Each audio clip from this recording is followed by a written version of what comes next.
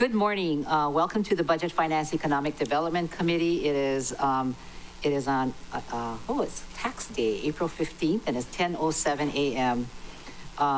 My name is Yuki Lei Sugimura. I'm the chair of this committee, and I'd like to welcome everybody. It's nice to see people in the chambers ready to testify, I suppose.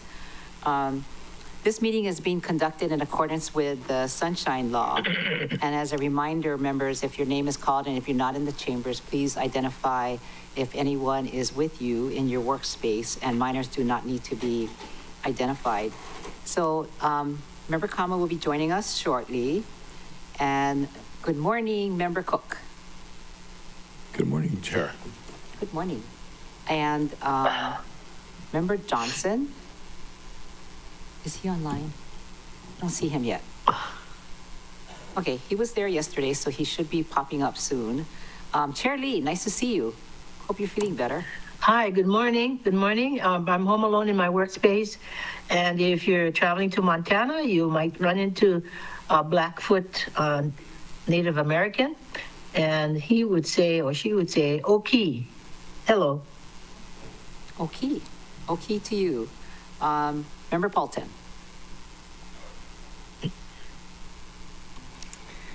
Aloha kakayaka. I'll unmute my camera when it's enabled, and oki kako. Oh, okay. You are here in physical presence. Can somebody help her with that, please, staff? Thank you. Member Rollins Fernandez. Good morning. Aloha kakahiaka kako. Oki means to cut out in Hawaiian, in Olelo, Hawaii. So I won't be saying that greeting. And there are currently no testifiers at the Molokai District Office, and mahalo to Member Cook and his wife for the hospitality and his amazing staff. And then Chair Lee, I asked staff to mute you. That's why you were muted, because I didn't think that you would want everyone hearing you coughing, that's all. Oh, You're welcome. okay. Thank you. Let's see, who else do we have? Member Hodgins is going to join us shortly, and we also have Member Senensi. Aloha kakayaka, Chair, and Oki. Okay. So from the Office of the Mayor, I'm sorry, this is being transcribed on my phone. From the Office of the Mayor, we have Budget Director Leslie Milner, Department of Environmental Management Shane Agawa, as well as Deputy Director Robert Schmidt is here? I don't see him. Yeah, that's what I thought. Okay, invisible. Do you have a replacement? Okay. Department of Corporation Counsel, Christina Toshikio, Deputy Corp Counsel, Christy Wigglesworth, Committee Staff, Pauline Martin, Kirsten Zabo, Legislative Analyst, as well as James Kruger, Jared Pasquale, Clarissa McDonald, and the Legislative Attorney, we have Peter Hanano, Rochelle Kawasaki, Deputy Director of Council Services, Leigh Deneen, Council Services Assistant Clerk. Please see the last page of the agenda for information on meeting connectivity. Thank you, members, for attending. We had a kind of late night last night. A very full night. So I'm going to ask Member Cook to give us a summary of last night, and then we'll go into the departments. Member Cook. Thank you, Chair, and good morning, all. Last night we had a very good community budget hearing in Kihei at the community center. There's probably about 70 people there. There were 51 individuals who provided oral testimony, and we also received written testimony from several individuals. The meeting was called to order at 6:03 p.m. and adjourned at 9:31 p.m. In summary, the oral testimony received was generally in support of or advocating for affordable workforce housing and affordable housing initiatives, improving the funding for the North-South Collector Road as well as Kihei-Malka Road, enhanced at alternate and emergency evacuation routes, including better lighting and traffic safety measures, upgrading sidewalks and crosswalks, especially along South Kihei Road and O'Kai Road, and speed bumps along Kianiloti Road. Continued support from our AIDS Foundation and public health initiatives was by several people. Increasing funding for STEM programs and local schools via MEDB and the STEM Works Hawaii was also well represented. Support for budget line item funding for Grow Some Good, which is from the school cafeteria programs, was interesting and well represented.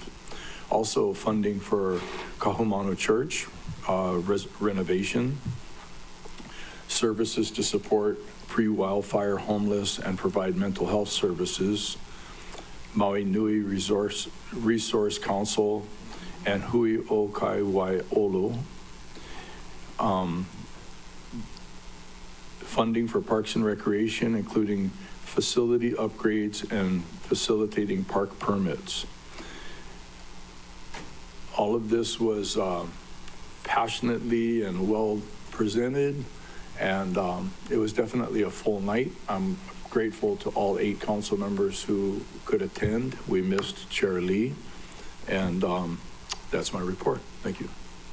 Thank you very much. Yeah, it was a awesome night. Thank you very much, and thank you also for the wonderful meal before we started at 6 o'clock.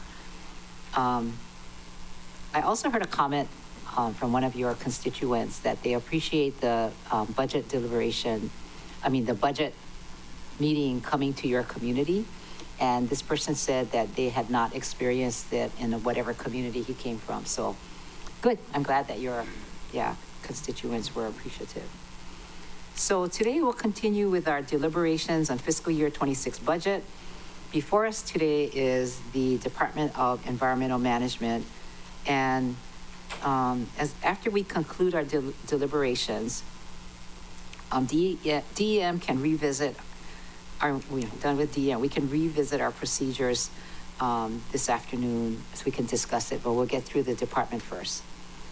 I'm going to start with asking Director Ogawa for opening remarks and then take public testimony. I'm planning to adjourn this meeting by 4 o'clock because we have the Makawao Haiku Paia Residency Area meeting tonight at 6 at the Paia Community Center, and we all need to travel to make it there. So at this time, I just want to say, Director Ogawa, if you could do your opening comments, please do also introduce your team members.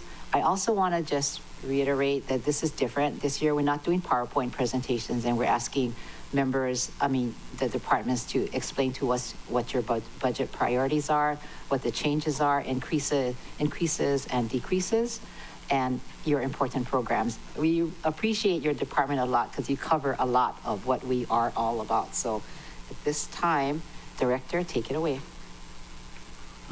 Thank you, Chair. Good morning, Chair Sugimura and members. I'd like to start off by saying thank you for giving the department an opportunity to discuss our fiscal year 26 proposed budget. So our yearly budgets mainly supports our mission, which is to protect the public's health, safety, environment. We do this by developing and operating the county's infrastructure. We also do this by continuing to maintain, upgrade, and expand our wastewater infrastructure. We continue to provide refuse collection services, along with the final disposal and containment of waste generated countywide. We also do this by moving forward with waste diversion and separation efforts, which allow us to continue efforts toward a waste to resource type of operation. We also continue to create, administer, and manage environmental programs and grants to ensure the protection of our fragile and unique ecosystem. So now I'm just going to give you a brief overview of changes in our upcoming budget. The main change in our operational budget, we are increasing to $129.9 million as compared to last year's $115.6 million. Our CIP budget, total budget this year is requesting $110.6 million. Last year, it was $46.9 million. That's a substantial increase. CIP, our wastewater division, has 30 projects this year. Proposed $89.9 million for wastewater. Solid waste has 6 projects proposed this year for a total of $4.2 million. And EPNS are proposing 2 CIP projects this year for a total of $924,000. Major changes in fiscal year 26. In our EPNS recycling section, we are asking for $200,000 for a bandit grinder and also $150,000 for a mini excavator. This is for the Hana landfill to assist with processing green waste, sorry. We also are requesting $649,000 for the fog recycling and composting. That's one of the CIP projects. And the other CIP project, we're requesting $275,000. EPNS abandoned vehicles, we are requesting $300,000 from the disposal of vehicles revolving fund. And this is to create a pilot project for straight tires recycling.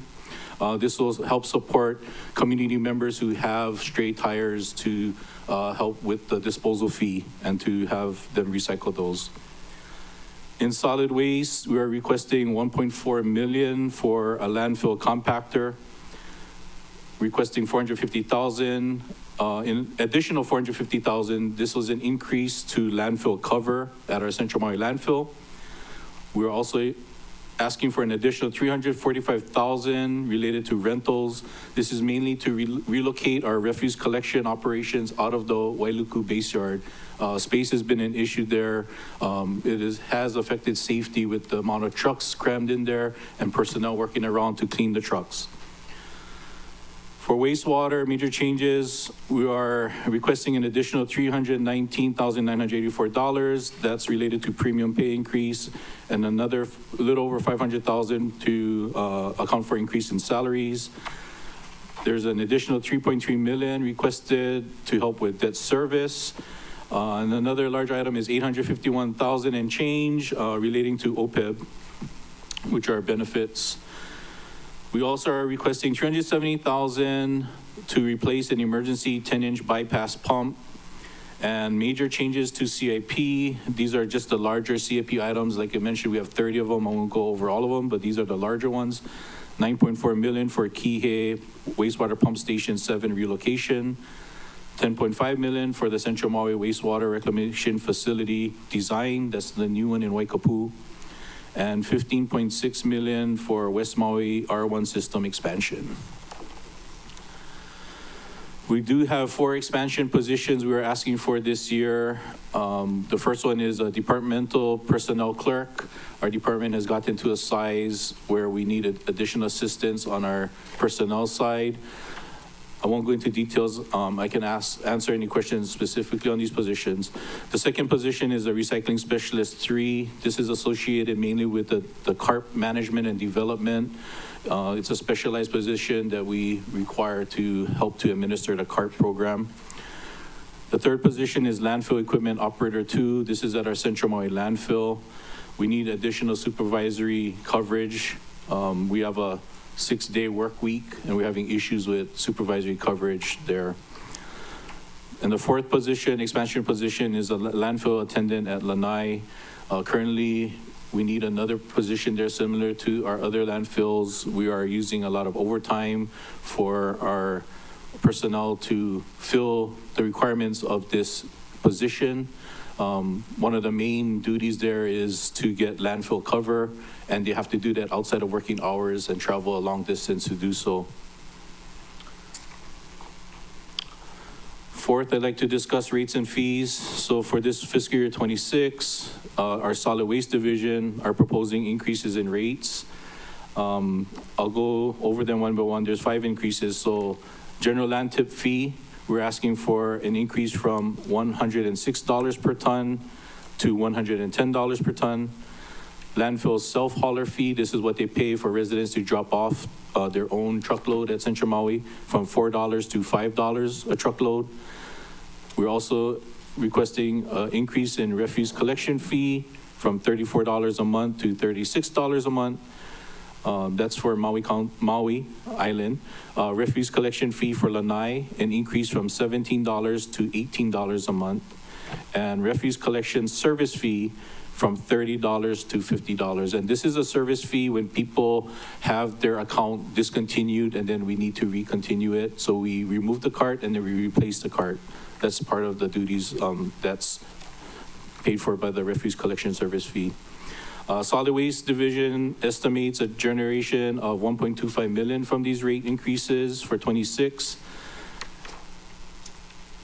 and is compared to the total operational budget, which is $4 million higher this year from last year. So increase of 1.25 from the rate increases and $4 million higher budget. In wastewater, we're proposing an overall rate increase of 9%. We anticipate a gain in revenue of 5.7 million. How this affects single-family residents in general, it'll increase their wastewater fees by approximately $10 a month, and same with multifamily residents. And the rest of the breakdown are in the rates and fees. I'll go to grants. So we have DM funded grants. We have a total of 55 grants that we manage and administer for a total of a little over $7 million in grant funding for grantees. Our recycling section manages 14 grants.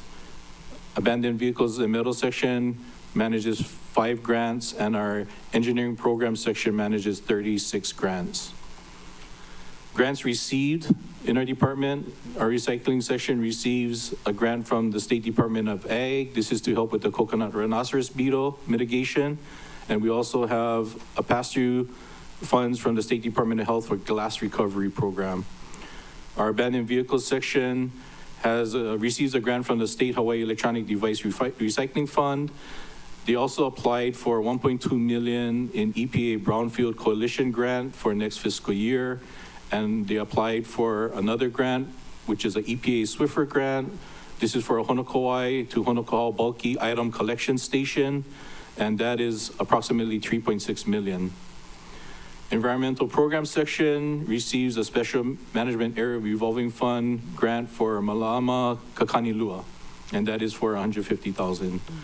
And for wastewater, we were awarded a WaterSmart congressionally authorized Title 16 water reclamation and reuse projects funding grant in the amount of 15.6 million, and this occurred in fiscal year 25, this current fiscal year. And this is to help to support our R1 expansion efforts in West Maui. Revolving funds, wastewater has 2 revolving funds. One is the NASCA Sewage Pump Station Fund. This is a state facility that services the Kahului Airport. They have asked the county to maintain and operate that pump station, so they pay into this fund to offset costs for us to maintain and operate that. And there's also a countywide sewer capital improvement reserve fund. I believe this is for expansion or repairs of infrastructure and also to help with debt service. In our EPNS, abandoned vehicles and metals, there's a highway beautification, abandoned vehicle and tourism related traffic congestion revolving fund. The balance, I believe, in that fund is 650,000. And there's also a disposal of vehicles revolving fund, which balance is 15.5 million. That concludes our opening statements, and I thank you for your time. And our team is here to answer any questions. I'll introduce them at this time. So from my left, going to my far left is Eric Nakagawa from our Wastewater Reclamation Division, Cecile Powell from our EPNS Recycling Section, Troy Kahalekai, who's standing in for our Division Chief Mike Kihano, who's attending a funeral off island. He's from our Solid Waste Division.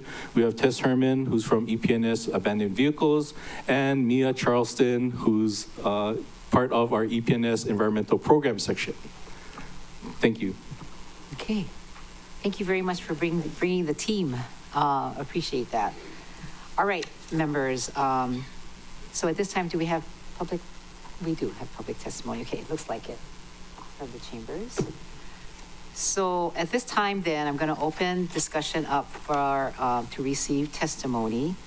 Any testifier wanting to provide testimony should sign up with staff, join the online meeting via Teams link, or call in to the phone numbers noted on today's agenda. Testimony on the budget is not limited to the department's schedule today, so you can speak on anything that's in BFED agenda, on the agenda. Written testimony is encouraged and can be submitted via the e-comment link at mauicounty.us/agendas as well.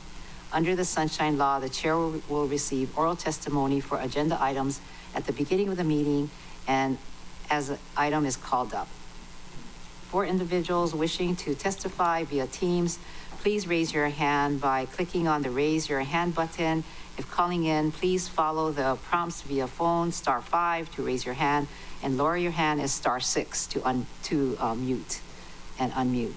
Staff will add your name to the testifiers list, and the order testifiers sign up or raise their hands. For those in Teams, staff will lower your hand once your name is added. Staff will then call the names you're logged in under the last 4 digits of your phone number when it's your time to testify. At that time, staff will also enable your microphone and video.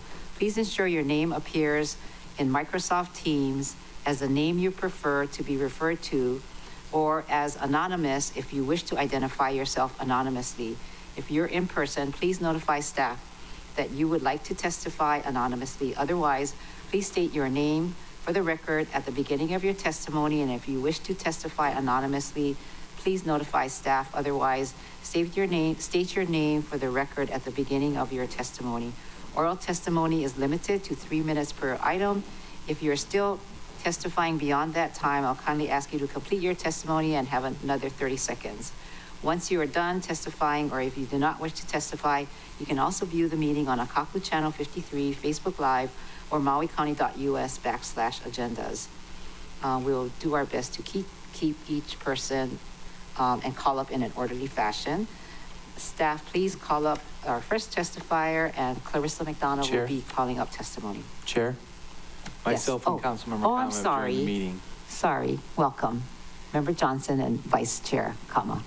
Thank you, Chair. There's no testifiers at the Lanai District Office. Okay. And Oki means big in Japanese Yeah. as well. So a big good morning, a big hello to everybody. Thank you, Chair.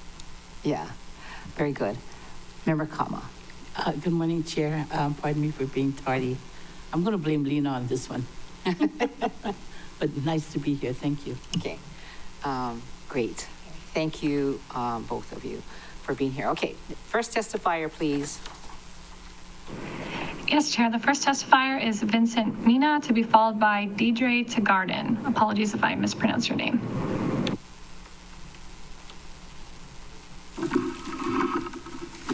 Aloha kako. Aloha, everybody. For those of you who don't know, my name's Vincent Mina. I've been my wife and I have been farming on Maui now for 31 years, sat on the State Board of Agriculture for 8 years, instigated and was president of the Hawaii Farmers Union for 12 years, and now I should be retiring, but I think I've come to the point to where when I die, I'll retire. I met Cecile Powell, who is an astute visionary and assertive visionary at that, who really liked an idea I had to bring forward to what I call is upcycling materials, waste materials. And what I brought today was a sample of this waste material, as we know as cardboard, to be used as a weed mat. And it's been really a beautiful thing to see folks taking this and not using black plastic and or fabric because basically it wasn't doing anything other than you have to rip it up at some point with all the weeds that are growing through it. And what I've offered people to do in consulting with them is be able to use this to rebuild their soils. And the way to do that is to, this allows moisture and beneficial microorganisms to grow to help remediate the soil. And then you just continue to layer cake. And I offer amendments through a grant that we got through the county this past year. We made amendments, my partner Ricky Apana and I, AKA the Shred Brothers, we took 1,200 pounds of fish and mixed with sugar and biochar and put them in 12 trash cans underneath in my greenhouse. Now, my wife was not too happy about that, being from a fishing family of Molokai. And, but then she realized there's no smell and no flies. And so when that's done in 6 months of fermenting, 1 capful of that per 5 gallons of water will water your plants. So it's these kind of things, you know, that are being thrown away that we're still trying to figure out where away is. And so instead of being thrown away, Cecile, in her vision of upcycling these materials, are keeping them out of the landfill. And so that's basically our mission with working with these products. I'd like to just feel this stuff. What he has in his hand is 5 layers of the pallet sheets from Costco. We collect the pallet sheets, and then I'm able to put the machinery that I got through the grant, put that through the together to make that thick of a weed mat. And then we get from My Appliance, we get the refrigerator boxes, and that's offers us a longer sheet, which is all the sheets are 17 inches wide, like that sheet there. This is the end piece, and so we get narrower pieces also. But folks really love this stuff. And it's really cool to see that folks are getting away from the plastic and the weed mat. Now, one may ask, you know, well, what's the price? Well, the price is not as cost effective as plastic or fabric, but at the same time, in the long run, it's a lot more effective in rebuilding your soils and being able to regeneratively, you know, grow food and deal and mitigate with the weed problem. And I'll wrap up. Yeah. Thanks, Councilmember. One of the you know, I never met a mic I didn't like, right? One of the final pieces to this is when you're using this and you're remediating your soil, it changes the weed profile, meaning that you won't get those deep-rooted, gnarly weeds anymore. And so that's one of the biggest pluses for it, to be able to, you know, do this. So thank you very much, and thank you to Cecile Powell. She's a gem. Keep her, treat her well, because she'll treat the county well for years to come.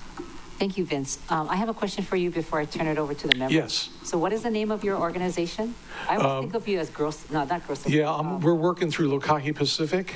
Oh. Yeah. And then organization? Is our grants administrator. What organization are you? Oh, it's individual. So under Vincent Mina? Yeah, Vincent Mina. Yeah, it's Kahanawaina Greens is our farm. Okay. And yeah. That's, anybody have questions for Mr. Mina? Member Paulton? Yes. Thank you, Chair. Thank you, Mr. Mina. I just wanted to clarify what you said when it's not as cost effective as plastic. Like, is it the machine that shreds it, or you don't have to buy the cardboard that somebody else is throwing away? No, one of the beautiful things about what we're doing is we're taking materials that we don't have to pay for and upcycling them.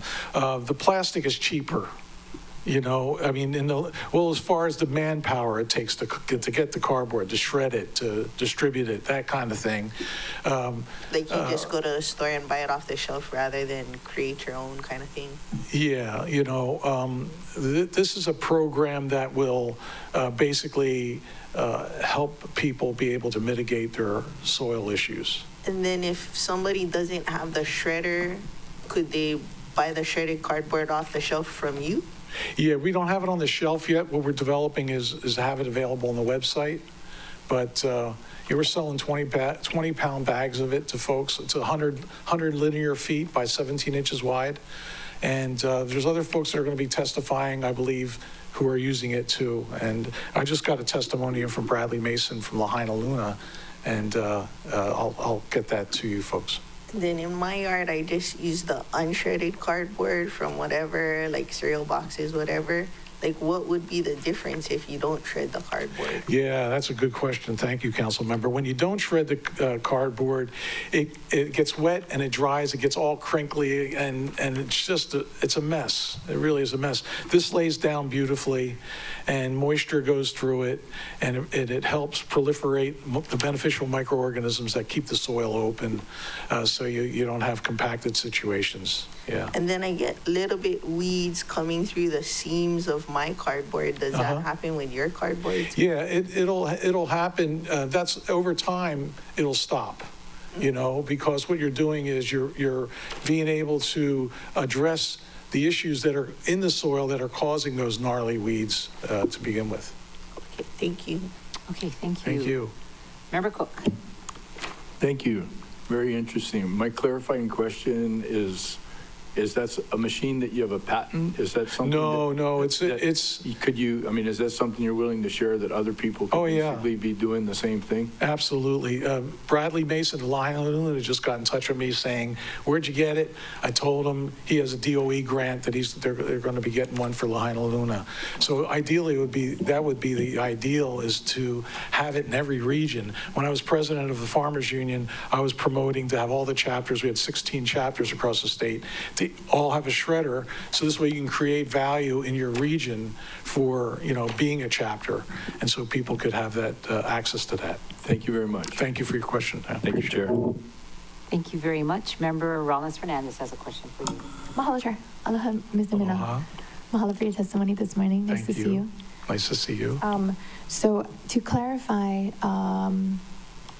which are you testifying? I heard your strong testimony for Ms. Powell, and we will not cut her from the budget. Good. But is there something? Are you testifying on a specific pot of grants? Or? Oh yeah, to that office in there being able to get the budgetary increases that they're looking for, so we can continue work like this. To start, to continue to upcycle materials that are normally going to the dump. Okay, perfect. So to clarify, to approve their recommendations for those increases. Yes. Mahalo. Thank you. Appreciate that. Mahalo, Chair. Yeah. Okay. Thank you. Thank you very much, Nice to everybody. see you. Aloha. Yeah, aloha. Next testifier, please. Chair, the next testifier is Deidre Teagarden, to be followed by JD Pels.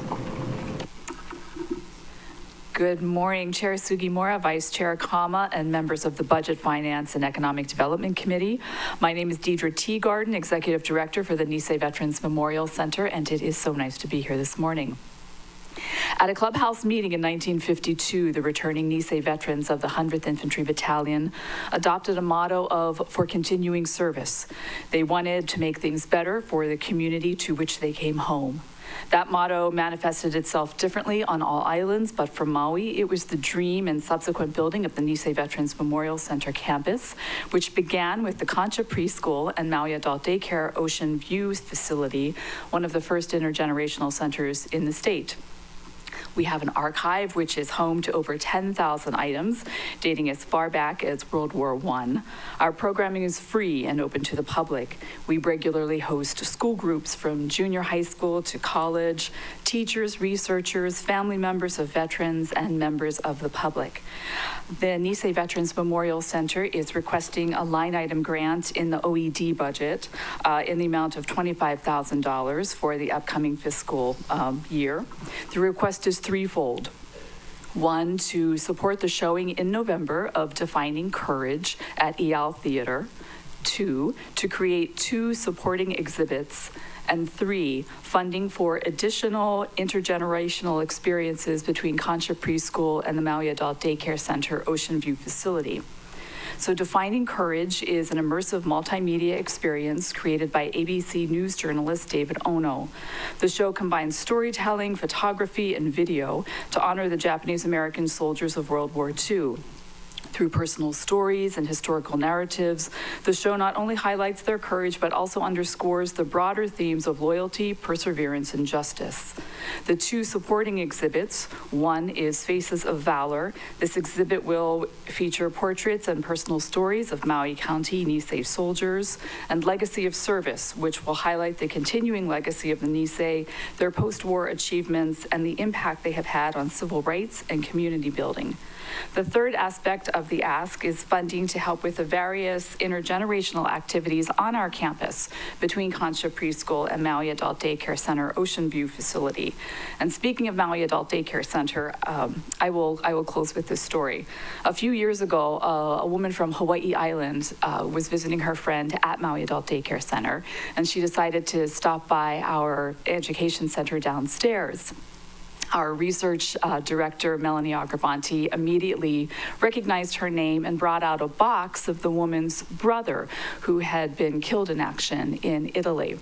In the box was a letter from Truman, medals, but there was also this stack of beautiful postcards that I brought here today. And she looked at the postcards and she said, "Clara, my name is Clara." And she read these postcards for the very first time in her life at the age of 98. They were cards that her brother had sent her from all over, but the parents had never shared with her, probably because he was killed in action. Anyway, these are some of the items from our archive. This is what we do, and we thank you for your generosity and potential support. Thank you very much, Deidre Teagarden, and in the budget members is $25,000 put in by the mayor to support this project. Anybody have any questions? Member Paulton. Thank you, Chair. Thank you, Ms. Teagarden, for your testimony. You know, for your exhibit on courage and things like that, is there also going to be connection to what is going on presently and the justice for people right now? Thank you for that question. Yes, we always try to take the stories, the sacrifices, the injustice, the prejudice that our veterans and their families went through, and showcase it through a, social justice, today's lens of what's happening. So we always have that along with our exhibits. How does this speak to today? And then I had heard that the 442nd page got taken down. Is that been re-put up? Yes, it was taken down, and we immediately worked with other nonprofit Japanese American organizations as well as social justice organizations. The page had since been put back up, but not completely, and not how it had initially been. So we continue to work on that and make sure it doesn't happen for any other organization either. I think one thing that the Nisei veterans and the internment and redress brought about was that this should have never happened to Japanese Americans, but it should never happen to anybody at all. Thank you for your efforts. Okay. All right. Anybody else has questions? Seeing none online. Okay. Thank you very much, Ms. Teagarden. Thank you very much for your time. Thank you. Next testifier, please. Chair, the next testifier is J.D. Pells, to be followed by Kevin Collins.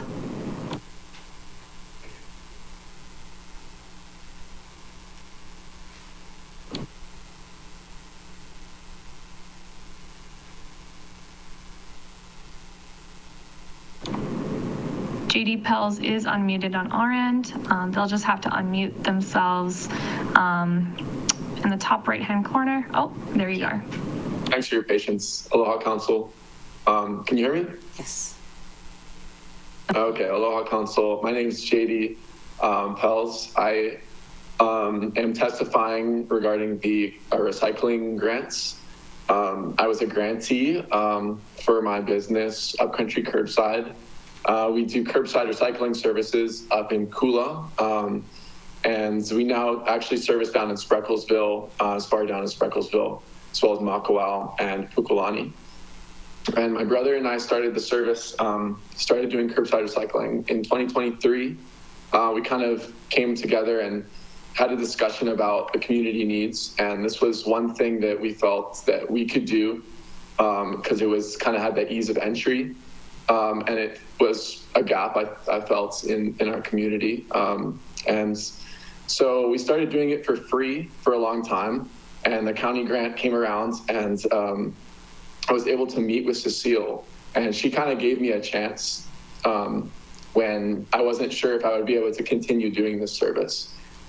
So we were doing it for free for a long time, and then meeting with Cecile, she kind of empowered us to be able to start a business. And this is the first business that I've ever had the opportunity to start.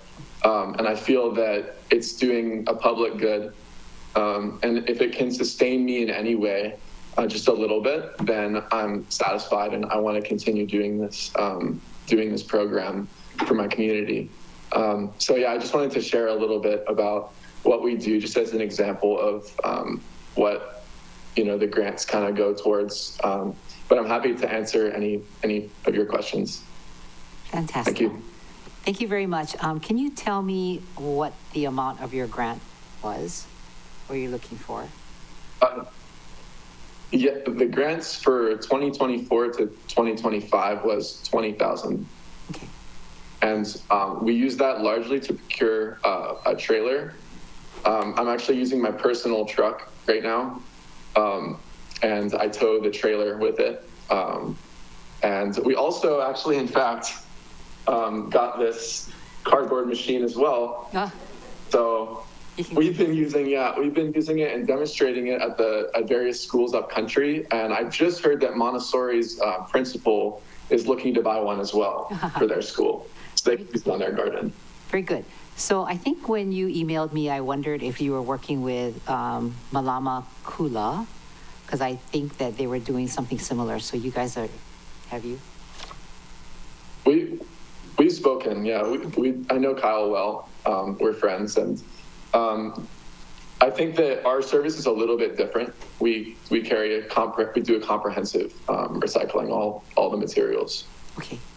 And the name of your organization? It's Upcountry Curbside. Oh, you did say that. Okay. Members, do you have any other questions? Member Paulton.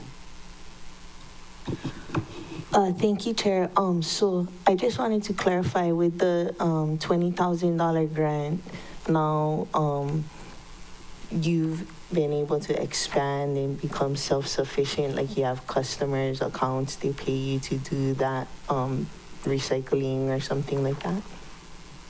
Yes, council member. Yeah, we have monthly subscriptions, and the goal is to be financially sustainable for this and not rely on county grants in the future. However, and this is our second year, and we're still getting our footing. So the support is definitely appreciated right now. What is your service area? It's only upcountry. Only upcountry for now. Yeah. Like, are you looking to branch out to other districts with partners or anything? I would love to do that. Yeah. I mean, I can envision it definitely for a town area, for sure. I think it's more suitable for there anyways, because the roads here tend to be narrow and, the houses are further apart in town. It's more congregated. Thank you. Keep us posted. Thank you very much. Nice to see you. Next testifier, please. Chair, the next testifier is Kevin Collins, to be followed by Catherine and Dean Tratsuk.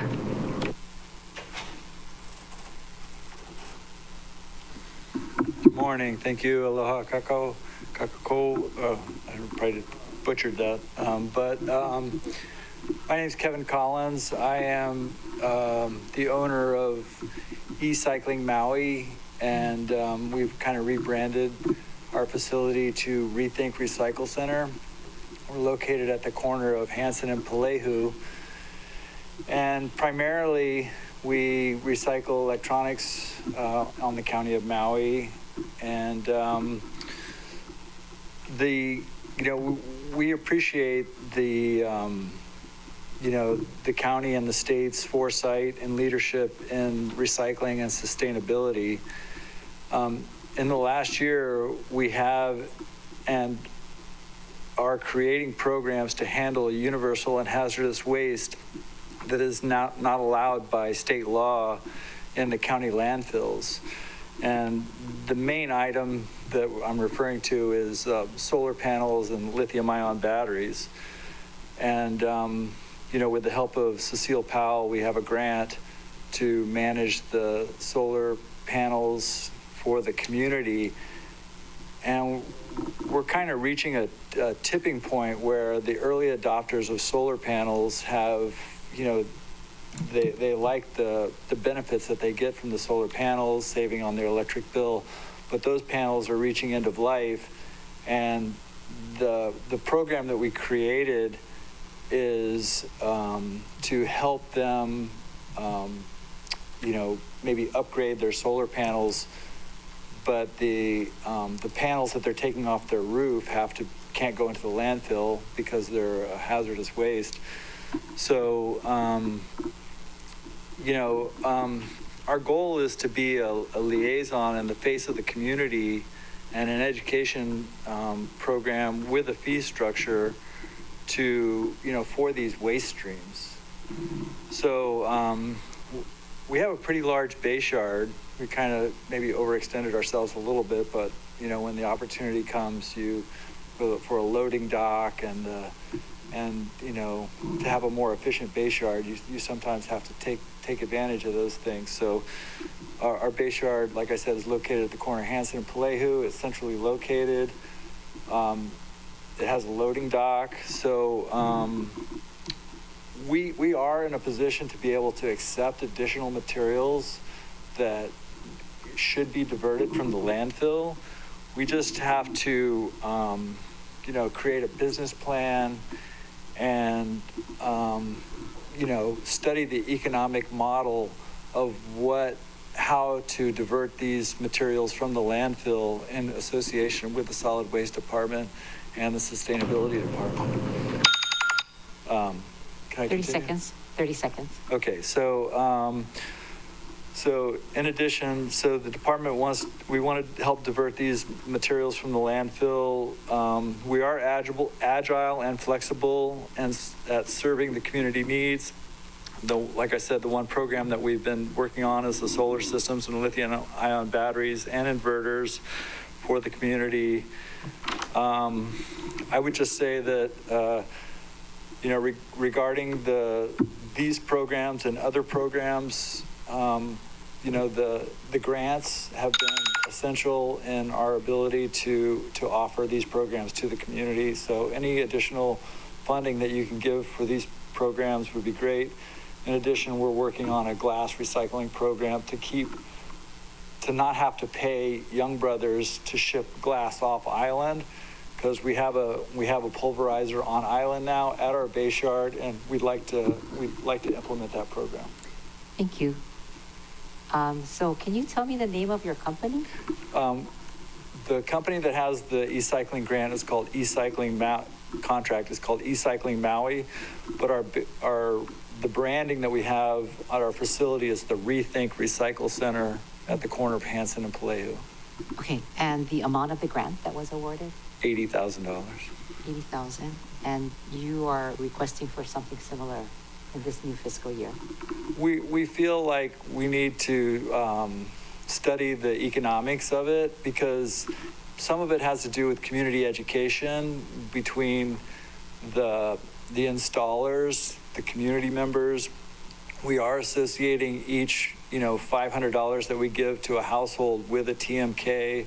So we're just trying to create a program that makes economic sense for the community, as well as for, keeping the universal waste and the hazardous waste out of the landfills. Okay, thank you. Anybody else have questions?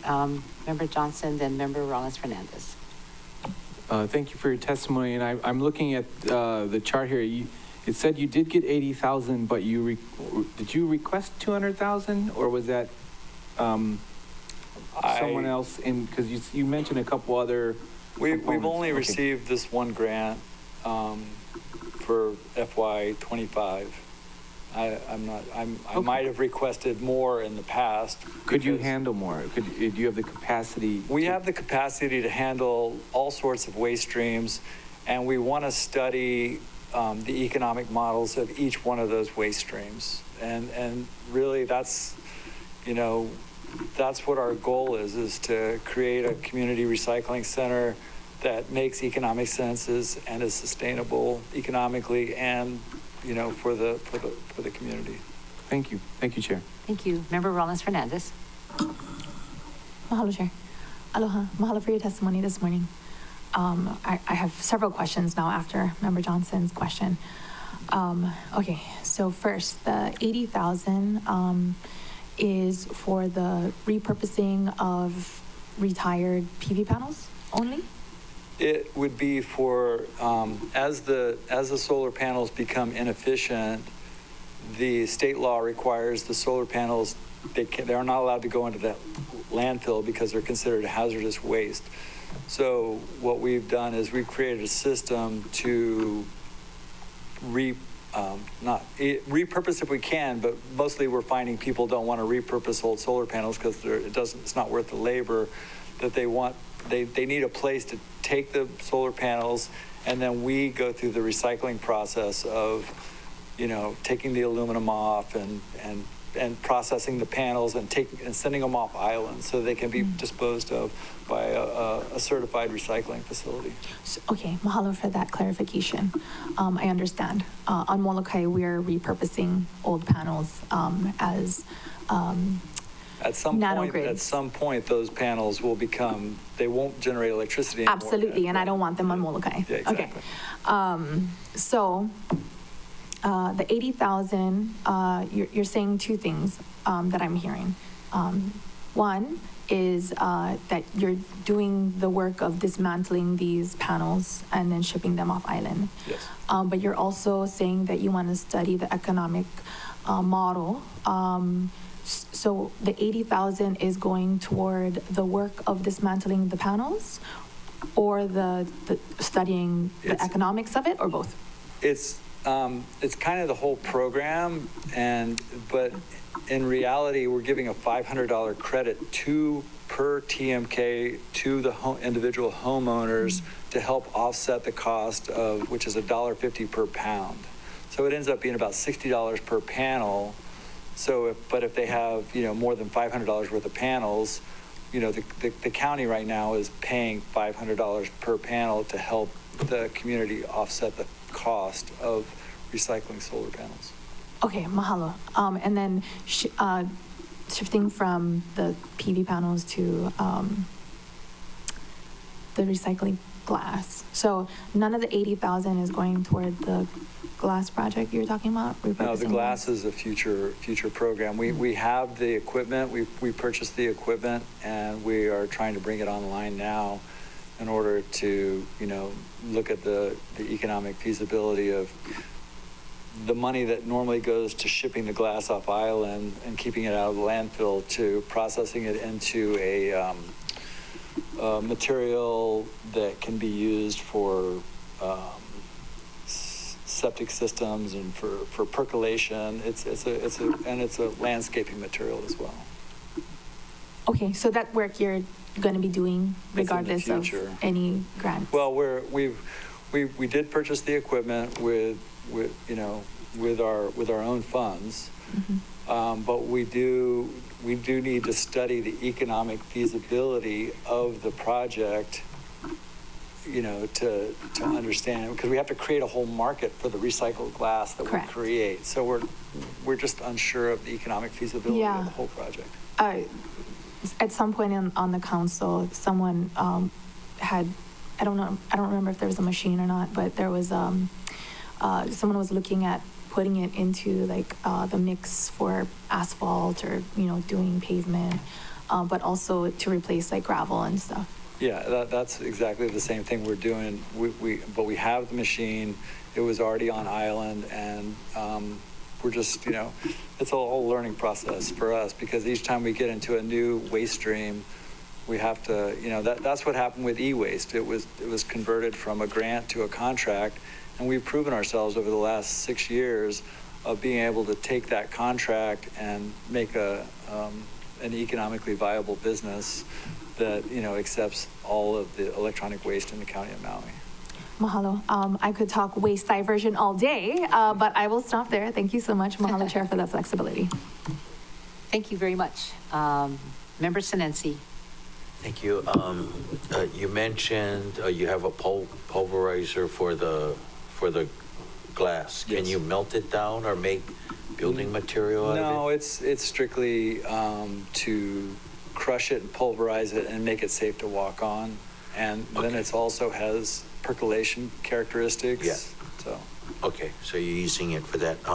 Do you consider like a shredder for abandoned vehicles? Shredders are very expensive, and they have, there's a lot of maintenance associated with them. I'm sure there will be maintenance associated with our glass pulverizer. I think it's viable. It's a viable model. I think from automobile, the thing that I've seen for automobiles is the excavator that has the real precise thing that disassembles the car into the wiring, the motors, the it's like, that's another option for abandoned vehicles. All right, thank you, Chair, All right. for the leeway. So members, has a lot of questions for you. Do you have a website? Because I think we're getting off track. Yeah, my More than what website, you're I have a website, Rethink Recycle Center, but it's in progress. It's not the best. Oh, you haven't completed it? It's not as good as I'd like. Okay, so going back to what he originally was here for, Member Paulton. Is the study that you were referring to, you're going to do the study or you're going to contract it out? A study regarding the glass or the solar panels? You said you thought you needed to do a study and you were asking for money. Are you doing the study or are you contracting? What I'm saying is we have a grant right now where we are accepting solar panels, and we give the community, each homeowner, the county. I heard what you said, but you're asking money for a study? Every waste stream, we have to study the economic viability of how we process that waste stream. That's really all I'm saying. Yeah, and I'm asking, are you doing the study or are you contracting it out? So we have to, figure out what our overhead is, how much it costs to maintain the equipment, how much labor is, how much insurance is, all the things that would make electronic waste. I'm trying to clarify, you want us to pay you to do the math for your business? No, what I'm trying to say is that when a waste stream is going to be processed, we have to we have to learn what the business model is for processing that waste stream. What is the money for? Is it, because this is a budget, are you going to pay somebody? Currently, we have a grant, and we appreciate that the county expanding the grants monies available to continue new waste streams. Okay, thank you. Okay, thank you very much. All right, thank you very much. Thank you very much. Next testifier, please. Chair, the next testifier is Catherine and Dean Trotsuk, to be followed by Charlotte O'Brien. Good morning. Can you hear me? Yes. Yes, good. And I'm hoping we only have one computer. We're off island right now. Dean would like to testify after me, if that's possible. So you can let me know. however you signed up, we're taking them in order. We don't let you skip around if he didn't sign up after you. But we'll call the next testifier and you can see. Could you start with your... I see. Okay. Of course. So I'm testifying in asking you to consider reducing the commercial residential property tax rates. We're full-time residents of Maui. We're the only business that I know of which is required to shut down if we go off island, which we are now, right, for another week. But we're taxed at higher rates than some mainland owners. We live on Halama Street in Kihei, and we operate a legal B&B. between the increases in assessed values and property tax rates, our tax burden has more than doubled in just the last 5 years. And meanwhile, a number of our immediate neighbors, all within 6 houses of us, and all with much newer homes than we have, pay proportionately less. One neighbor who's Canadian spends at most 3 months a year on Maui, but somehow got owner-occupied status and pays a tiny fraction of our bill. Another neighbor lives in California, but rents out his Maui ohana long-term, and so also pays proportionately less than we do. And then a third neighbor is a Maui resident who lives full-time, but doesn't rent his ohana to anyone. And again, pays just a fraction of what we do. And so as Maui residents following the law and contributing to Maui's economy and community, these increases are feeling so punitive and unsustainable. And we ask that you reduce them so that not another legal Maui business is being shut down. Okay, thank you very much. Anybody have any questions? Member Paulton. Thank you, Ms. Trotsuk. I was wondering if you could provide the address for your Canadian neighbor that's receiving the homeowner exemption? Sure, I've already done it online and I've never heard anything. It's 1750 Halama Street. Thank you. All right, anybody else have any questions? Okay. And can my husband say his piece if I still have time on the 3 minutes? That's not how. Sure, it's but according they to how don't people have signed the up. chat function enabled, so all they would do is raise their hand. There's no way for 2 people on the same computer to sign up. Because And we did try to enable the chat function. So if she raised her hand 2 times, that would mean. Yeah, we're not using the chat function during So the there's no meetings. way for her to sign up, is the point. But she could. Why couldn't she just raise her hand? She did. Oh, I'm sorry. I did. I'm sorry. I did. I'm sorry for her husband. She's trying to get her I husband did to it finish off her. They only have 3 one minutes. computer, that's why. Yeah. So are you done testifying? I'm done. Okay. I'm Let's see done, who the but next he's right testifier here. is. It just might be your husband. Her husband cannot he's sign up right next because to me. they're sharing a computer and she raised her hand on the one computer. So there's 2 of them on one computer. So there's no way for staff to know that there are 2 people. I tried to do a message, but Okay. there was We'll no call your husband messaging next. capability. What is your husband's name? Okay, Dean. Dean Okay. Trotsik. All right. Thank you. Next testifier, yeah, please. Go get your husband. Dean Trotzak. Dean Trotzak. Oh, sorry. Ma'am, your husband can testify. Yeah, go get Okay, him. here Go he get is. him. All right. Hello, aloha. Hello. Can you hear me? Yes, I can hear you and we can see you. Lovely. Okay, thank you very much. I'm somewhat reiterating what my wife is mentioning, but let me start. And I would sincerely like to thank all of you council members for being here today, taking the time to consider the concerns of your fellow islanders. And I know that everybody has their best interests at heart. And as my wife mentioned, I'm asking you to contemplate lowering the real estate tax rates that are designated for bed and breakfasts, which are classified as commercialized residential. I'd like, I think the starting point would be so that they were equal to those categorized as owner-occupied homeowners, and therefore treating them in a much more equitable manner compared with other Maui residents who own and live on the island. We've operated the B&B for the last several years, and it's been a great experience. It's been a very challenging environment for us and other B&B operators. As everyone knows, the prices of goods, services, and taxes have all dramatically increased over the last 5-6 years. And in fact, our property taxes over the past 5 years, as my wife mentioned, have more than doubled, certainly outstripping any costs of inflation and the appreciation in the value of our home and property. We're required to reside on the property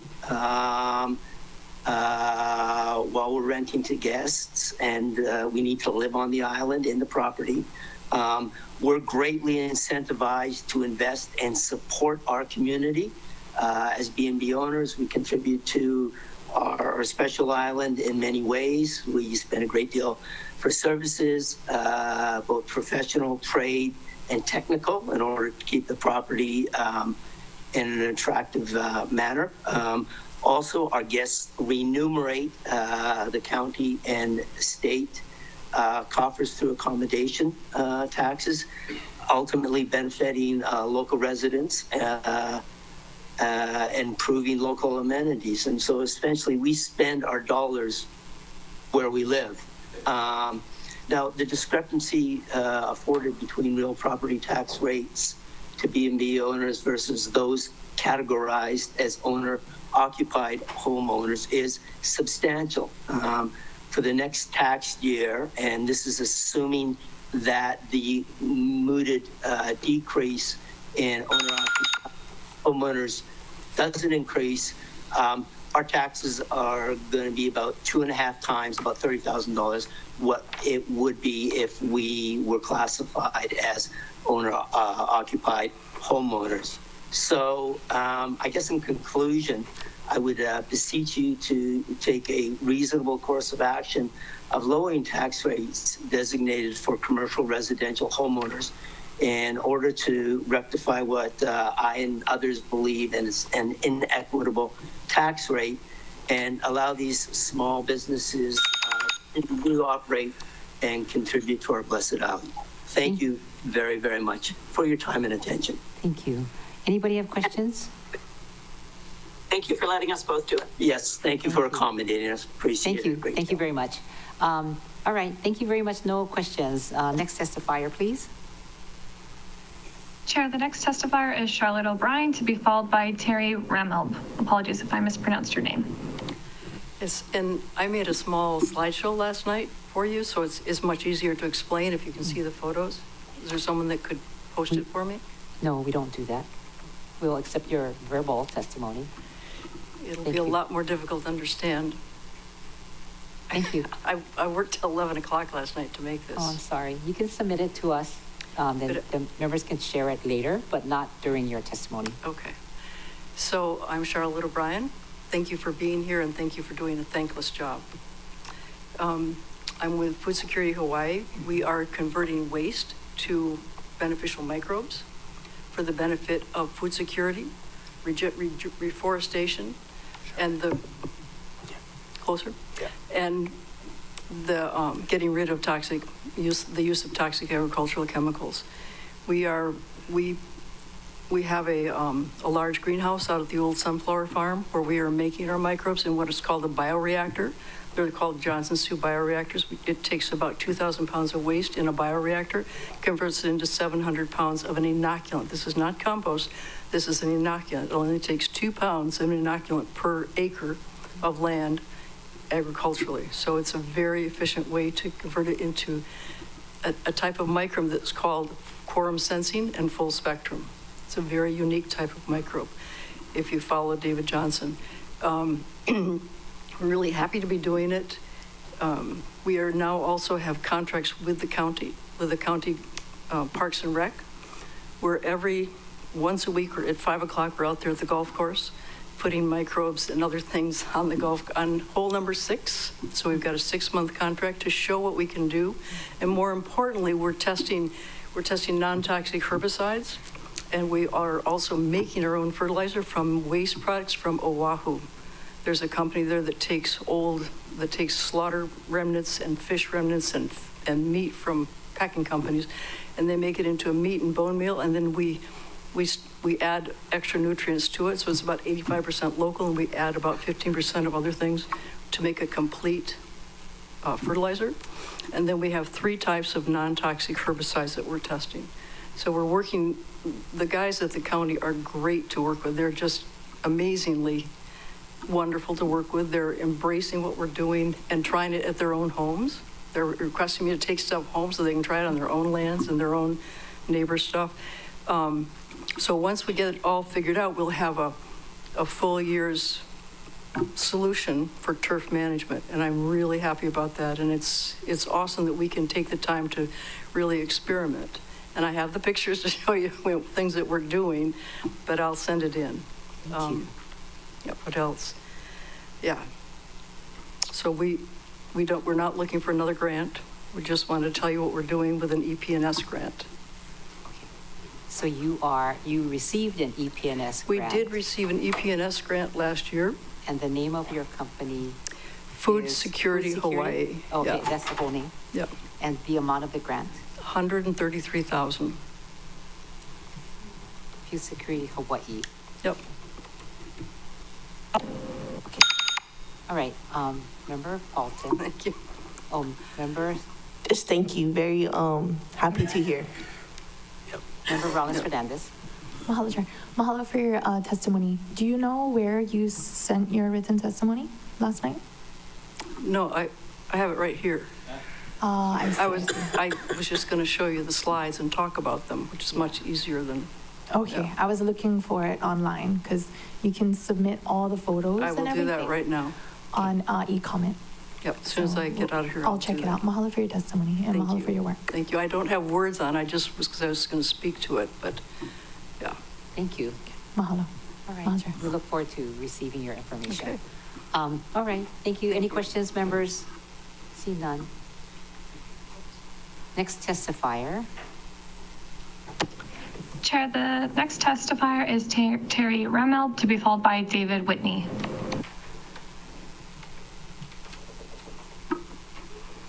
Good morning, everyone. Good morning. So my name is Terry Remeld, and I'm here on behalf of my parents, Herman and Peggy Nascimento, who are longtime residents that lives at 1117 Maquao Avenue.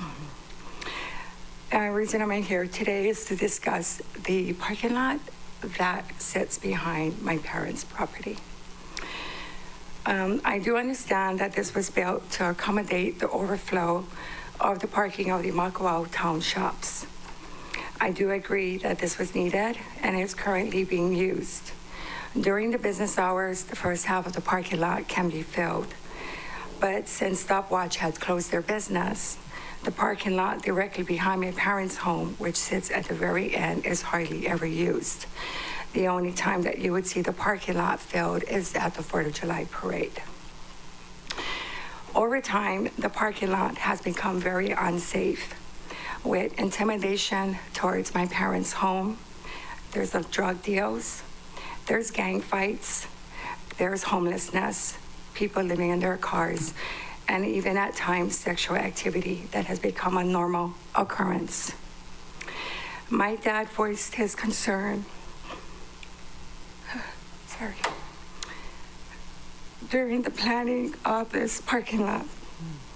He had assured that there was precautions that was going to be taken to ensure the privacy and the safety of his home, which it includes the building of a wall. There is only a 2 or a 3-course wall that was ever built by the county. The existing post and the fire fence is the only thing that separates my parents' yard from the parking lot. People are using the property, my mom's property, as a public walkway to get from the parking lot to the main street of Maquao Avenue. They do this at all hours of the day and night. I guess the question is, if anything happens, is my parents responsible? Shall someone get hurt on their property? We've lost our dad last year, July, and this ongoing activity in the parking lot causes my mom to feel very unsafe, with significant anxiety to be in her own home. We have installed floodlights so we could light up the back parking lot. We're currently looking into a security system, anything to keep my mom safe. Since my dad's passing, my siblings and I are taking turns to be with my mom 7 days a week to ensure her safety and to ease her mind.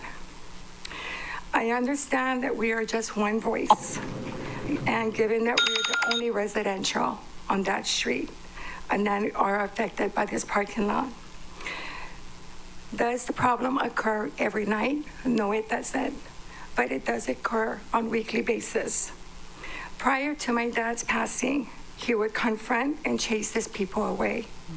We have been very fortunate so far that nothing serious has happened. However, as you know, it would only take one time for something tragic to happen to my mom. We are here kindly to ask you to consider a similar gate that can be installed, similar to the ones that you put up at the Mockwell Library, Wells Park, Gego Hill. And if this could help to prevent any unwanted activities and try to keep my mom as safe as you could. And then thank you for allowing me to be here today. Thank you for sharing that story and appreciate that. Members have questions. Member Rollins Fernandez. Roger. Aloha, Ms. Ramel. Mahalo for your testimony this morning. So when you contacted the county about constructing or keeping their word to complete this wall with a gate or a protection to separation, what was the response from the county? So for what my mom had said when the wall was planning to, or not the wall, the parking lot was planning to be built, it was assured at that time to my dad that precautions was going to be taken. A wall was supposed to be put up, but the only thing that they did, like I said, was only like a 2 to 3 tier wall, concrete wall, which some of them is broken. And it's usually it's just actually right in front of my mom's home that there was a wall. There was no wall anywhere from the beginning up until my mom's home. But nothing else was done. The post that you see there and the wire fence that you see there, I believe belongs to the people who owns the pasture next to my mom's property. The only thing the county did was put that small wall up, which was supposed to be a bigger wall to keep people out. And that has never happened. Okay, so your parents contacted the county to make good on. Right, so when my dad was attending the planning, while the parking lot was going to be made, that's when it was told to him.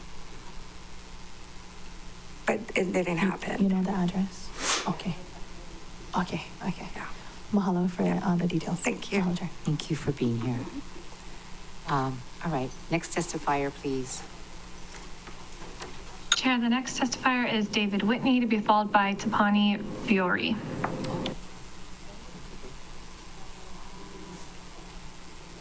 Member Nohe Hutchins, welcome. Good Quite morning. welcome you. Sorry for my tardiness. I had a dentist appointment this morning, so We knew you but I'm were here gonna now. be- My teeth are Yeah. very nice and clean.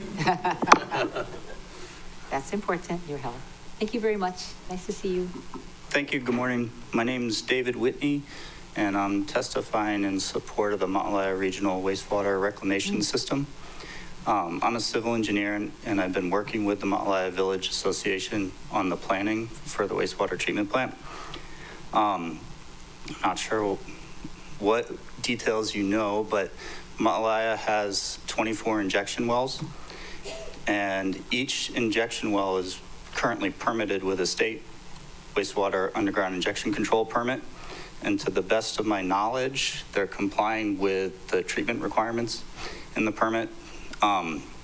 Unfortunately, that the treatment requirements are not adequately protecting Motlaya Bay, and so there are nutrients and other contaminants that are being discharged into the groundwater that ultimately find their way into the nearshore marine ecosystem. So our goal with the wastewater treatment plant is to take everybody off of the injection wells, send the wastewater to a single wastewater treatment plant to produce R1 effluent. R1 effluent is the cleanest or highest water quality permitted in the state of Hawaii. Hawaii actually has really progressive wastewater reuse rules and regulations, and we've used that as a model for wastewater reuse elsewhere on the mainland. I live here on Maui. My company's Eco Solutions, it's here on Maui as well. Our intention is to take the R1 effluent and use that as irrigation water to irrigate a green break, which is a combination of a green belt and a fire break. In doing that, we will eliminate the discharge of wastewater into the groundwater because the green break is irrigated at a rate that the plants will uptake all the wastewater. And so that way it doesn't percolate down through the ground and get back down into the groundwater. There have been questions too about, well, the development is on the shoreline. We have sea level rise concerns. So the location of the treatment plant is located outside of the sea level rise zone. It's additionally located outside of the tsunami evacuation zone. So that should provide adequate protection for many years to come. And that's all I've got because I'm the civil engineer on the project, but I'm happy to answer any questions that you might have. Okay, thank you very much. Anybody have questions? Member Cook? Thank you, Mr. Whitney. So the injection wells, are they like cesspools? What is it? Could you describe what the injection wells are and what's going to happen to them when they're no longer being used? Sure. So the injection wells are really simple. They're 4-foot diameter pipes that go about 60 feet down into the ground. 30 feet of that is perforated pipe. And I will say that the water before it goes into the injection wells, there is some modest amount of wastewater treatment that occurs. So the raw wastewater comes from the buildings, goes into an aerated tank, which removes, most of the carbon, and the solids are screened out. But you still have bacteria and you still have nutrients that are in it. So then the process would be those tanks that are there on site would be abandoned. The condos would have to purchase pump station units to pump the waste across Hallelujah Street to a proposed sewer force main. The wells would, in all likelihood, be filled with flowable grout, so they would be closed and sealed. Thank you, sir. Welcome. Okay, thank you. Member Rollins Fernandez. Mahalo, Chair. Aloha, Mr. Whitney. Mahalo for your testimony. Since you know about the project, do you know about the funding of the project?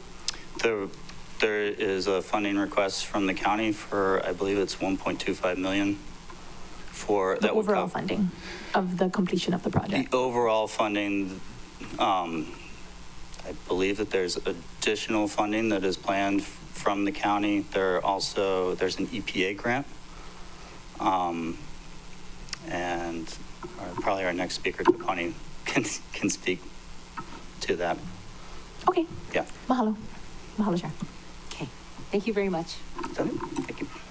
Next testifier, please. Chair, the next testifier is Tapani Fiore, to be followed by Jimmy Kincaid.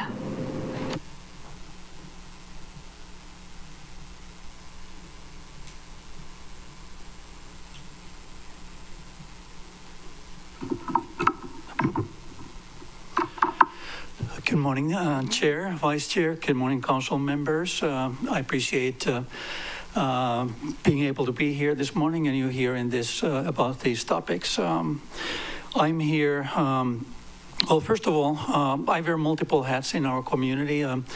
As you may know, I'm the general manager at Maui Ocean Center. I'm also a board member with Malaya Village Association. I'm a board member with Malaya Triangle Association. I'm the founder and president of MOC Marine Institute. We have the only turtle hospital in the state of Hawaii. And we do extensive coral work in the state of Hawaii. When Honolulu Bay had a boat strike, state of Hawaii actually called us to go and pick up the coral for taking care of it, and now most of it has been planted back. really focus on education as well. I'm here on behalf of Malaya Village Association Wastewater Working Group, and I respectfully ask you to support a $1.25 million line item in the budget to support the civil engineer planning and permitting and site preparation work for this regional wastewater treatment plant. To answer the earlier question there about the overall budget, the follow-up need will be $8.25 million next year in the Maui County budget. In 2022, we were awarded SRF funding from the state revolving fund for the entire project. At that time, when we met with the administration, we were actually number 6 on the project list for the entire state of Hawaii. First 5 ones were actually court-mandated cases, so this particular project stood on its own merits, and it was deemed high priority at that point.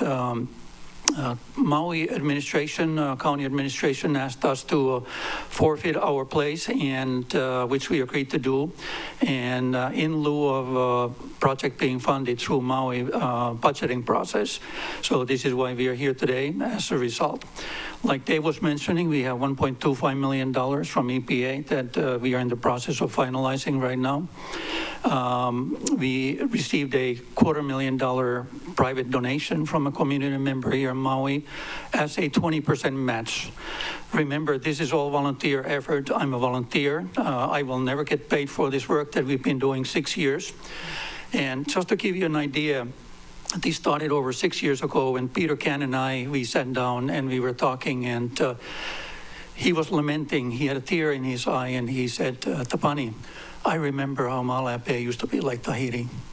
We had coral, we had limu, we had opae, opu, and very colorful shells everywhere. And I'm sure everyone here knows the value of Kealia Pond watershed. This is really a pearl of the Pacific. And it's really a holistic approach, so I want to bring your attention to, thank you for your support on working with public trust land issue on Malaya Mauka with Peter Martin, and TPL and Maui County was instrumental in it, and now it's under the guidance of DOFA. They're writing restoration plan. Malaya Bay is impaired, 303D classified marine impairment. Can you finalize your testimony? Yeah. So if we don't do this, what will happen? Nothing will happen. Malaya Bay marine ecosystem will be destroyed. And we have an opportunity to address it. I ask your consideration to support this because this will solve this issue. Thank you. Thank you. So I have a question, then I'll turn it over to Member Johnson. Going back to Member Rollins Fernandez's question, so in the budget, you are right, there is the funding, right, in this department. That's correct. Okay, and then you're saying that there's another EPA grant for the same amount? We are currently working on an EPA grant that we applied, I believe, last year, and they have approved it. We work with Senator Schatz. He worked with Biden infrastructure funding, and we were able to secure $1 million EPA Biden infrastructure fund for this particular project. It requires a 20% match. Like I said, we do not have any operating cash. We are all volunteer effort, and we were able to secure a private community donation for the match, $250,000. Okay, so you have your EPA grant, and then this amount in the county budget, and you said that next year you need another $5 million? $8.25 million, that's what we have in the plans. 8.25. Can you send us your budget in writing? All your financial spread in writing, so we understand what your big picture is and how much this total, you're looking at, total costs for Malaya Village, and how much of it you're looking for from the County of Maui. I believe I have shared, but be happy to share it again. This year it's 1.25 million, next year 8.25 million. 8.25 million? Yes, ma'am. Okay, I'm going to turn it over, but to Member Johnson, I do remember that you were in discussion with us about Malaya Village wanting to do your own wastewater treatment plant, and then it went to our Central Maui wastewater reclamation facility, but now you're taking it back and you want to do your own. This process initially started with the two of the condominiums in Malaya Triangle Association.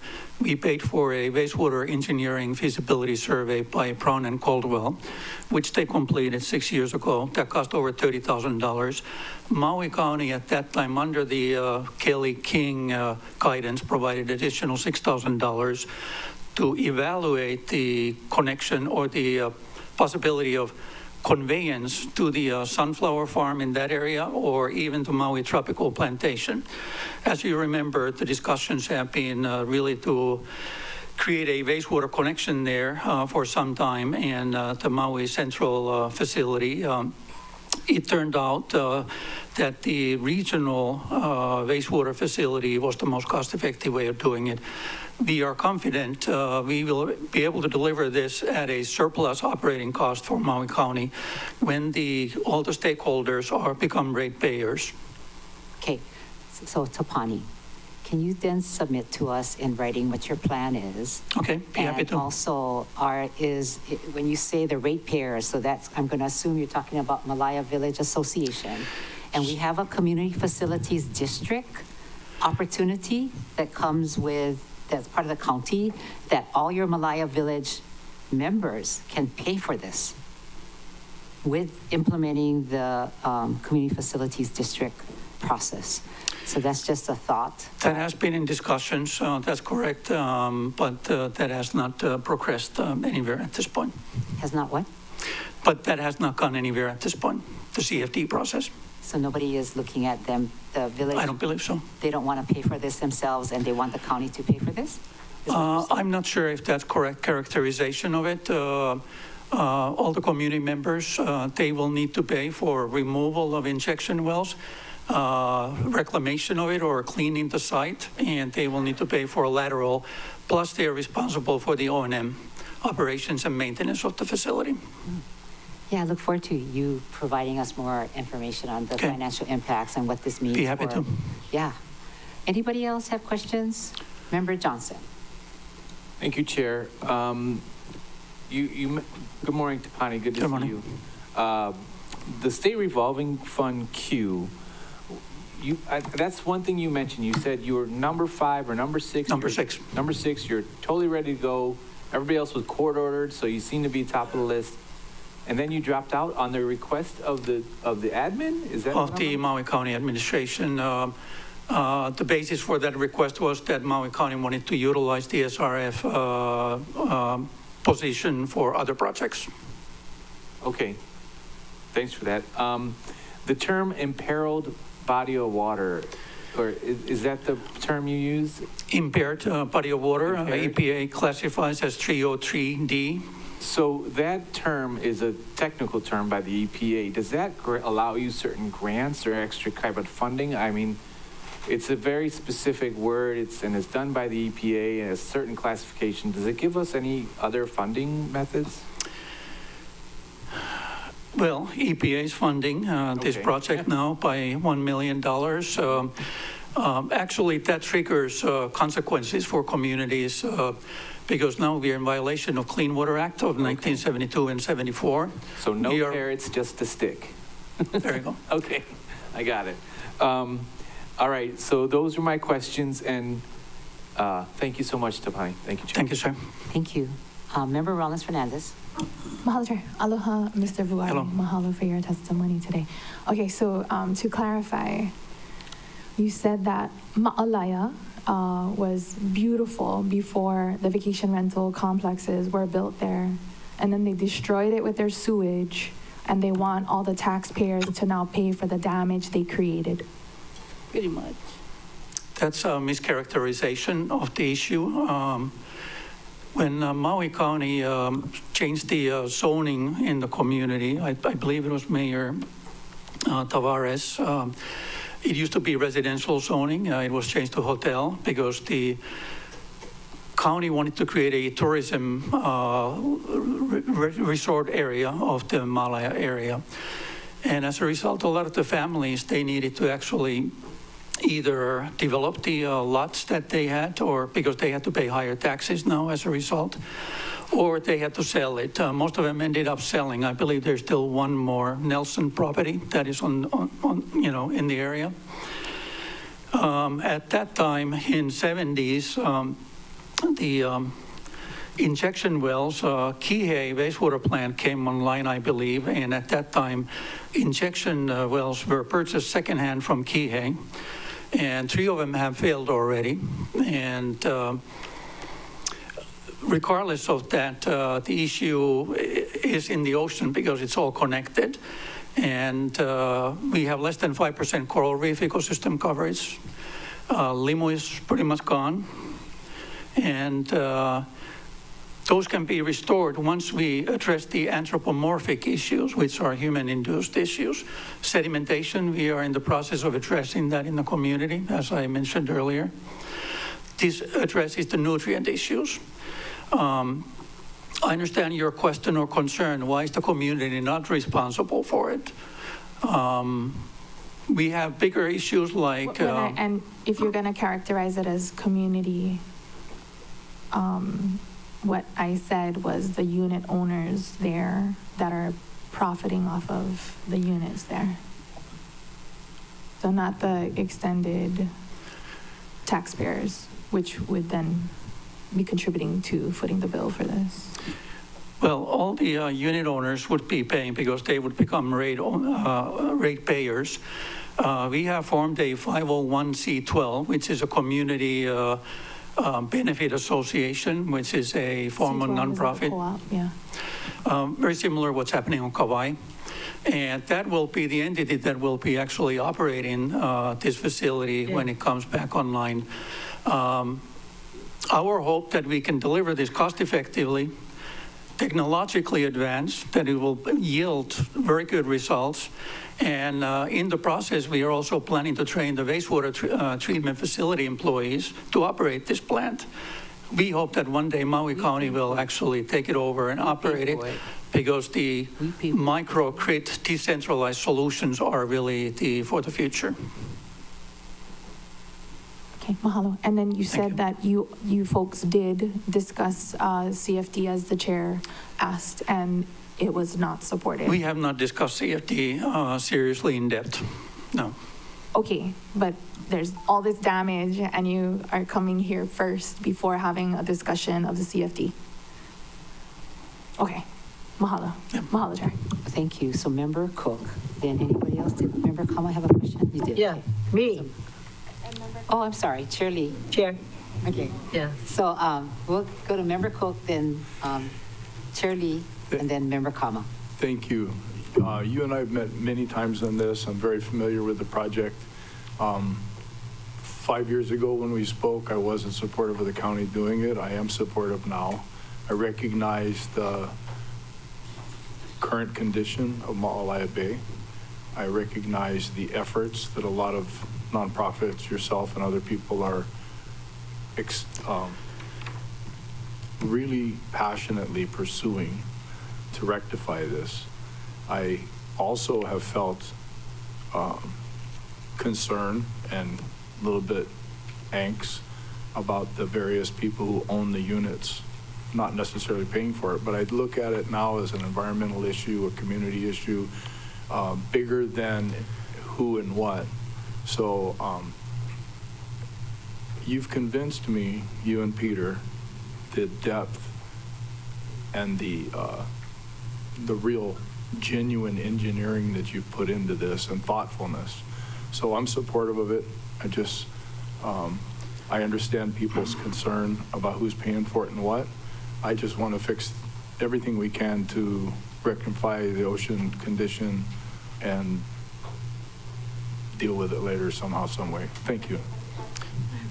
Yeah. The question is,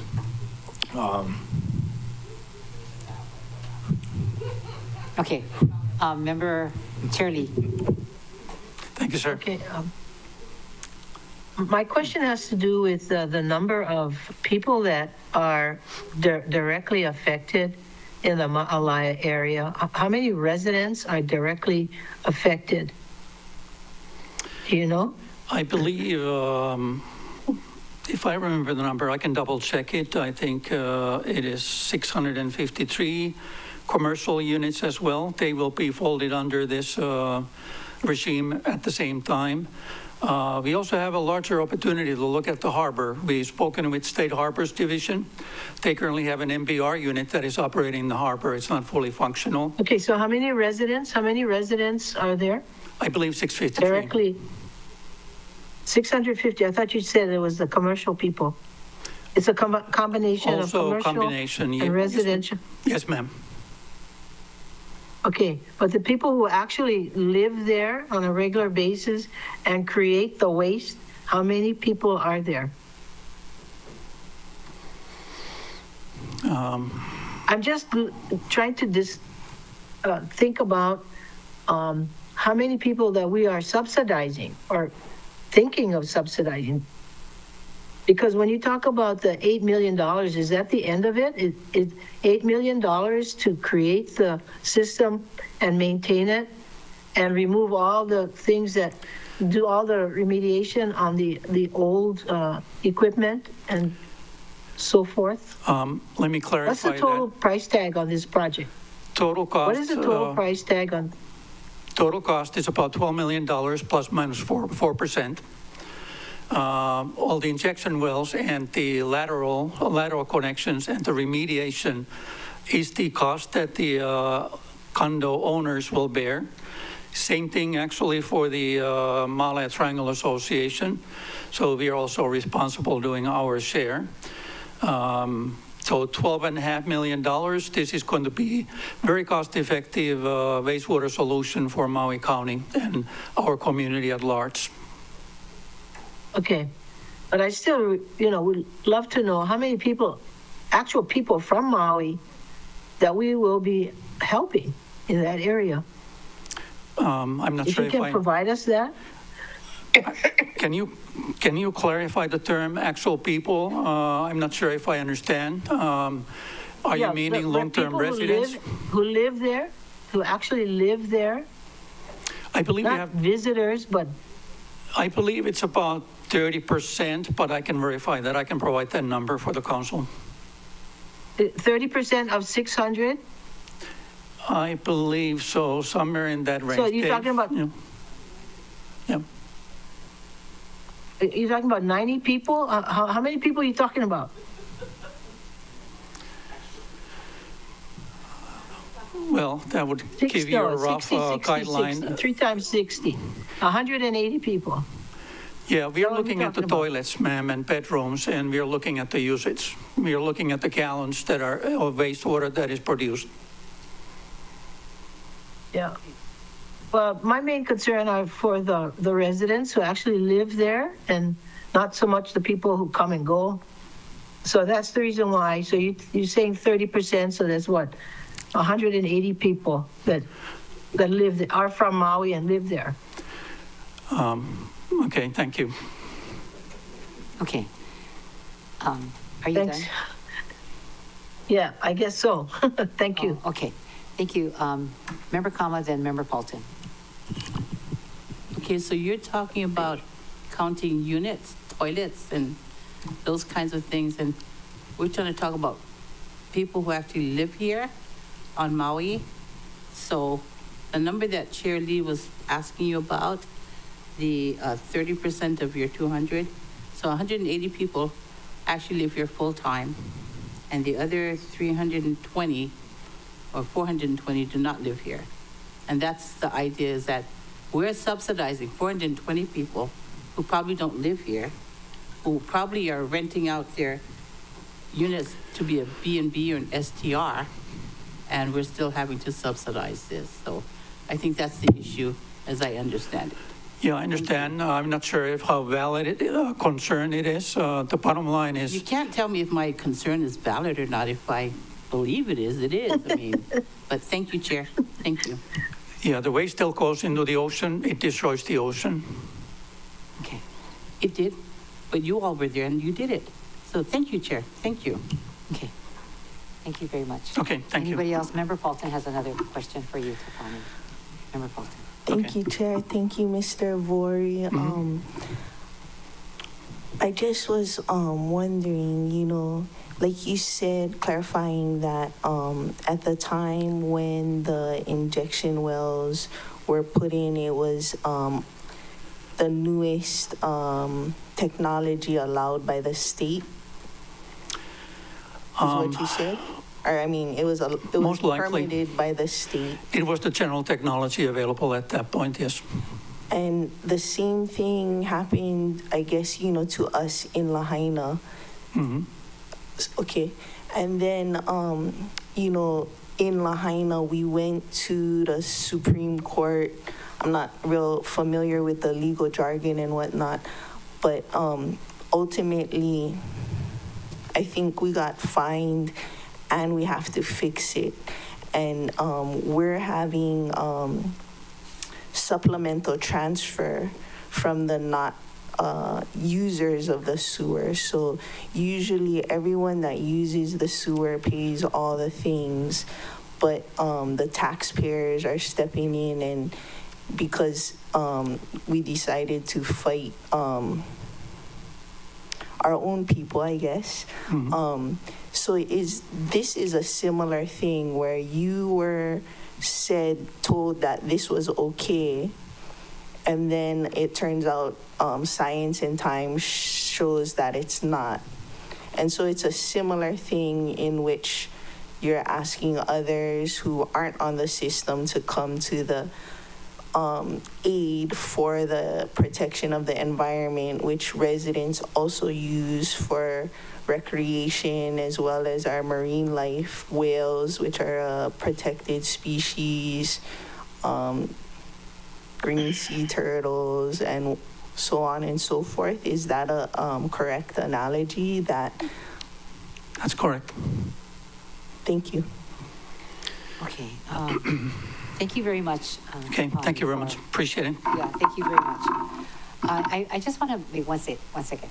So on the SRF loans, the state revolving loan funds, just kind of information, and I'll ask the department to clarify this, but those are usually for county-owned properties. So if it was going to be used on your land, it's not eligible for those funds. We believe that the Maui was going to utilize it in another project that they deemed high priority. No. So in Maui County. Even if you thought you had the state revolving loan funds, I think at that time, if you were going to use it for your Malaya, wherever your land was, it wouldn't be eligible unless we owned the property. We own the land. I believe there was an ability to do that. Dave may be able to. Okay. Was that correct, Dave? I will. Non-profits? I will clarify that Okay. because I think you cannot give it to private citizens or a private community. It has to be used by a government-owned property. So just that clarification. Yeah, thank you for that, and thank you for the opportunity. Really, I don't want to be disrespectful or anything, but the option is if we don't do anything, nothing has happened so far. What will change? What is our solution going to be as a community? Thank you very much. Thank you. Thank you. All right, next testifier. Chair, the next testifier is Jimmy Kincaid, to be followed by Nicole from Circular Hawaii.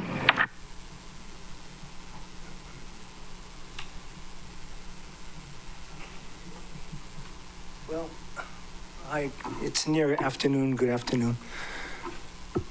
My name's Jimmy Kincaid. I live in Pakokalo, Hawaiian Homes. I'm Kanaka Maoli, and I've lived here since '91. I built my home there in Pakokalo. So, let me just start this with good day, Chair, and good afternoon, council members. Thank you for your time. So I live here. I surf the bay. I surf freight trains. I paddle that area. I love that area. That bay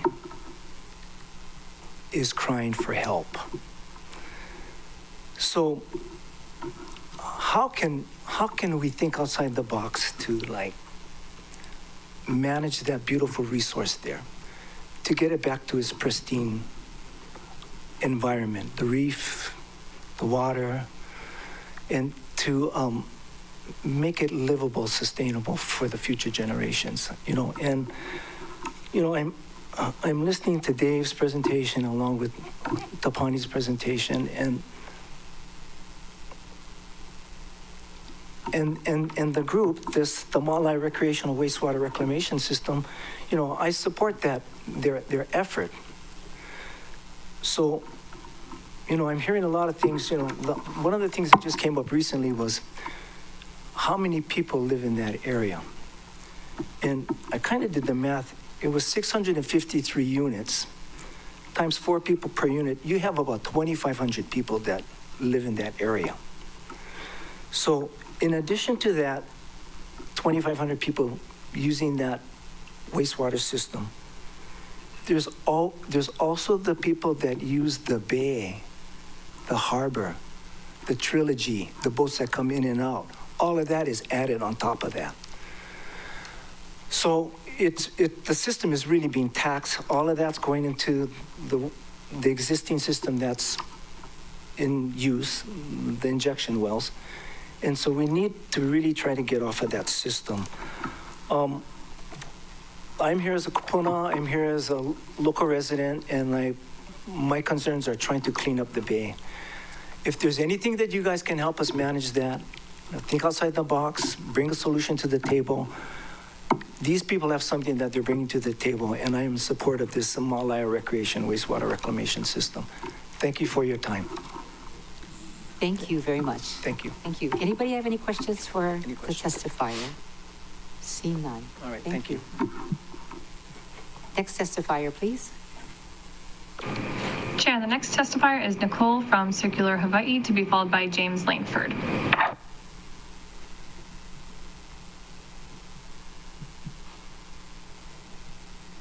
Aloha, can you hear me? Yes, we can hear you. Okay. Well, most of you know me from Maui Rapid Response. However, today I'm calling in for one of my side projects when I'm not busy with Maui Rapid Response, and that is with an organization called Circular Hawaii. We have received a grant from the DEM department for a few years, and last year that grant was for $50,000 to assess the issue of styles on the island worldwide. Amount to the statistic, so this is fact. Our sheets. One moment, you know you're breaking up. Worldwide, it would take us. Excuse me. At those photo shoots. Hey, Nicole, you're breaking up. We can't understand a full sentence. Let's see if that's better. Okay. Let me go to a better spot. Is that better? Now it's better. Is that better? Yes. Okay. Oh wait, I need to get my notes so I don't ramble. So worldwide, the fast fashion issue is constitutes a large portion of our landfills. I believe Maui County hasn't updated, done a study to figure that out, but from the last study that it was done, textiles were 4% of the landfill. We basically have been running a study, it's more like a program to really see what that means, because when you go to our island's thrift stores, which are mostly run by Kopuna, like for example, Secondhand Heaven has one full basement and one full room packed to the ceiling with clothes. And then after the fire, we, Maui Rapid Response actually tried to keep count, and at one point there were 30 containers filled with clothes. We were able to help direct a lot of those and send some back. We currently, though, are keeping a few just because putting even more clothes into our areas would overflow all of our thrift stores. So we convened this what we call the clothing collective. And I'm going to give you, in a linear economy, the data points would be countage of what we've done in the past year. In the last 2 weeks alone, we've been doing this since August of this year. In the last 2 weeks alone, we worked with 3 of the island's thrift stores to take 64 bags of clothes that they could not sell and were going to go into the trash. That equated to about 646 pounds of clothes. And we redistributed them to the community. We also redistributed them to entrepreneurs.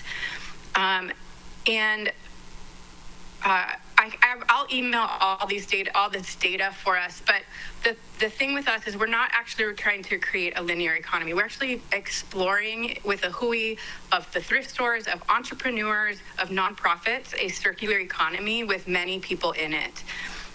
Nicole. So we've Nicole, the 3 minutes and entrepreneurs extra make more time money. is over. So Okay. I have a question for you. What is the name of your organization? I looked in the budget, I don't see it. Right. So we're fiscally sponsored by Grant Central Station.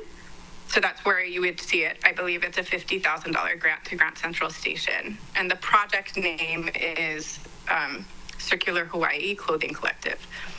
Okay. Thank you very much. Members, anybody have any questions? See none. Thank you. Yeah. Could you email us the information you would like to share? I will. I'll email you. Thank you. Absolutely. Okay. Yeah. Thanks. Thank you very much. Next testifier. Chair, the next testifier is James Langford, to be followed by Carrie DeMott.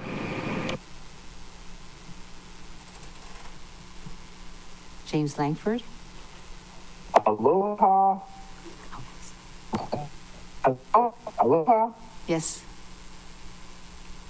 There? Yes, we can hear you. Are you able to hear me? Yes. Yes, we can hear you. Oh, wonderful. Well, it was beautiful to see you. It was beautiful to see you all last night.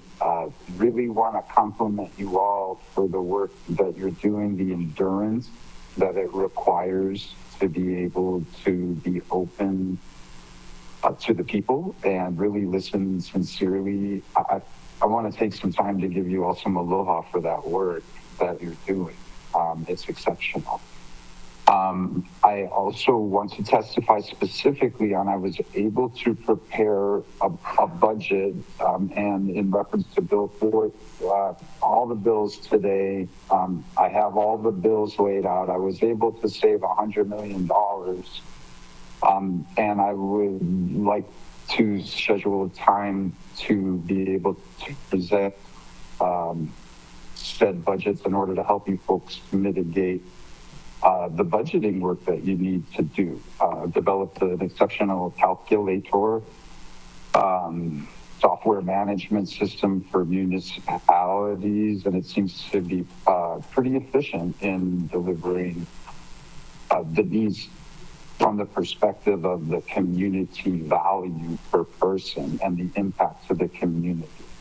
So thank you. I just need to know how I would be able to come in and show you a pitch deck and help you provide this calculator I have so it can make your lives easier serving the community, frankly. So I love you all. Thank you so much for allowing me to share. I'm open to be an expert witness on anything that you folks are working on, and I would love for you all to reach out and utilize, the post-wildfire, my autism kicked in, and this is literally my trauma response to the wildfires, and it's a fascinating long journey. I haven't stopped working, and it's I finally am now coming into some peace and some aloha and some what I would call very humble wellness. And so it's time for me to share. I've council chair, I've served your own family educationally. I've been in the community doing the hard work for 30 some years, and I usually keep my mouth shut and just get it done. But right now, there's a time that we need in order to get those grants, those CDBG grants, and I have the means to get that $2 billion and more, and I wrote it in software, and I've already been speaking to the people that are auditors for those grants. So I'd like to sincerely provide myself as a resource because you'll get the grants if I'm working on it, I think. And I have sent to Wilma Kahayaliki the recommendation letter from the #1 USDA auditing service, which happens to be my friend John Saunders from college, the football captain the year I played. So we have very long professional and personal relationship to 17 years old. So thank you so very much. Please reach out and allow me to reach out to you and connect you to this money in an integrity-filled way. Thank you. I'm available for questions. Thank you, James. Thank you. Anybody have RCS questions for Mr. Langsford? See none. Thank you very much. How many more testifiers? God bless you all. I love you. How many more? Thank you. How many more testifiers? You have just 2? Okay, we'll finish this off and then we'll take a lunch break. Next testifier. Yes, Chair. The next testifier is Carrie DeMott, to be followed by Kai Nishiki.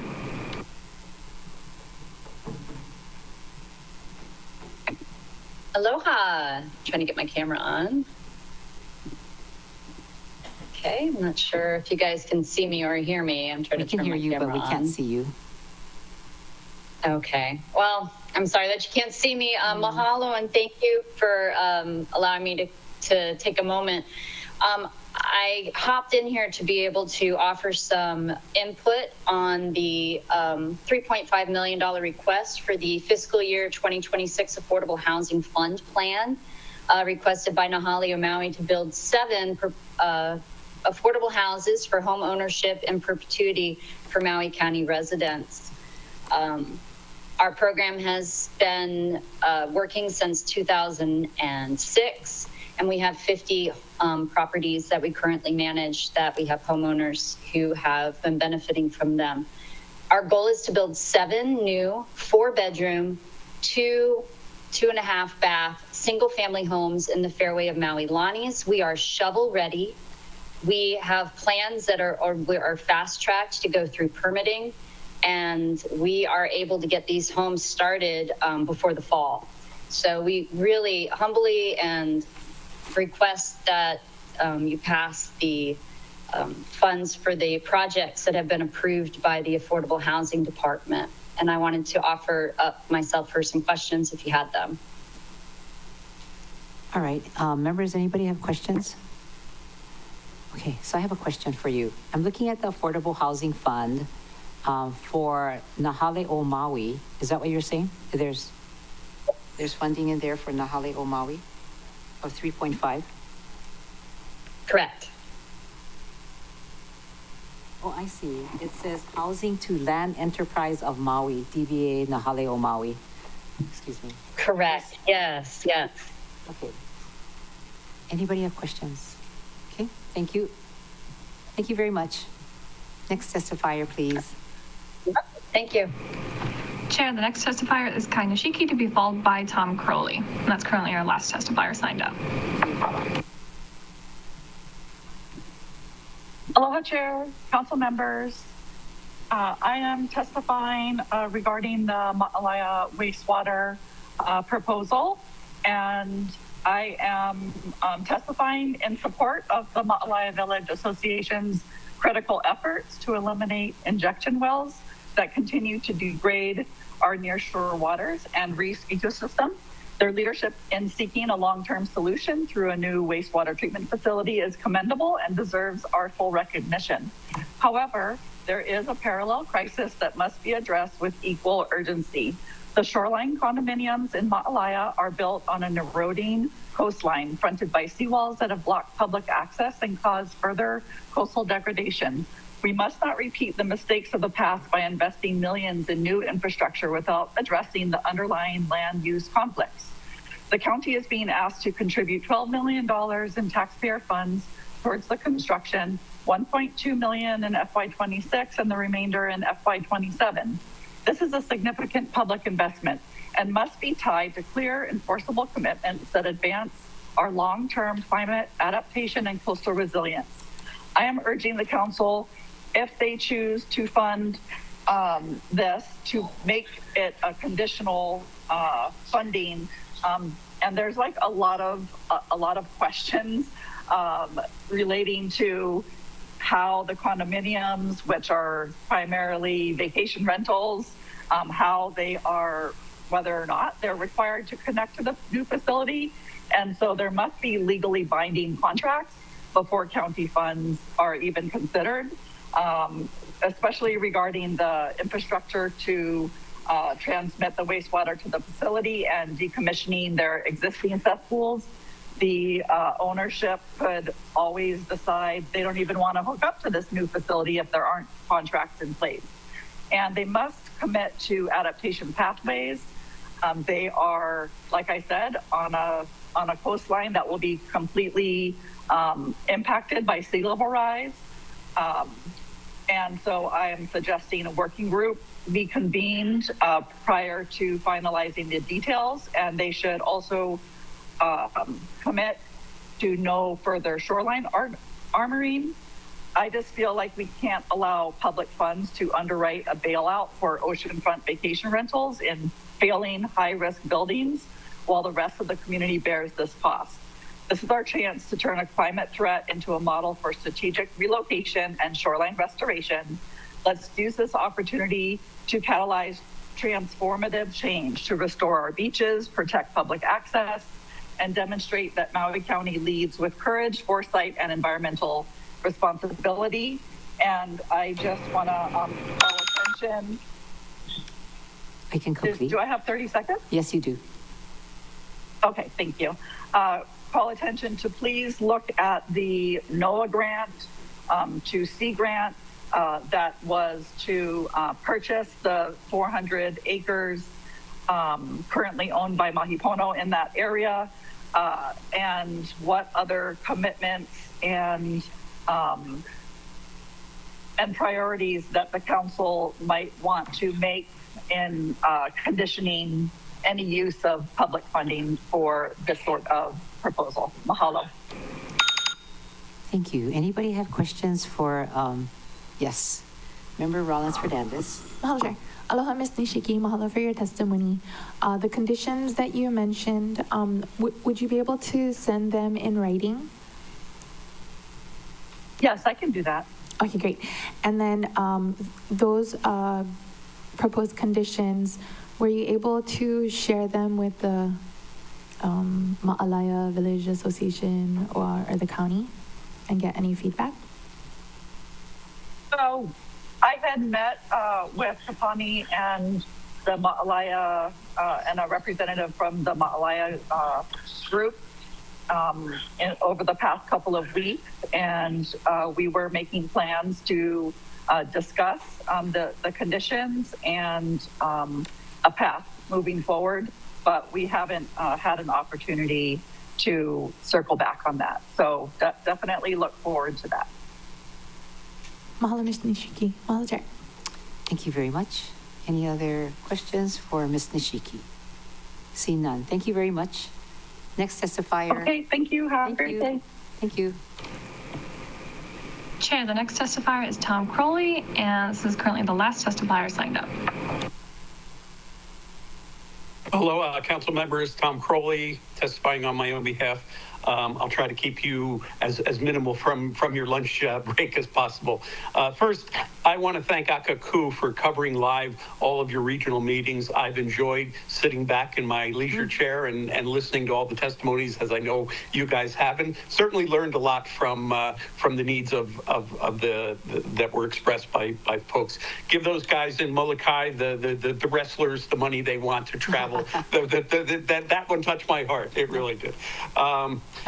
Second, I want to let you know that I am a board member of Nahalio Maui, and I'm just backing up the testimony that you just heard. I've already looked at the lots that we have in Maui-Lani and the proposal to build the homes, and it's really a great project, and I just can't wait to get that done. We will have homes by this time next year that people can move into if this thing's funded, and I'll make sure as a board member that happens.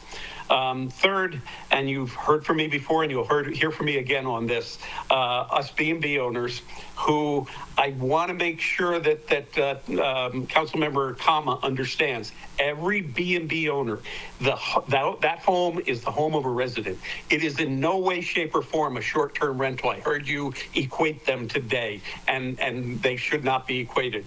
So those of us who are residents living in our homes should be treated like other residents living in our homes. I want to point out very quickly that what's been proposed is another increase for me of roughly $1,000. That's $3,500 in increases to my taxation over the last 4 years, and it's a doubling of my taxation. If I had been taxed as a resident, my taxation during the same period would have gone up 33%. So it's 3 times what I would be paying as a resident, and that's just not fair.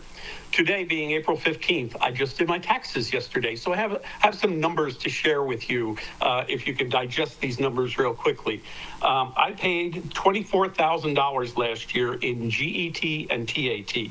$4,770 of those dollars went directly to Maui County. That was the Maui TAT and the 0.5% GET. I paid $7,666 in state taxes to the state of Hawaii. I paid $15,543 to the federal government.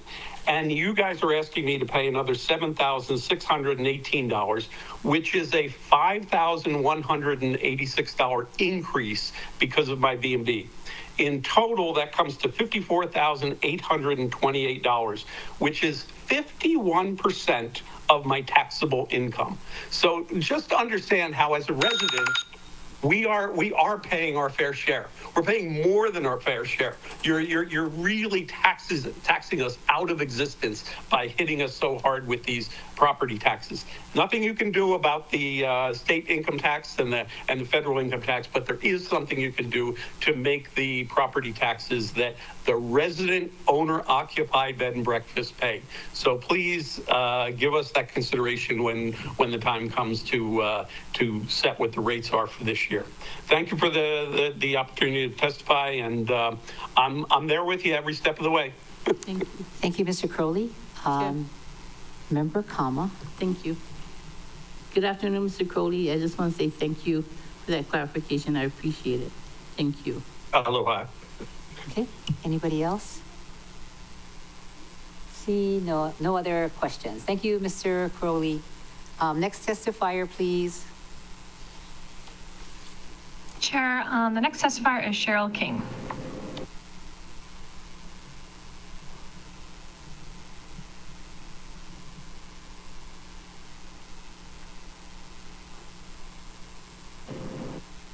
Cheryl, you are on, you are muted. Oh, there you go. Got it. Sorry. Figured it out. Well, aloha, guys. Thank you for being here, of course. It's been an interesting morning for you all. My name is Cheryl King, and I am testifying today on behalf of the grant funding we've received for the Hawaii Association for Marine Education and Research, HAMR for short, under the County OED, EPMS, Recycling Grants, and Green Grants programs. So since 2022, we've been partially funded by this awesome program for our activities focused on coastal cleanups of marine debris, also known as plastic pollution. This trash washes ashore from all over the Pacific Ocean and unfortunately from right here in Maui County, so it's been our responsibility to clean it up.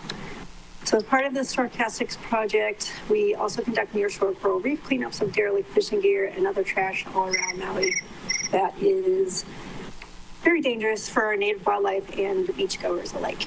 So no one wants to go to a dirty beach, so beautifying our island is so important for us and our visitors.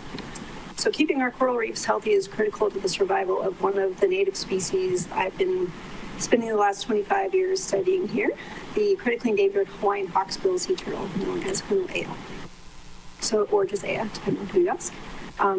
For 2 years now, we've received grant funding to help support my statewide photo identification project that tracks individual sea turtles using photographs submitted by citizen scientists and our team. So these turtles have unique facial and flipper scale patterns that allow me to identify each individual, and we've known some of the turtles in my catalog for nearly a quarter of a century already. So with only about 409 hawksbills in the catalog, because they're so rare compared to the green sea turtle or honu, each one is crucial to the population, so the more we learn about them, the more we can help protect them. So I know that so many people in conservation from Mauka to Makai really rely on this funding from the county, and everybody wants money right now, I know. And increasing the budget for the recycling division would really be helpful to so many things, especially during these particularly stressful times when nature needs all the help it can get. And helping the local community, especially inspiring the younger generation to do something here to help our island sustainability is super important, because there's a lack of morale right now with the keiki and what's going on in the world. So mahalo for listening and helping support the recycling division's budget increase to help our wildlife and DF Maui. And I think you're going to ask me a question about the funding, so I'll throw that in. Since 2022, depending on which project, we've received 17,000 or up to 29,000 per year. These projects. Thank you so much, everybody. Okay, so you said day. how much did you receive, and how much are you asking for in this current 26 budget? Or maybe just how much are you asking? Oh, for I haven't 26 applied. I'm sorry, what? I haven't applied yet for this year. Currently, I have 29,000 in the Green Grants Recycling Program. The name of your association again? Hawaii Association? It's kind of long. Hawaii Association for Marine Education and Research. Education, okay. And 29,000. And I run my Sarcastics project and my Hawaiian Hawksbill Conservation project under those. It's complicated. And you got that through Office of Economic Development and not Environmental Management? Just clarifying it. Oh, what happened to her? Oh, there you are. Did you hear me? You got your grant through the Office of Economic Development, did you say, or is it through EPNS? Sorry, I was frozen. Apologies. It's through EPNS and the Green Grants and Recycling Division, depending on thank you. Which year it's been. Okay, thank you. Members have any questions? See none. Okay, thank you. Hello. Next testifier. Chair, I see someone approaching the podium. Okay. JC Law, Kolo Uka Wako Ahupua. Hawaiian word of the day, Kapapa Kumu Mana'o. Agenda. Thank you all. I see the time. I get 3 minutes though, so be patient.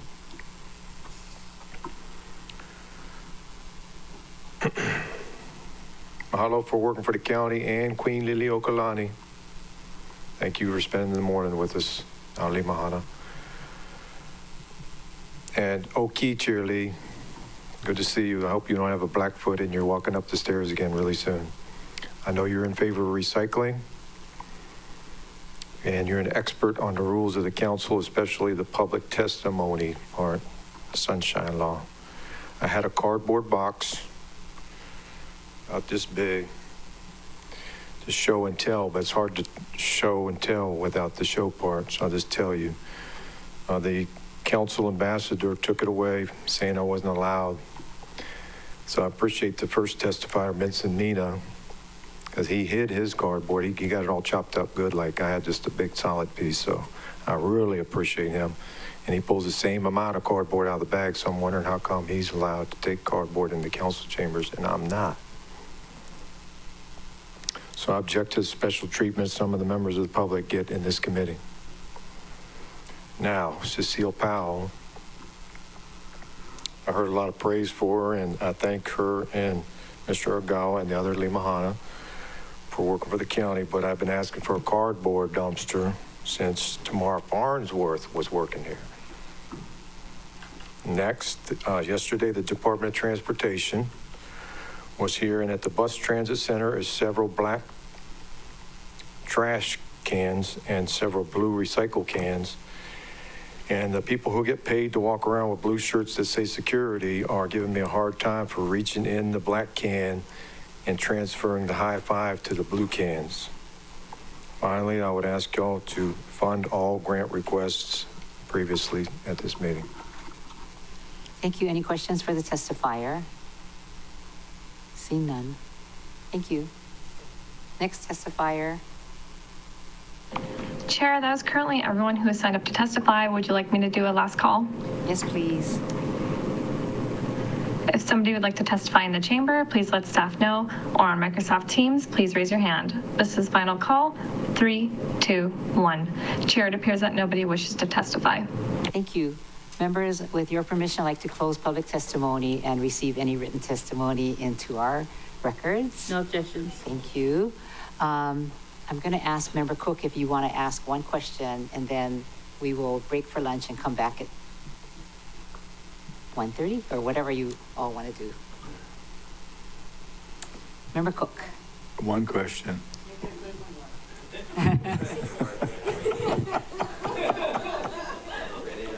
What are you having for lunch? That's not on the agenda. I don't qualify. The update on the running the R1 water north, if is that a work in progress?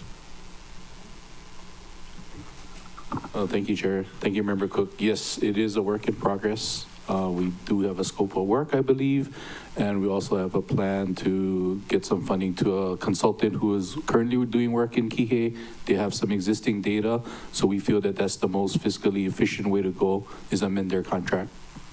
Thank you. Thank you. Okay, that's it. All right.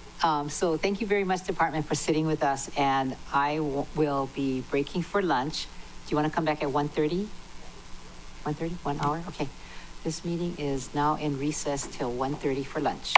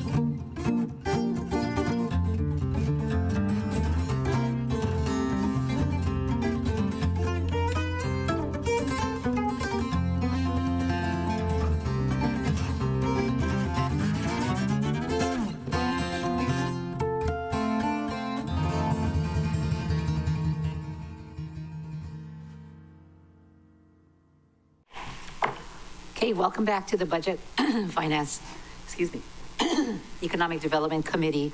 It is now 1:37, and we are continuing with our discussion with the Department of Environmental Management. Members, we had one question from Member Cook and then took this lunch recess. I want to know if you would like to break up the discussion so we can talk about wastewater, 2 rounds, and then take it program by program, or you, okay? Are you guys fine with that? Yes, Member Johnson? I don't have any questions on wastewater, so I'll be easy.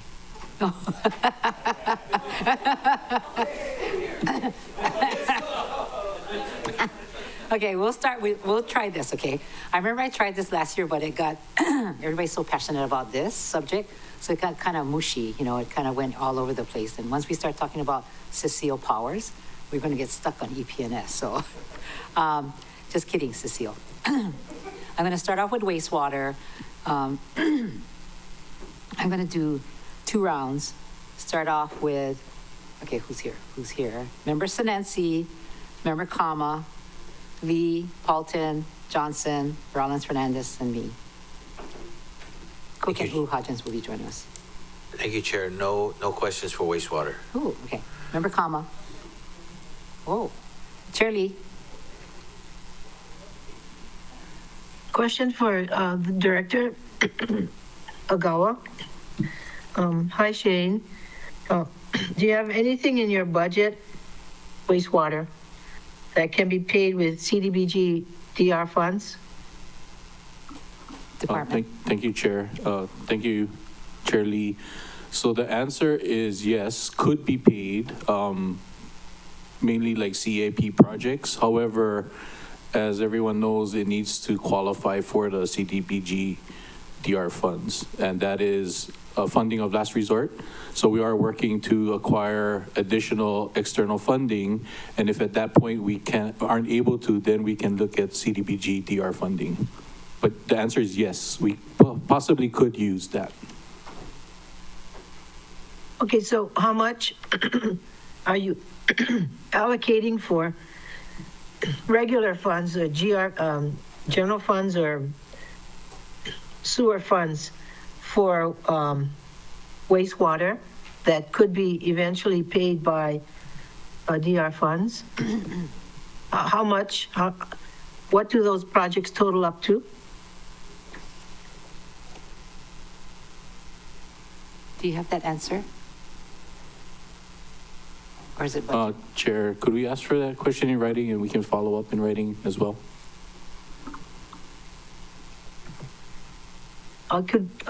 Chair, can we have the staff send those questions, please? Yes. Okay, thank you.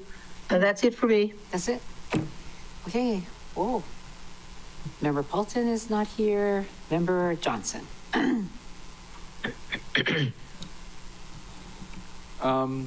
Well, thank you, Director Agawa and his wonderful team for joining us today. I want to say that Director Agawa is my favorite director. Wow. And it has nothing to do with his charming personality. It might rival mine. But I just want to say thank you for not making me do a WIPA request when I ask for your grants. And that's, I got other questions on the grants, so I'm going to wait that turn. Thank you. Thank you, Chair. Oh, wow. Okay. So that was a compliment and no question. Member okay. Here she comes running in. Member Rollins Fernandez. I have another question. Oh, okay, you do. Sorry about that, Shirley. Yeah. Director Agawa, how involved are you with the Ma'alaya project? Thank you, Chair. Thank you, Chair Lee. So we've been in discussion with Ma'alaya Village Association for at least several years now, talking about this project, finding out ways that we could support. We've offered various types of support. At one point, we were looking at possibly helping them with communities facilities district. To my understanding, they were not interested in that. We also said that the Waikapu treatment facility that we're currently designing and hopefully be in operation in 2029 is designed to service their area. However, timing was a issue for them. They wanted to move quicker than wait for that facility to come online. So what we offered was, in the future, when that facility does come online, the county Waikapu facility, that we could potentially turn their regional privately run facility into a pump station, and then we could pump the sewer to our new facility. And the talk was that their regional facility could be used for maybe another district that would require that. Director, are we subject to fines right now? The county or them? Either one or both? Thank you, Chair. As I am not aware of any fines that we are subject to right now. Okay, so even with the injection wells and the leakage into the ocean, no one's being fined for that? To my knowledge, no. Oh, interesting. Thank you. Okay. Member Paulton is not here, and Member Rollins Fernandez. Mahalo, Chair. Sorry, I was expecting another minute or three with Member Johnson, and I was eagerly awaiting to hear what he was asking for with all that flattery. I guess we're gonna find out in Decisions Week, huh? Okay. Chair Lee asked some of the questions that I had, and to clarify, when Mr. Vuori was testifying and I asked him questions and I asked about the CFD, he said they didn't have a serious conversation about it. But you're saying that they did not want to do it. So which is it? Thank you, Chair. Thank you, Member Rollins Fernandez. What I can remember was that the county offered to support them in that venture, and they were not interested in going the route of a CFD at that time. And now it may have changed, but I can't speak for MVA. Mahalo, Director, and aloha, Director, Deputy, and team. I figured Member Johnson gave enough aloha for all of us combined. Okay, let's see, what other questions I had? Okay, so I'm gonna stick to the Ma'alaya project. So did you or will you be submitting to us more details of the costs of the project? Thank you, Chair. Thank you, Member Rollins Fernandez, for that question. So this is a community-run project. It's not a county-run project. So we would assume that the team that Mr. Vuori is part of would be the one furnishing those numbers. To you or to us? And now in this session? Like during budget session before Decisions Week on Monday? As far as, oh, sorry. Thank you, Chair. Thank you, Councilmember Rollins Fernandez. I do have a breakdown of the 1.25 for this fiscal year that I can transmit over to the committee. And we'll do that later today. Mahalo, Budget Director. And then I know in the CIP section of the program budget, it has the next fiscal year's projected amount, and that's also going to be a grant. Thank you, Chair. Thank you, Councilmember Rollins Fernandez. Because this is a grant that is not included in the CIPs, so no funding has been included for next fiscal year in any of our estimates so far. So that would be, if we agree to support next fiscal year, would be part of the mayor's proposed budget next fiscal year. Okay, mahalo for that clarification. Okay, let me see if I have any more. Okay, and then when you, Budget Director, submit the details of the 1.25, will you also submit the details of the 1 million EPA, the match of 20%, and any other financial details regarding that project to us? Thank you, Chair. Thank you, Councilmember Rollins Fernandez. Right now, I only have the budget breakdown of the 1.25, but if you submit the request in writing, I can work with the MVA to get you as much information as possible. Mahalo, Budget Director. Chair? Yep. You got that? Yeah. Mahalo, staff. Okay, very good. Wow, that was really fast for round one. So now I have my turn. I want to ask you about the Kahului wastewater and the aeration basin, and I want to make sure that we're covered. I think it was shared in committee, not here, but that it's something that's important. And I think that was also expressed by managing director at a legislature meeting that I attended, talking about the needs for, Maui, of which that was mentioned. So can you give me a schedule just to make sure that we have something in this budget if we need to? Thank you, Chair Sugimura. So as far as I know, we are still on schedule for that fourth aeration basin. We still need to figure out funding along the way. However, we have been in discussion with Mayor's office. There's various types of funding that we need to look at, right? SRF, CDBG, DR, that type of thing. GET is a possible one. But we are on schedule. We are in preliminary design. And I believe we are on schedule to have that operational in 2028. Okay.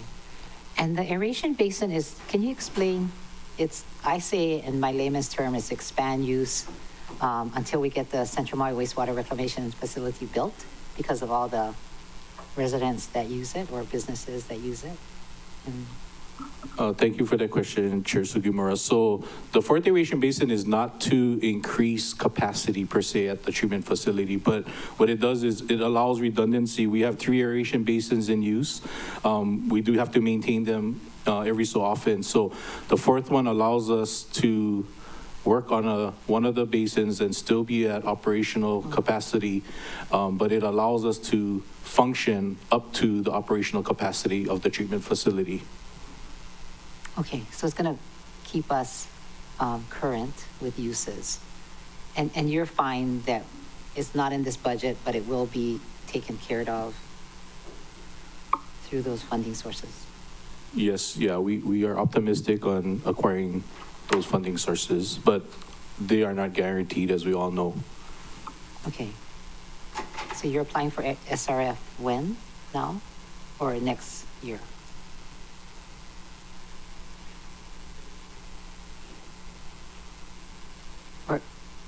Or is it GET?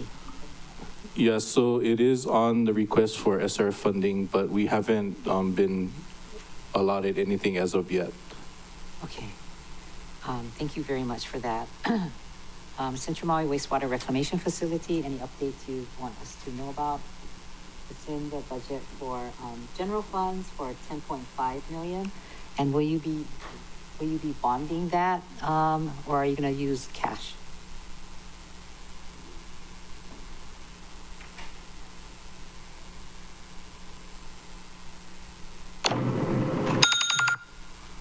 Thank you for the question. So the 10.5. It's GET. Yeah, GET funding, the 10.5 million. Yeah. My mistake. Okay, next. Do we need another round for wastewater? Anyone? Okay. Chair, can you hear me? I'm online, but I'm just driving. Oh, okay. I see. So just say whenever you would like to have a question. Oh, do you have anything for wastewater? No, hey? Hajans? I do. Are we breaking them up? I'm sorry. I was having issues joining online on my phone earlier, so I'm not too sure if we're breaking them out into sections like we did last year. Okay. Yeah. So we're doing wastewater now. Next we'll do solid waste. Okay. Can I ask a question? It's probably similar to what everybody was asking. Oh, by the way, I'm in the car by myself. In about 9-ish minutes, I will have a minor with me. Okay. Thank you. We heard a lot of testimony from the Ma'alaya community as everybody was discussing.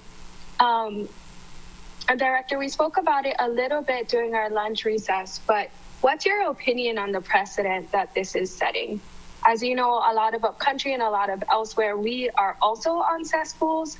And while we might not be close to a body of water that shows the obvious damage that cesspools can do, what are we going to do for all the other local residents that are on cesspools if this is what we're going to do now? And what kind of precedent do you think this is setting? Thank you, Chair. Thank you, Member Hodgins. That is a great question, and our concern is that we are setting precedents to help fund these regional concerns about wastewater. So once we set a precedence, we need to be prepared in the future budgets to address other regions as well. Thank you for that answer. In a somewhat of a selfish way, this benefits Makuao, Pukalani, and Hali'imaile, and all of our districts, but it is it's a big cost that we are gonna have to be prepared for if this is what we do. While 1.25 million is somewhat small-ish right now, the precedent that we're setting is going to be quite expensive. But I think that's all I had for wastewater, Chair. I might have some other questions as we go down the line, and then I'll be joining via computer from my parents' house next to the community center in a little bit. Thank you. Okay, thank you. All right, Member Paulton is back. Chair, I just wanted to introduce our visiting council member from LA. Her district also suffered tragedy. Council member Tracy Park and planning director Craig Bullock in the back with Josiah. Oh. Welcome. Nice to see you. Thank you very much. Thank you. I still got 4 minutes, right? Yes. You actually now got 2 minutes. Go ahead. Please start. So there's a 9% increase in sewer fund. And before we asked that of our ratepayers, I was wondering if you could fill us in on what's being done to collect the restitution from the former director. I believe we're owed 1.9 million before we start asking our ratepayers to pay more. Who can answer that question? Is that a Corp Council question? Chair, yeah, I would like to defer that to Corp Council if possible. Christina Toshikio? There. Okay, popped up. Did you hear the question? I did, Chair. Thank you. But I don't know the answer. That's something we have to look into, and I'd have to check with the Corporation Council on any kind of status. Okay. Okay, we can put that in writing. The next thing, I'm on page 14 of 23 of the answers, and it looks like to date, I know CIP you have till December, but it looks like maybe close to 10% of 48 million in wastewater funds has been encumbered to date. And so, like, you know, we're raising fees. I'm happy to support all these CIPs that we desperately need, but if we're not able to do it in a fiscal year or 18 months, then it feels like we're raising rates on our taxpayers at the worst time when we're not even actually able to do the projects. And so I was wondering if you could tell me, how many employees does it take to get a CIP moving to where you can encumber the funds? And if we have enough warm bodies in those positions, because we're not even doing, like, we had a much smaller CIP schedule last fiscal year, and the amount of progress we've made in, like, say 9 months, or I don't know, public math, whatever, it doesn't look like we're gonna be able to, this fiscal year's projects is so much more, and like it almost looks like we've abandoned some things based on like the integrated, or am I not supposed to talk about integrated solid waste management? Yeah, that's not this Oh, time. just wastewater We're talking stuff. about wastewater. So Napili 1 force main replacement, 3.7 million, was that state revolving fund? And it's in there again with a different funding source. I'm a little confused on that. Department. All of these, there's only 6 of the however many projects seem to have any movement on it. So like, it kind of makes me feel like maybe 6 to 10 projects in any given 18-month cycle is your capacity with your warm bodies in. So, I mean, why would we put more projects with more money that we're collecting from our ratepayers that aren't going to be able to be expended? I'm not questioning that they're all important and need to be done. I love that to be done, but physically, realistically, if it's not possible, I don't want to take people's money and then not be able to expend it in the allotted time. Okay, Department, do you have a comment? Oh, Yeah, sorry. thank you, Chair. Thank you, Member Polton. So I'll answer generally, and then I'll defer to Eric Nakagawa, our wastewater division chief, to explain a little bit more. So in general, when we come up with our CIP project list from year to year, we anticipate the number of resources that we have, and we don't allocate any more than what they could handle. For whatever different reasons, sometimes projects do get delayed and we're not able to expend all of the money. But I'll defer to Eric to answer more on your question. Hello. Okay. Yeah, Chair. Yes. Thank you, Member Paulton. Anytime. So in general, I think we, like for wastewater, I think your question maybe is coming from a sense of how do I say it? Like, so every year we plan all of our CIPs, right? And we expect to do them every year. There, and like Director Gawa says, if some things come up, like environmental permits, like that, and just permitting in general, that's just taking way longer now that we inspected.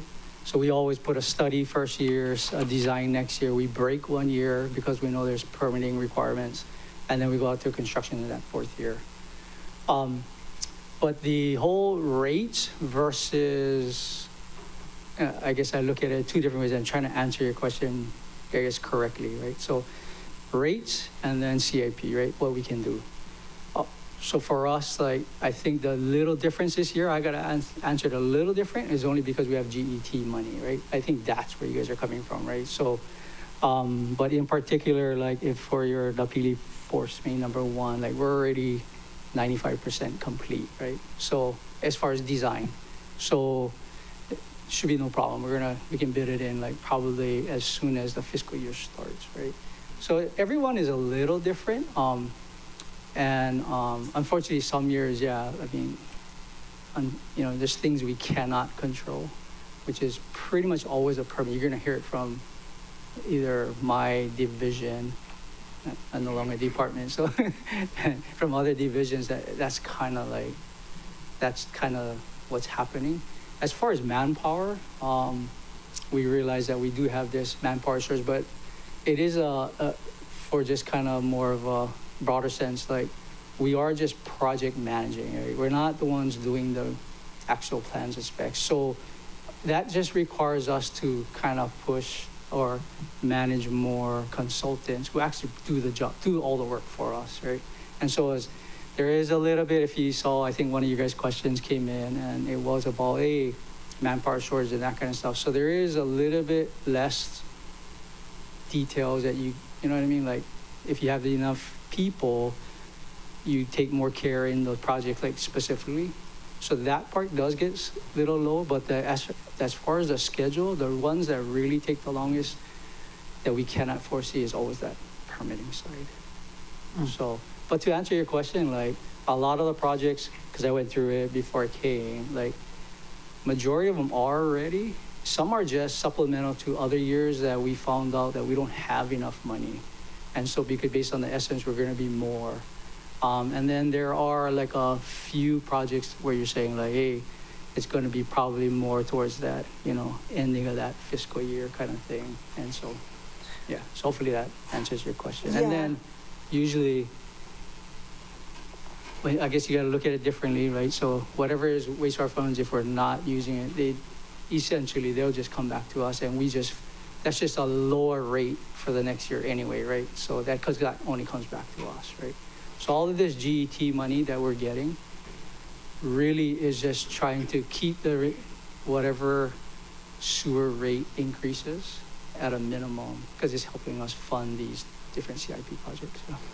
I guess because I'm looking at the last year that we got the ACFR for and the adopted 2024 budget there's like about 17% less in the actual amount spent. And so like that's what they call, I guess, carryover savings. And they said we had 120 million carryover savings. So we're budgeting for this much, but we only spent like 83% of what we budgeted for. And you know, that's great. We're not spending 120% of what we budgeted for, but it's hard to raise the rates on people when we're not spending the entirety of what we budgeted for. And we're getting an influx of GET money as well. Yeah, Chair. So that's what you're talking about. So that 9 million, there is a mixture of a little bit of CIP in there, but majority of that is just salaries and me wages? telling, no, it's operational, yeah, ABC. So it's me telling my guys, hey, essentially what happened after Lahaina, we lost revenues, right? So we lost pretty much, I think it was like, I don't know, 2,000, payers, right? So that resulted in roughly 3 million revenue shortfall. So actual expenditures, revenue, right? So this is all projected stuff, estimate, right? So now, knowing that, right, like, I tell my guys, hey, make sure we spend kind of like, not do whatever, but just get enough done and make it reliable so we don't spill. So what that does is it really, that only helps because that starts our starting figure, right? So that helps us to start with a lower rate increase. So that only helps future years. But of course, at a risk of, if you bought everything new, everything would work new, right? So the two kind of doesn't really go together, but it does, right? So like CIP, I don't think there's any cash CIP, if we couldn't do the projects, but then it would help us, like you're saying. But really cash CIP, we tend to use that because only for design, because design is immediate. So you don't want to borrow money on something that's going to last 20 years. You know what I mean? So the two sometimes go together, but not really when in that lens, kind of what you're saying. So hopefully that kind of helps. And WF is not cash, that's what, bond? Wastewater fund would be cash, yes. Oh, because, I mean, So I see plenty WFs. in the Fiscal year 25.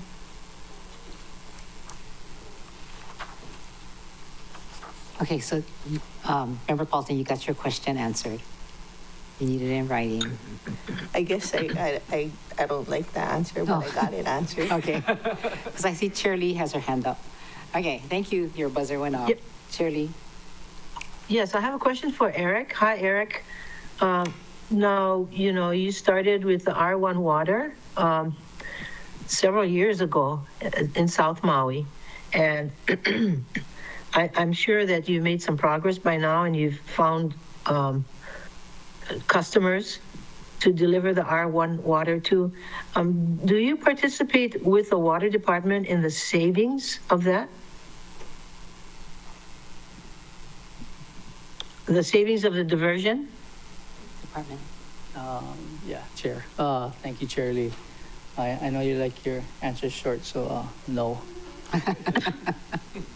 You don't. Even though that allows you to process less or more at your sewer treatment plant, doesn't make any difference at all. And are we still making progress in South Maui? Yes. Yeah, Chair. Yes, Chair Lee, we are. We like Department of Water Supply. We all work with each other. So Director Agao is working with Director Safobin, and they're looking at future projects that they are going to start giving us cost shares or funding for expansion of R1 in Kihei. Yeah, because I know a couple of years ago, you kind of ran into a wall when people declined the use of R1. And so now it's better. Department. Yes. Okay. All right, thank you. Okay. Okay. So we like quick answers. Member Cook, welcome. Then Member Rollins Fernandez. Thank you, Chair. My apology for being late. I had to get my truck. So my question for wastewater for Mr. Nakagawa is pump station number 7 in Kihei. That's, I think, at Cam 1, and it's going to be relocated across the street in the parking lot. Is that the first kind of managed retreat of one of the pump stations?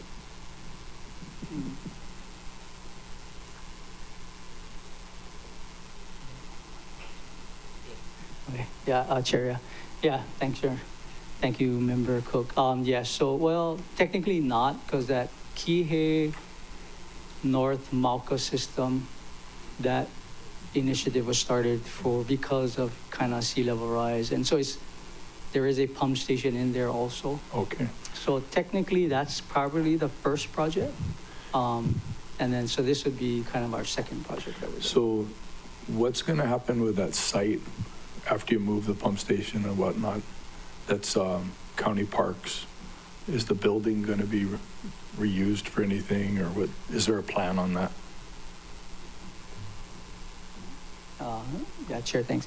Yeah, so my understanding is we're speaking to parks and seeing, or what is that, life? I guess that's technically not parks anymore. Yeah, that's fire, I guess, yeah, because lifeguards are fire. Lifeguards. Yeah, so they'll let us know kind of what they want to do with it. So I think, So I don't know how long ago. I'm going to cut you off because I don't have much time. Sorry. Are we on schedule for that? It looks like FY26. Are we doing for like you were saying, it takes planning, it takes permitting. Are we on track for that? Yes, my understanding, yeah. And then my next question, are you working with the Lapoa Development Group? They were paying to upsize, the county was paying to upsize the pipes that they were putting in, running north through their development that was potentially going to be able to do the school. Did that ever happen?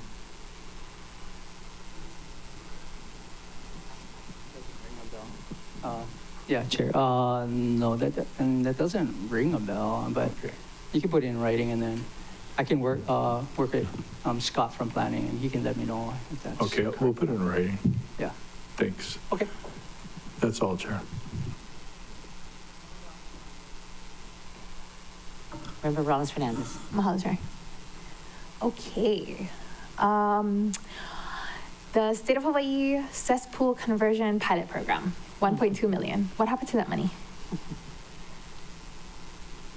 Because I think we had discussed the pilot program upcountry, starting, giving all that 1.2 million to one contractor, identifying a number of parcels upcountry to convert their cesspool to septic.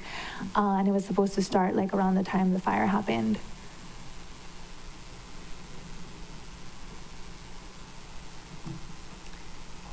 Department. Yeah, I'll defer to Eric. Okay, because I hope we didn't lose that opportunity. Yeah, Chair. Thank you, Member. I'm rusty. You see, I haven't come in a long time. So that money, what happened was that money essentially is still available as to the SRF, right? I think it's million something When does it every lapse? year. When can we not use it anymore? Because I want us to use it. It doesn't lapse. Okay. It's provided every year. Uh-huh. But I believe when we met in the change in administration, the state opened up a $5 million same program, but through the state. So I believe, that I recall, is basically we kind of told, hey, just go to the state, whoever was interested, go to the state, and then they can get the monies. And I think the difficulty is somebody had to spearhead that program, the vetting process, right? So I don't know if you remember, because I think I was still there. I do. Remember, we had to Can I take develop- it? Can it be used for Molokai? Yeah, it can be used for any cesspool. All right, provision. done. Okay, next Okay. questions. Sewer rates. For the, you said with the increase, a 9% increase, you estimate about additional $5.7 million. And so if it's a $10 increase for a year, $120, so there's 47,500 properties that are connected to the wastewater that we charge for the residential monthly rates, monthly base charge from 41 to 51. Yeah? No? What is it? Go ahead. Yeah, Chair. So as far as property, I think you're about right, but I think we only have roughly 23,000 roughly accounts, actual accounts. And then the $10 base charge is really for residential. Okay, so what's the everybody formula? else? What's the formula? Yeah. So if it's $10 per month for the bill, Okay. right, and then $120 for the year, and you're estimating 5.7 million Okay. for residential, what is that called? Or how do you get the 5.7 million? Oh. Go ahead. Chair. Oh, I thought it was based on the monthly base charge fee, $10. No. So that's just part of it. Got it, okay. Yeah. Mahalo for clarifying, because Yeah. I know that there's the, You still have commercial, there's you have other, right, okay, government, yeah. for the everybody wastewater, else, for right? all of those, so not just based on, so there's 23,000-ish. Accounts roughly. Accounts. Okay, all right, I think those are all the ones for wastewater. Okay. Done? You're done. For wastewater, well, I mean, there's another one. Okay, the last question then. Okay, 'cause we are taking it by division, so. Yeah, this is wastewater operations Okay. program, goal 3 on page 210 for objective 1-2. The actuals are 0.9 and 0.6, and for FY '26, projecting 12. If you could please explain what leads you to believe or to project 12 with 0.9 and 0.6 actuals. Yeah, Chair. Okay. I think this is, we always run into this problem every year, right? So this is the safety and training thing, right? Yeah. So essentially I guess it's just the formula. Now it comes to your formula, right? So if the goal was always developed, if at the end you say each per employee, right? So we average around, I don't know, for the past 5 years, we average around 223 professional development safety trainings for everyone in our division. But not everybody makes it, right? Basically whether they're sick, vacation, whatever the reasons are, right? And so they'll just take whatever that refresher course is the next time it comes around. But that number that we get, that we ask everybody to give us, we always divide by 125, right? I have 125 in my division. So whether it's a vacant position, you know what I mean? So when we report it, it just always comes out. That's how you can have less than a point person? Something, yeah. Or so that's what it is, but it was 0.9 of a person. handed down to me, so I just kind of roll with it. And if you guys want to just see how much professional development class is, I can always list that. There's something different, right? It's just okay. Yeah, I think it's for some reason maybe they offer, hey, one person, they average 12 every year, right? Let's just put 12, but it's per person. So when we calculate it, whoever writes it always divides by the number of people in our division. So The number of positions, not people. Yeah, or technically, yeah. Yeah? Positions, yeah, 120, whatever. Okay. Yeah. It's just weird to get a 0.9 session or 0.6 session of a session. Okay. That was my last question, Mahalo Chair. Okay, next we have Member Sinensi. Thank you, Chair. Real quick for Director Agawa, the state just EO'd an extra 40-some acres to expand Hana landfill. Can we potentially use that for future wastewater treatment plant down the road? Or would we have to, for the cesspool conversions, or do we have to change some of the zoning of that property? Thank you, Chair. Thank you, Member Sinensi, for the question. So the overall answer is we need to see the viability of that property, right? I couldn't say yes or no. There is a possibility, yes, but is it possible to have a wastewater treatment there? We would need to do more due diligence. I must be honest, and that would not be in the near future for us. That would be more of a long-term goal. But yeah, we could look into the viability of that. Jen? Okay. Chair, I kind of had it's not necessarily wastewater, it's, how we love our vacancies.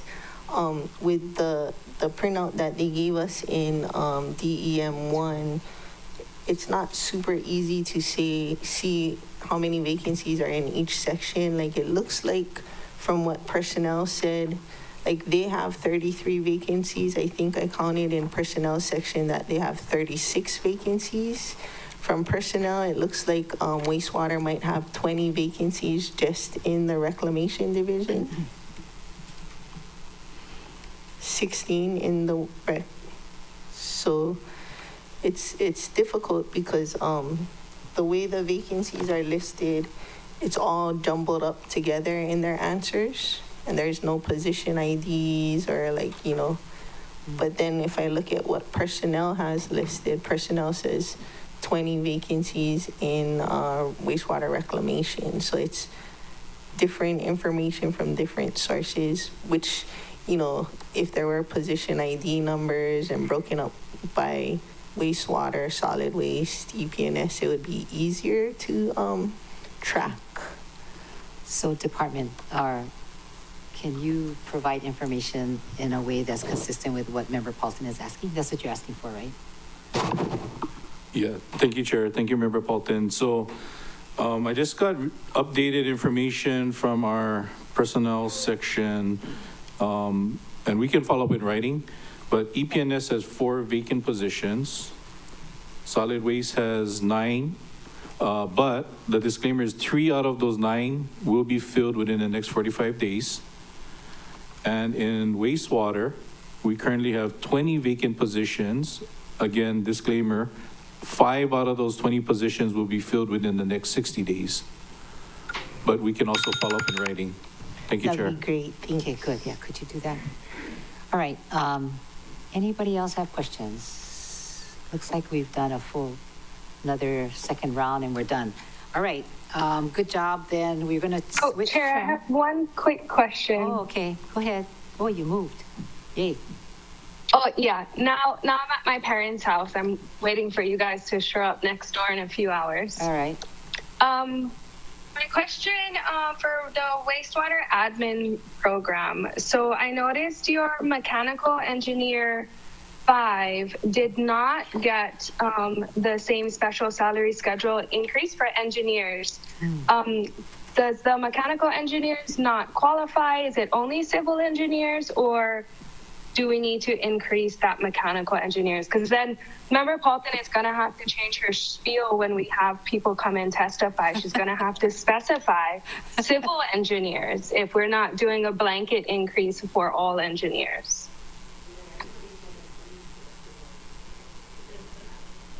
Okay, department. Do you understand the question? Yeah, I think we understand. I'll defer to Eric. go ahead. Yeah, Chair. Yeah, thank you, Member.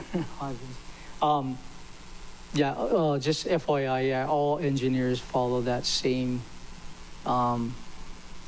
salary amendment or whatever, that salary, the supplemental schedule.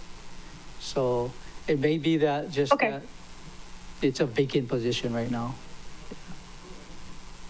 Oh, okay. It's a mechanical engineer 5 listed on detail 7-54. I do notice you're our electrical engineer and civil engineer. So if you guys do feel that, then we should expect an increase for that position as well. That is correct. Okay, thanks. That's all I have, Chair. Okay. Member Rollins Fernandez and Member Bolton. Mahalo, Chair. You said one more round and we're done. That was my questions for wastewater. I have questions for solid waste and EPNS. All right. Are you, Member Bolton? Okay. We're done. And then we're done. Oh, you're not done yet. No, then we're done with wastewater. We got to move on because we're trying to meet up with Nohe.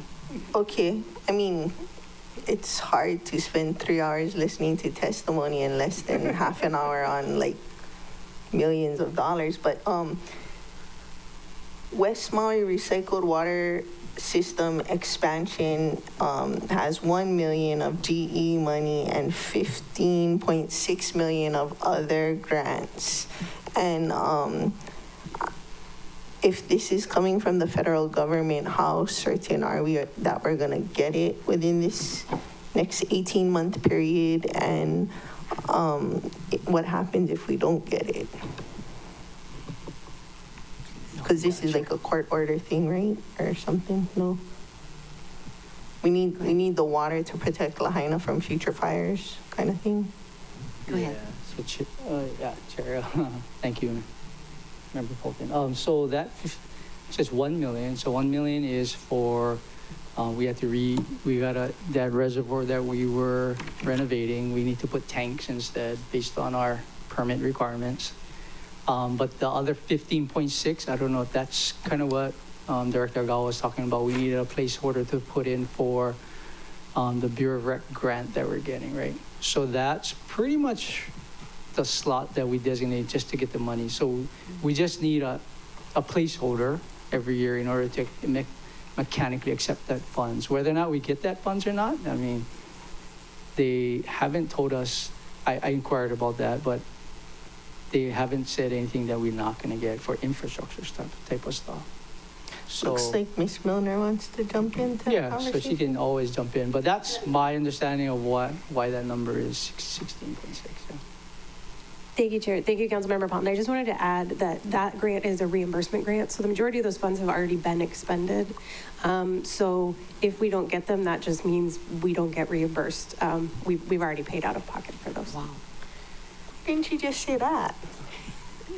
You were that's asking all these difference. questions. I'm trying to compartmentalize them.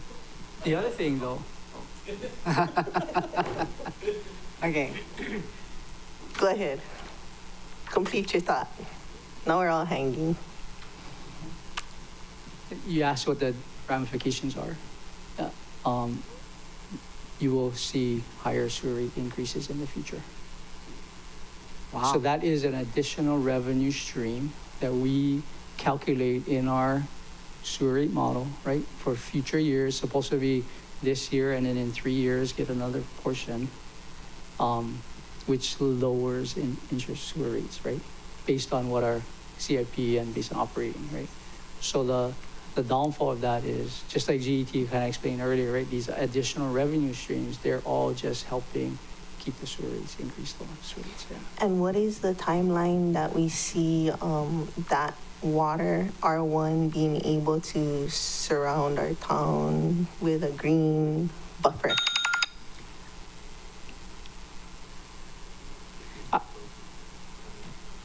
Yeah, thank you, Chair.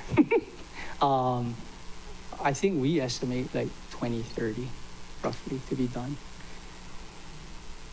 So then you'll be seeing them all coming in front of you guys in the next years, right, CIP wise. Yeah. I guess that's not too bad, like when you think that this is a 2026 budget. Kind of feel like I'm still in the 90s, but that's just 4 years, so not too bad, I guess. Okay, members. Anybody else have questions for this? I want to wrap up wastewater. I know we all love to talk to Eric Nakagawa. Okay, here we go. Just one last one. Oh, You're not- no. Send it to them in writing. Oh, okay. Thank you. Thank you, thank you. Okay, solid waste. So 3 minutes, solid waste. We'll start with Member Cook, if you have a question. Thank you, Director. What's the status on the Grisilla? Thank you, Chair. Thank you, Member Cook. My understanding is that the Greasezilla has been procured as far as the equipment, and we have in our budget requests for funding to prepare for Greasezilla permitting. There is some design and some upgrades, like a concrete slab that will need to be procured. And so is that the 600,000 for fog progress? Yeah, the fog and composting, that is part of that money, yes. Okay, and then $400,000 for additional landfill cover. Do you purchase material and where's the cover come from? Thank you, Chair. Thank you, Member Cook. So we do have a contract for landfill cover. We found that that contract amount increased substantially, and that's why we're asking for more money. Where that cover comes from, I defer to Troy if he knows. Troy. Oh. I'm sorry. Members, can we excuse Eric Nakagawa? The product comes from HC&D. Okay. So right next door. Yeah. Thank you. So from that quarry. Okay. And then, Director, is there a plan for weekend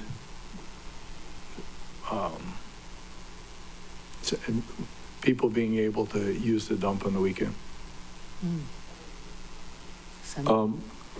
Yeah, to clarify, I think only Sunday the CML is closed.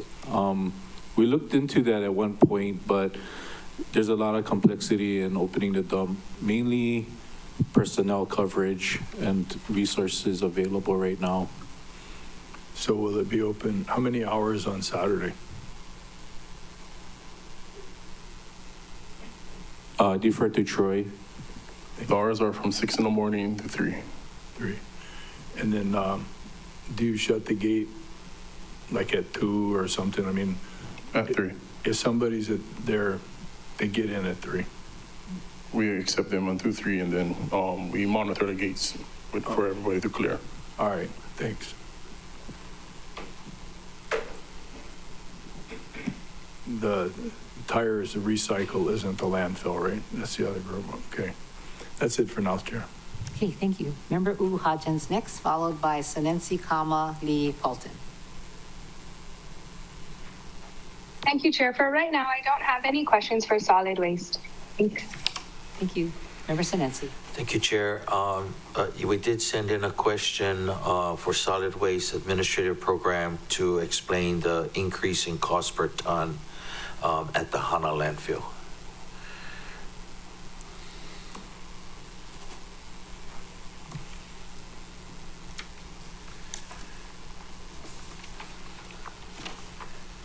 Thank you, Chair. Thank you, Member Sinensi. If you can just give me a second to find that response. Okay, and then the second question, I can wait for that one. The second question was, are there any master plans for the Hana landfill? Any updates you want to share? I don't know if, are there plans to change it to a satellite landfill where we haul out everything? Just some questions. We've heard rumors. Want to clarify the rumors. Travels fast. Yeah.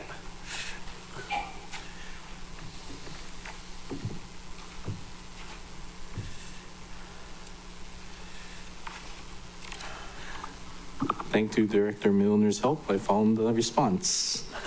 So the cost per ton, basically it's an estimate using prior year actual expenses.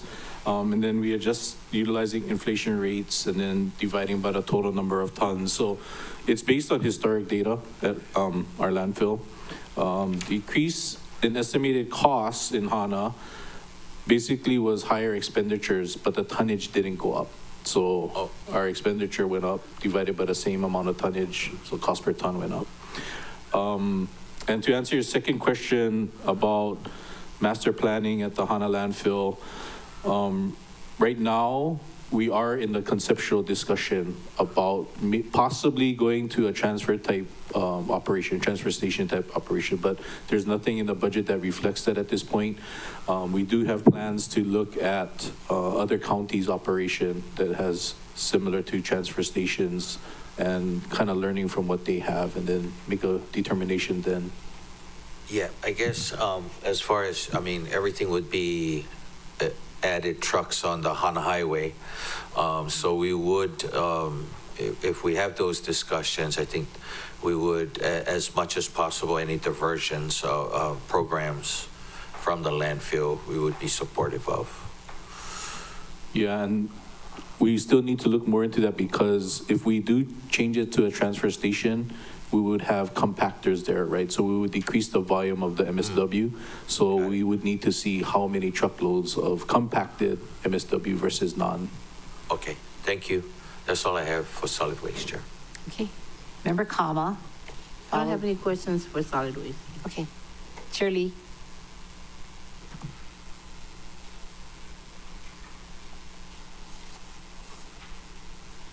Director, even for this fund, are you expecting, or can anything be paid by CDBG DR funds in solid waste? I do not know. Oh, thank you, Chair. Thank you, Member Lee. I would have to look into that. I can't say for sure that we do have expenses that could be funded by that. I would assume possibly some of our CIP, although solid waste has a real minor CIP list compared to wastewater, but we can look into that. So well, I guess this is not a budget question. I was going to ask you if the landfill in Central Maui was moving, if it's on target, but that's okay. I'll find out another time. It's not exactly a budget question. Thank you. That's all I have. Okay. Member Paulton, followed by Member Johnson. Thank you, Chair. Is it Mr. Kahalikai? Oh, just, I really like your carryover. You run a tight ship over there. I was wondering about from fiscal year 25, the environmental compliance system design and construction, we put solid waste money, $750,000, and that was supposed to be the full 6-year total. But then this year we're putting in $1 million. So does that mean we spent the $750,000 and we need another $1 million, or we didn't even spend the $750,000 and the cost went up for CIPs? I'm on page 831 of the program budget. Or you can phone a friend.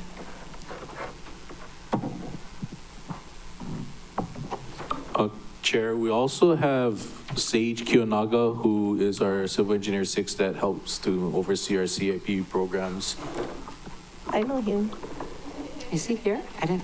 He's online. Okay, sorry, Mr. Kahalikai. I'll take Mr. Kiyonaga if you want. And then I also had a question about the integrated solid waste management plan. It looks like that $50,000 hadn't been encumbered, but it's like not like the environmental compliance system design and construction. It's not in the fiscal year 26.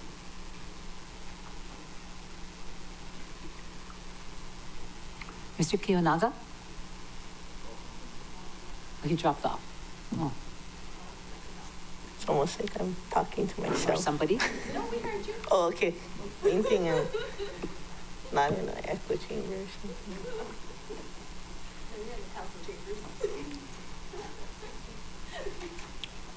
Maybe it's your hat. He doesn't recognize you.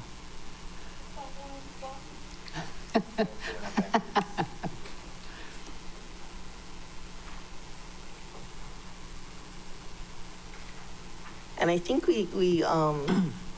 we're like petitioning the integrated solid waste management plan to have a food waste plan portion of it with Mr. Ross at one point. If there's any update on food waste management in the integrated solid waste management plan. So, Chair, thank you, Chair. Thank you, Member Paulton. I'll address your first question, which is the CBS 3182, the Environmental Compliance System. So that fund is basically our safety net when it comes to different expenditures. For example, CIP, we can't anticipate what expenditures, say a bid comes in higher than normal or there's change orders. So that fund helps to cover those unanticipated costs. And the reason why we increase that is the cost increases have gone up. So we want to be prepared if there's any type of emergency cost allocations, and that's what that fund is used for. Thank you. Any follow-up on the integrated solid waste management? Or is that EPNS? Oh.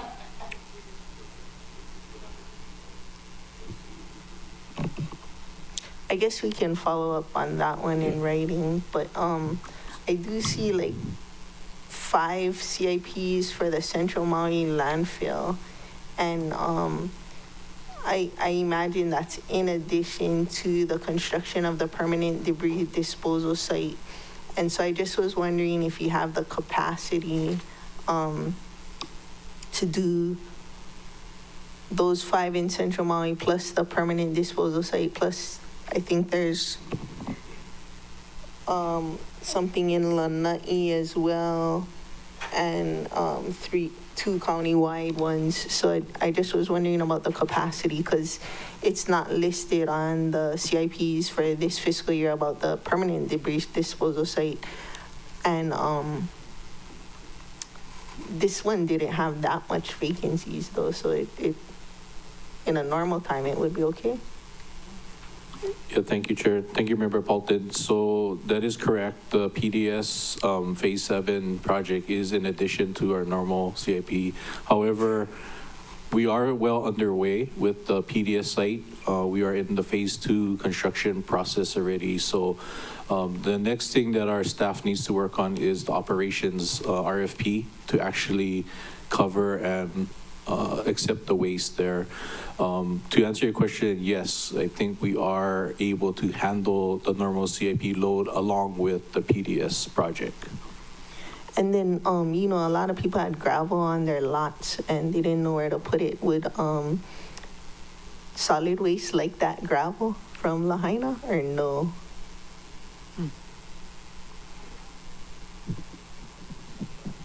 Yeah, we would take it. You can stockpile them. Cover is good, especially it's free. I'll send it over. That's a good one. Chair, I think Mr. Kiyonaga is online now. Good. I'm not sure if he can address the integrated solid waste management plan question. And the food waste component. On the food waste, I believe Cecile Powell could address that. Did they enable his microphone and camera? Mr. Kiyonaga.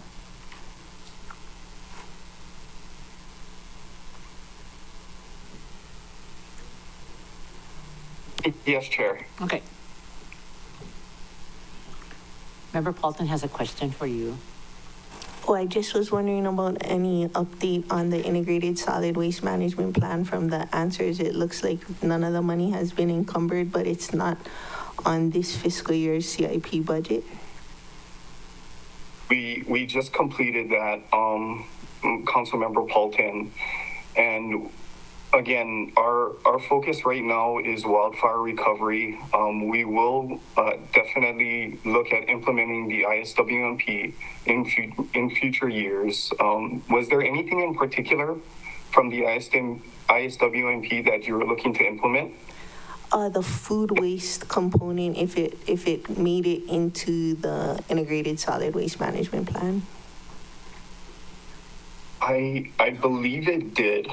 We had a few sections on the food waste portion. Again, like Director Agawa had mentioned, maybe Cecile could help to assist.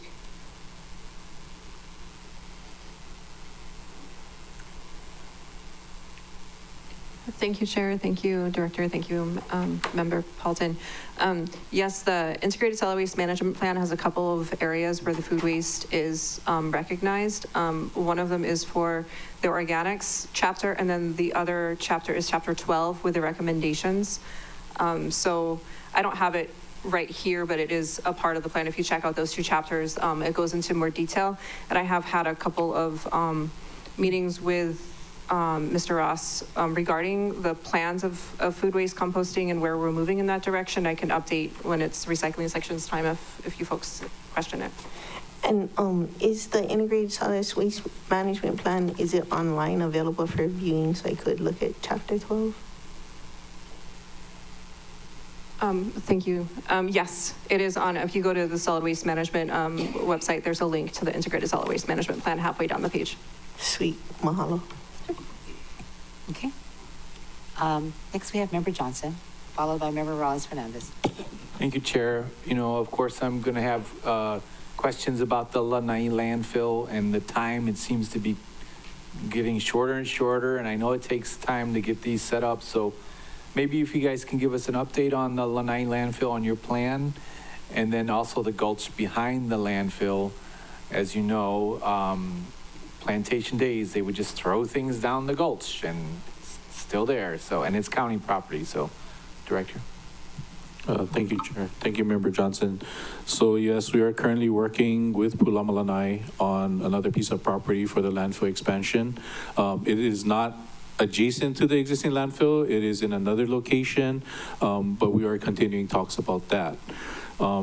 Regarding the gulch, I'll let Mr. Kahalikai give more details on it, but we did look into potential costs associated with cleaning up that gulch, and maybe Troy can give more detail on that. Hey, Chair. Yes, we did look into that situation at Lanai. Because of the steep terrain and probably getting clarity of getting a road built, we are still in limbo with that. We're trying to find out a baseline so we can maybe get it cleaned up from outside help or possibly ourselves. We're still in the works. Okay, the proposed, or the land, you mentioned that you're working with Pulamalanai in regards to moving or the extension of the landfill. It's not near the airport, is it? Because I know there's correct me if I'm wrong, you guys are the experts, you can't have a landfill very close to an airport, is that correct? Thank you, Chair. Thank you, Member Johnson. That is correct. I don't know the exact radius. Okay. I believe it may be a mile, but don't quote me on that. But yes, there are regulations of a distance required away from an airport. The area that we are looking at is right along that radius area. So that's why, that's one of the concerns we have is if that piece of property does abide by that requirement, we're still vetting through that. Thanks for that update, Director. And thank you, Chair. No further questions. Thank you. Member Rollins Fernandez. Mahalo, Chair, and mahalo. I love learning new things every day. I didn't know that. Okay. Solid waste, and I love having you on the floor with us, Mr. Kahalikai. I hope you join us more often.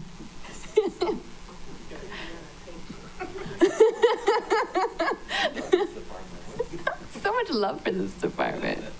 Okay, self-haul, the $4 to $5. Are there any concerns that this could lead to dumping? Because when we first, so this is for CML, yeah? So when we first introduced the idea of charging a fee, there were major concerns that this would lead to illegal dumping. And I think we've asked about that, and it sounded like there wasn't. But now we're looking, I think it started, true, yes. I think it started at 3, and here we are at 5 in the short time I've been on the council, so. Thank you, Chair. Thank you, Member Rollins Fernandez.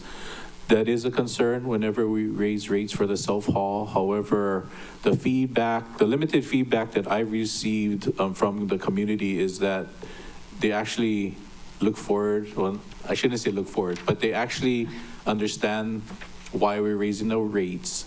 And the comments I've been getting is it's easier to give a $5 bill than to get change back. But I just want to include and let the public be aware that we are well under the normal required payment in comparison, say, the continental U.S. rate. I think I mentioned this before. So on the West Coast, I know that one truckload, residents pay $20 to $30 to go to a landfill, one truckload, and we're at $4. So I want to also let the public know that we are behind in raising rates, and that's why we put in budget for a rate study this year so that we have something to base our rates on. But it is a concern on illegal dumping. We're hoping that in time, people get used to the rate increase. You know, $1 does mean a lot to different people. We understand that, but our expenses do not stop going up as well. We need to pay for operations. Have you done a cost analysis on comparing, like burying to disposing of it some other way? Are we losing all of our EPNS, folks? Because I have questions. You coming back? Okay. All right. I felt very limited to only asking per division. I wanted to ask whatever question I wanted to. Director? Sorry, could you repeat the question? Landfill versus another way of disposing of trash. Like, because if you're saying that in California or in the West Coast, that they dispose of trash and it costs like $20, if it's like going to like waste to energy or something and it's reducing, you know, their energy costs, then it kind of like evens out a little bit, maybe. But, you know, the continuing of just burying our trash, we're islands, you know, limited land, and then the cost of constructing it and just all of that, yeah. Thank you for the question. So that is what we're looking at for the 99 acres. We have a master plan. I have to admit, the recovery efforts have set us back a little bit from moving forward with that. I do want to share that we are looking at a phased approach, which is the most efficient way. So the first phase would be like a receiving station. And what I've learned in going to a lot of these conferences on waste is that it all starts with waste separation and segregation. Once you segregate the waste streams, then different types of waste to energy, waste to resources, technology becomes more efficient. So I've talked to Solid Waste Division. Our plans moving forward on the 99 acres is to first look into constructing a receiving station. That is a roof structure with a concrete slab where trucks can go and deposit the trash and then segregate the waste. So to answer your question, our intention is to move away from landfilling and go to some kind of waste to resource. And hopefully we can do that once we get a better handle on recovery efforts and then can give more resources to that venture. So if land became magically available on Molokai, could you start doing that on Molokai? Yeah, actually, there has been talks about us acquiring some land near the Molokai landfill already, so we can definitely look into that. And, you know, once we get an operation up and running, you know, it's easy to follow, right? That's what I'm saying. Yeah. We're small scale. Yeah. Let's we definitely pilot it can, there. We definitely can look at it. Amazing. Love you. Okay, Mahalja. So good, yeah. Okay, so we're gonna go second round, 2 minutes. Member Cook.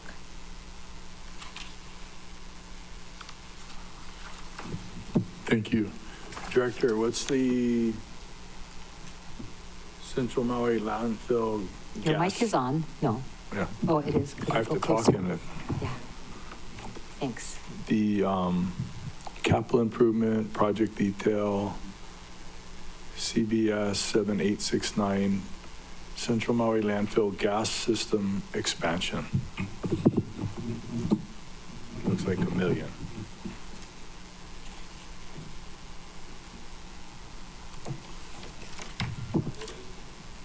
Sorry, could I just clarify what the question you're asking about that project? I'm asking about the project. It's like, is it simply expanding the existing gas reclamation or project? I mean, or is it actually using the gas to generate electricity? What's the... Oh, thank you. So as the landfill footprint grows, we need to expand our gas collection system according to the growth of the landfill area. So that's just a normal expansion to collect gas. It's, isn't a part of any waste to energy type of project. It's regulatory requirements. Do you flare that off? What do you do with the gas? Thank you for the question. We do currently flare it off. We recently have a project to upgrade the flare. However, in our fiscal year 25 budget, we do have monies to look into a study on how to use the gas beneficially. And then hopefully in this coming year or two, we can actually use the gas. My thought was to make it easier on solid waste resources and staff is we could just sell the gas and we gain revenue that way. There's other options, but again, just limited resources, that would be the quickest way. Makes sense. Thank you. That's my last question on solid waste. Thank you. Next is Member Wu Hodges, followed by Sinensi, Kama, Lee, Paulton, Johnson, Rollins, Fernandez. Thank you, Chair. I don't have any questions for solid waste. Thank you. Member Sinensi. Just a clarification, you said on the tractor for green waste, that addition, that was under EPNS. I can wait for that. Okay. Thank you. Okay. No questions. Member Kama. Okay, so you know on page 226 is all your machinery and equipment. So you've got the 4x4 pickup, and you've got the other replacement, the loader and the steel wheel landfill compactor, and then you've got the compact track loader, and then you've got a whole bunch of equipment over here. Where do you store all of this stuff? I'll defer it to our operation and equipment master, Mr. Troy Kahalikai.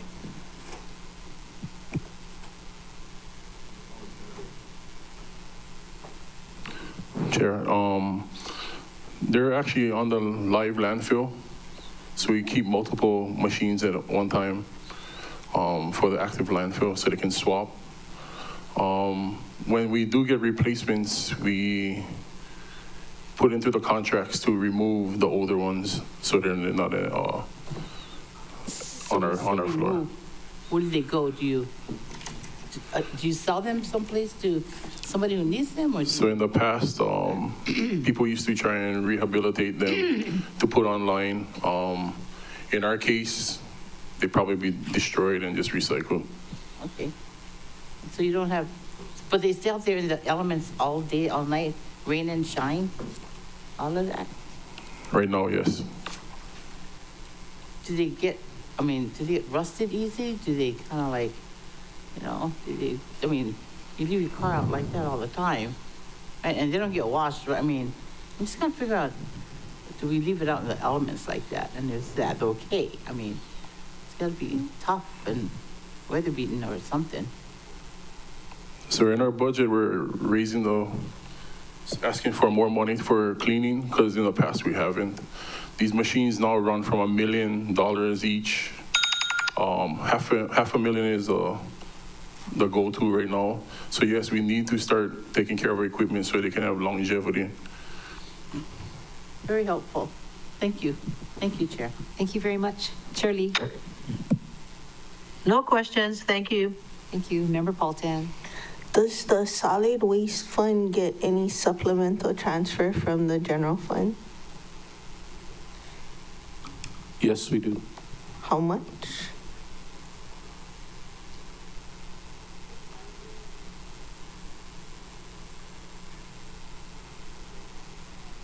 And then, Is it Budget Director that has that answer?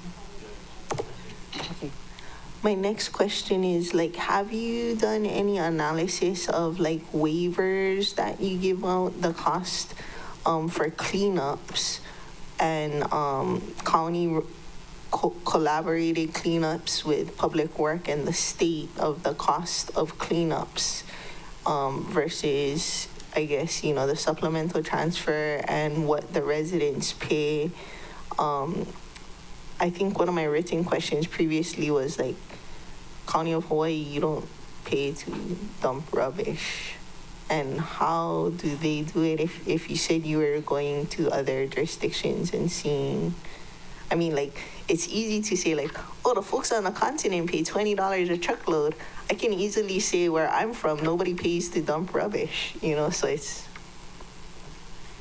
Thank you, Chair. Thank you, Member Paulton. So we have looked into waivers and costs.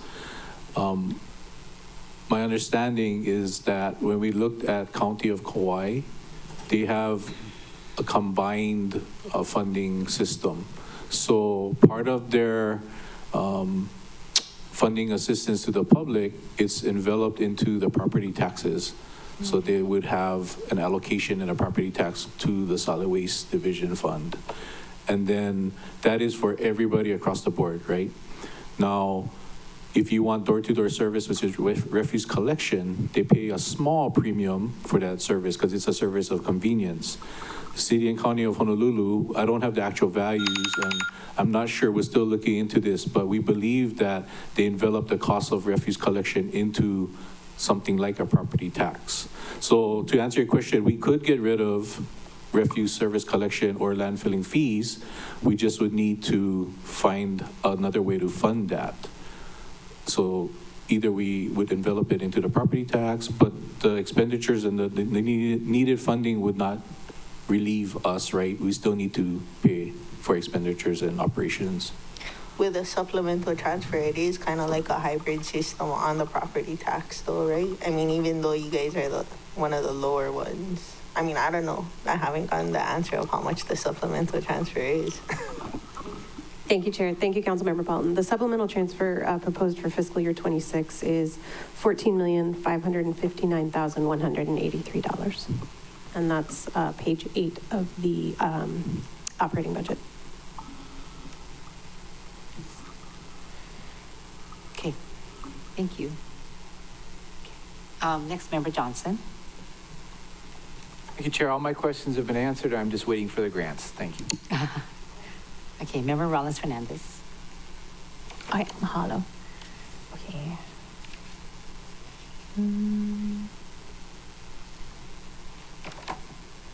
Oh, I think I'm done too. I think mine's is just for EPNS. Okay. Yep. All right. Does anybody have any more? Another round of. Sorry. No, I take that back. I take it back. Okay. Reclaiming my time. Okay, Budget Director. What I was mentioning regarding the supplemental transfer is, as far as I can remember, every year there's a supplemental transfer for solid waste. Wastewater will often break even. It just didn't during COVID, of course. And then water does, break even, or they have like some carryover savings, which, all stays within. And then highway fund, I mean, those aren't really like self-funded, but like the whole intention of having divisions or departments that are self-funded is to help our bond rating, is my understanding, and having the policy that ensures that the funding will continue to cover the cost of operations. So if we were, okay, I guess well, actually, you go ahead, comment, and then I'll ask a follow-up question. Thank you, Chair. Thank you, Councilmember Rollins Fernandez. In discussions with our bond council, because these aren't enterprise funds like the water fund, and because we're not setting out that they're self-sustaining, which is what we used to do with the highway fund, but we stopped doing that, they don't have any concern about our supplemental transfers to the funds.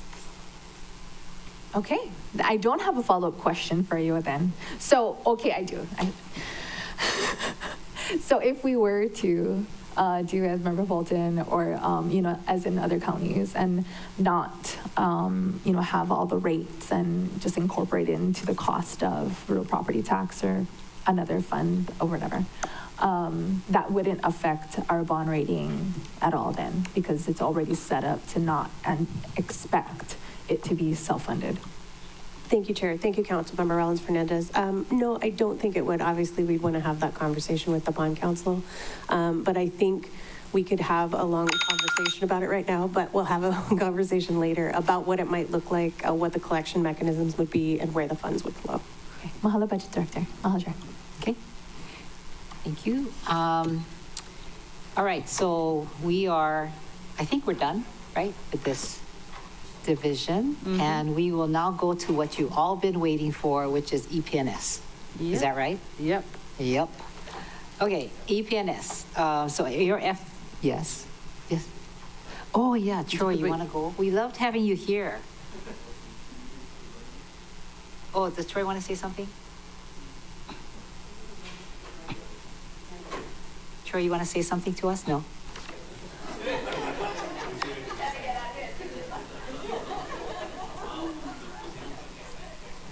They should let you be here because I think everybody was enjoying you being here.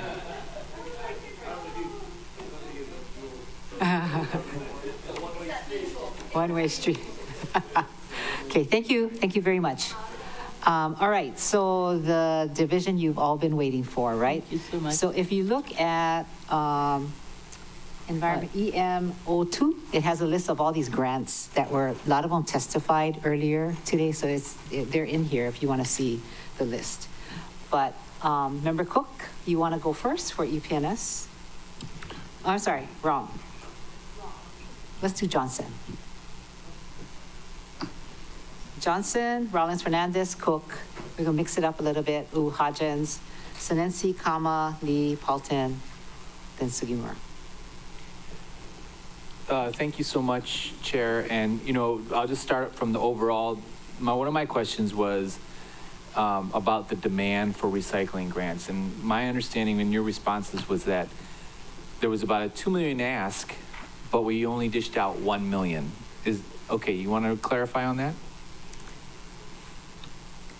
Cecile Paul. Thank you, Director. Thank you, Chair. Thank you, Member Johnson. Yes, we got $2 million in grant asks that made it through the first round of grant applicants, and we awarded $400,000 was our budgeted, and I got approval from Budget and Purchasing to procure an additional $100,000 from our 6112 contractual services to provide grant monies. Okay, so I'm curious to how, even though there's a lot of asks, some people didn't get the full money that they asked for. And I know the ESID, every situation is different, but I'm curious for these ones in particular. Like the testifier came up from Rethink. It says in the response that he asked for $200K, but he received $80K. And I was trying to get him to elaborate on that. So can you elaborate on that? Director, thank you, Chair. Thank you, Member Johnson. Yes, I think that, he texted later, but he did ask for $200,000 initially, and he received $80,000. And that was, this is exactly why we're asking for an extension of $600,000 for recycling grants program, so that we're able to provide more on-island recycling services, like the Rethink Center is a great example of how we have to either reduce our grantees or reduce the deliverables of the grant. I see. Okay. The other one that kind of stuck out to me was, I'm reading this right, food waste recycling feasibility and implementation plan, and I think Councilmember Paulton was just discussing on that. 232K, and then they asked for 232K, but they got 59K. Is that correct? And then what's the reasoning behind that? Thank you, Member Johnson. Yes, they did ask for $232,000, and they received $59,000 and some change. And that is, as we're going from round one to round two, we have to downsize resources that we can provide to folks, which again is another great example of why we're asking for an extension or expansion of our grant monies. So I'm seeing a pattern, and I wonder if that some of these folks who are applying for grants may need a little bit of education on how our system works. Would you agree with that? That they need to be kind of learn how to collect the grant, how to learn how to do a grant. If they got better skilled at that, do you think that the deliverables and the asks would be more on the line? Thank you, Member Johnson. Yes, every year we do have a grant information session, and the Recycling Grants Program is a niche sort of program where we do have ongoing grants that we do support them year after year, like the Maui Huliau Foundation is an example of that. It's like a $20,000 grant per year for education and outreach, but the majority of our recycling grantees, they're developing on-island recycling and they're navigating grant systems a lot of times for the first time, and that's a part of the program is not necessarily mentoring, but we're introducing them into the grants process, and we do sort of like walk their hand through the process. I think that's highly needed, and I'm glad your department does it. I wish some other departments, human concern, could do something like that, but I think that's really important, and my time's up. Thank you, Chair. That was kind of smooth. So next we have Member Rollins Fernandez, Member Cook, Member Hodgins, and Sinensi Tenkama. Mahalo, Chair. I got some cough drops for you, Member Johnson. Okay, $250,000 for the Climate Action and Resiliency Plan Program Professional Services. Can you speak a little more about that for the dashboard and services? Thank you, Chair. I can take that one on. Thank you, Member Rollins Fernandez. So when the CARP management and development and implementation was assigned to EPNS or DEM from the mayor's office, we realized that... From us. It was us. It was council. Yeah, ultimately. But we realized, and as most of you know now, that we have limited resources at EPNS, and it's changing over time, not for the better, but we lost a key player. So we realized we couldn't do a lot of the work internally when it came to the CARP. And that's why the professional services is there as an ask so that we can hire a consultant, environmental consultant, to help our EPNS team develop the dashboard, which is, we believe, something that we can accomplish in the next year. And then moving forward, once we gain additional resources, personnel specifically, then we can actually anticipate more development on that part. But yeah, it's for professional services to hire a consultant. Okay, and then the consultant wouldn't develop a new dashboard because dashboard, county already paid for a dashboard, yeah? That is correct. We would expand on the current dashboard, and then, yes. Do you know when the dashboard would be live again? Because it was live before, and then it was unalived. I don't know, Mia. Yeah, sorry. We can look more into it. Again, our key player left recently, so yeah. That's my hard, yeah. Okay, here we go. All right. I'll wait for my next round. Okay. Mahalo, Chair. Member Cook. Thank you. Followed by Member Hodgins. So my question,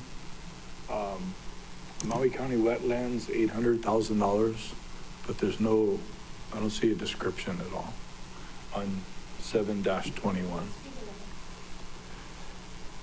7-21, Maui County Wetlands, 800,000. I don't see a description on the right-hand side.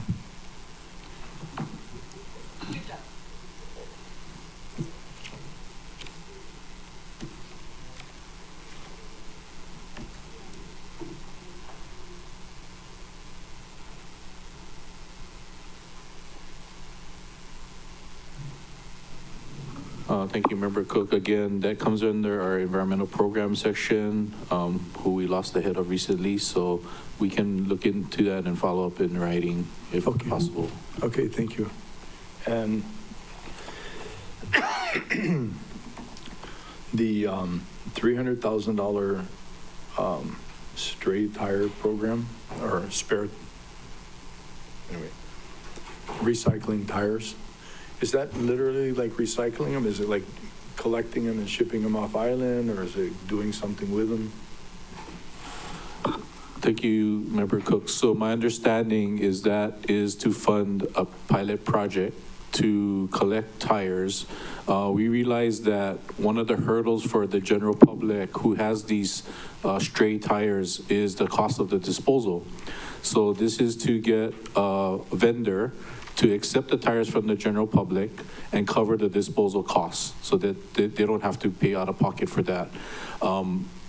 My understanding is these vendors do have an off-taker for the tires, but I cannot say specifically what that is. That is terrific, because it is real problem with tires, like what to do with them. So is that going to be the $300,000 will just basically take the tires to where would you take them, and how's that going to work? Or is it a work in progress? Oh, Cecile Powell can comment on that. Thank you, Cecile. Thank you, Director. It does say that it's development of the tire recycling program. I believe that AVM section is leading that, but the recycling section, we do have a pilot happening in June. We have 80,000 from our Household Hazardous Waste Fund, and we're doing a very similar program to sort of try it out and pilot it. So that's going to be our guinea pig, and that's going to launch in June, and that's this fiscal year. So we'll know more about where we're moving forward once we start it up and see how it goes. Well, thank you for doing that. I'm very supportive and excited about it, because that's been very problematic for a lot of people. Chair? Yes. Hi, sorry, I just briefly, the Maui County wetlands question. That grant was transferred over from OED last fiscal year, and those funds are used to support work of organizations like the Save the Wetlands Hui, Rooted Keikahi Me Ka'aina, and other organizations doing wetland restoration work in the county of Maui. So it's a competitive grant pot for wetland restoration work. So have those grants been awarded? Thank you, Chair. Thank you, Councilmember Cook. I believe most, if not all, of the grants have been awarded for fiscal year 25, and the competitive grant process for fiscal year 26 will begin in July. Thank you.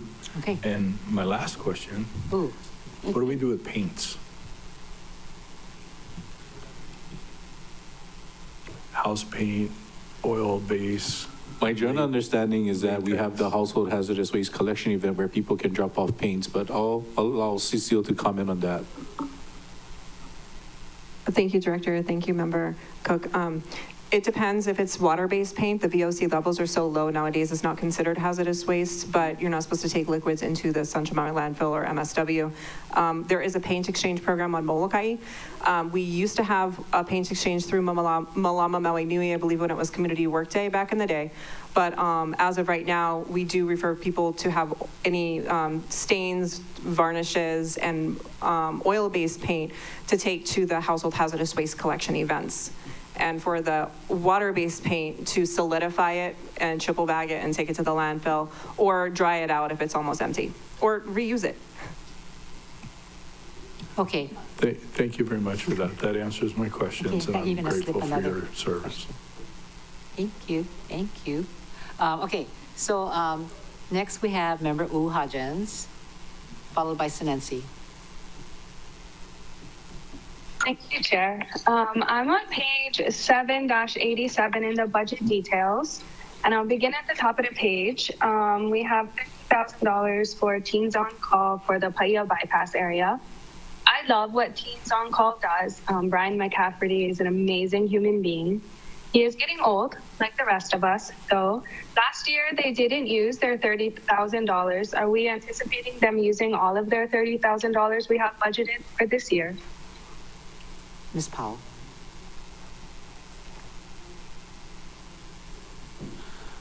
Thank you for that question, Member U Hodgins. Unfortunately, Ms. Herman had to leave early, and this comes under the abandoned vehicles and metals. But to answer your question, we do anticipate them to expend the 30,000 this year. Cool, happy to hear it. And then moving on down the line, for contractual services in the highway beautification, we have $823,000 and some change. And the base of that, which is only expanding $50,000, I say $50,000 slightly, but it's mainly for Old and Paia areas in your explanation. Can you please tell me how many cars you folks removed from the Paia area and where they are normally coming from? Thank you, Chair. Thank you, Member Hutchins. Again, if you can send that in writing, we can respond in writing with the absence of Ms. Herman. Okay, you got that? You got that? Okay, thank you. Okay, so I do have another question for her. If she's not here, I will just ask it and we can send it in writing. So we have an expansion for the county grants regarding abandoned vehicle prevention. And giving $100,000 more regarding prevention. So I just wanted to hear what we're going to assume, how we can prevent this from happening. And I'll provide some context. I have never abandoned a car on the side of the road, or a refrigerator, or a washing machine, or a couch, like ever, nor have I ever thought about it. So it's kind of, I get it. We need to, because it's a safety issue when we have all these things on the side. It's a really expensive program, and I would love to see prevention in this area and maybe some security measures, because legislating and putting a whole bunch of money in a bell curve on the opposite ends of a bell curve is annoying for me. Because again, I consider myself like a regular schmegler citizen. I pay my taxes, we have property tax.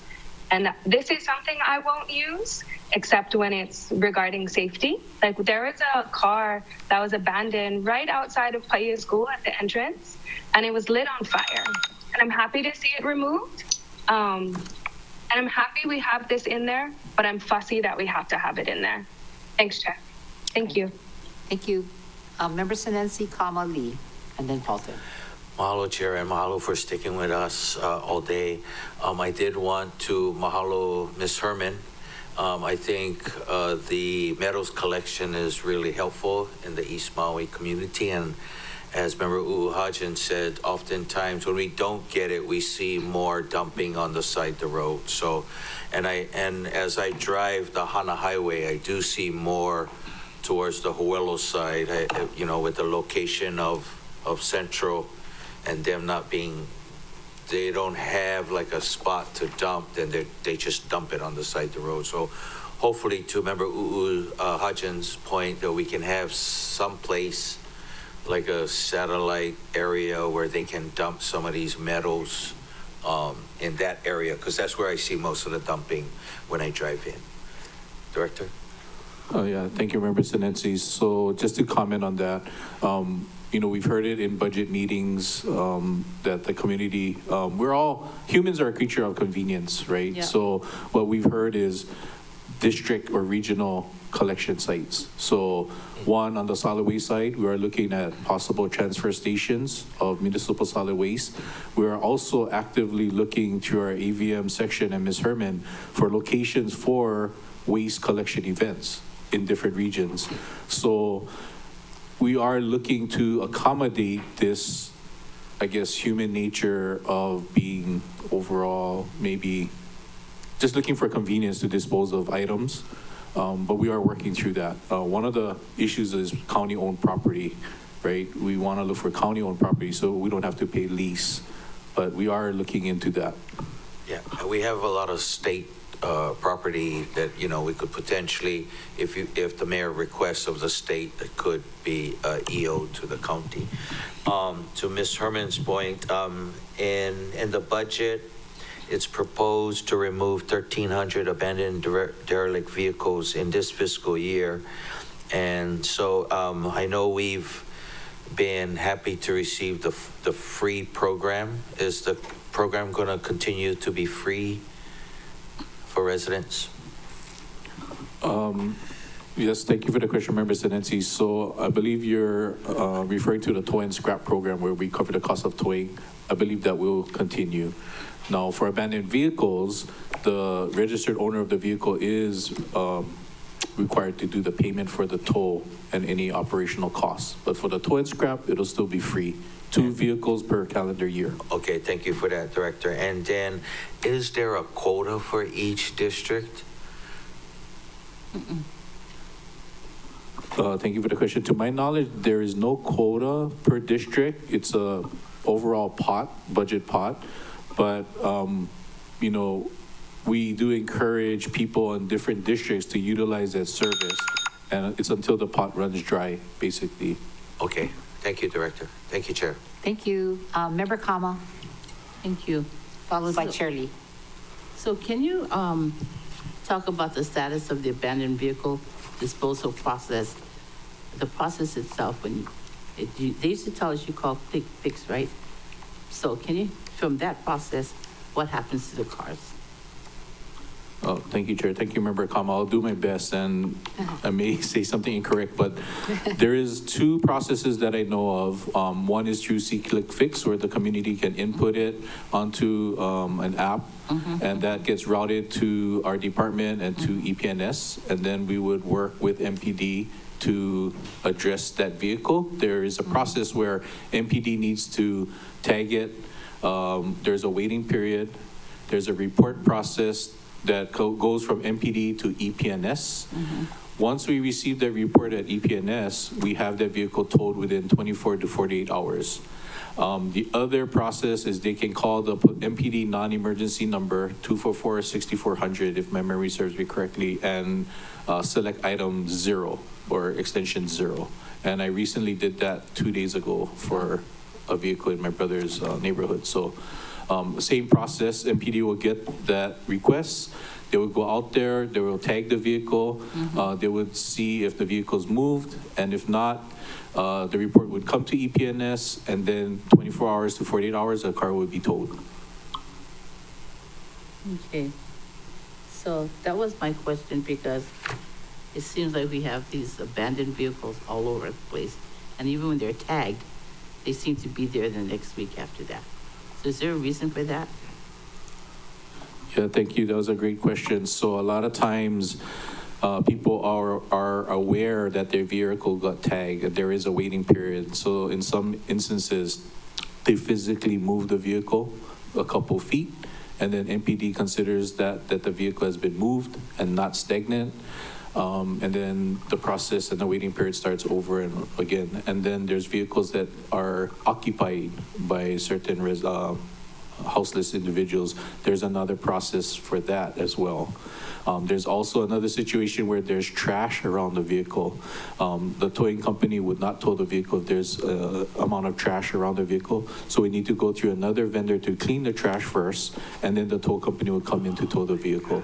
So there's all different kinds of scenarios, but one reason is people do move the vehicle, and then it starts the clock over for them again.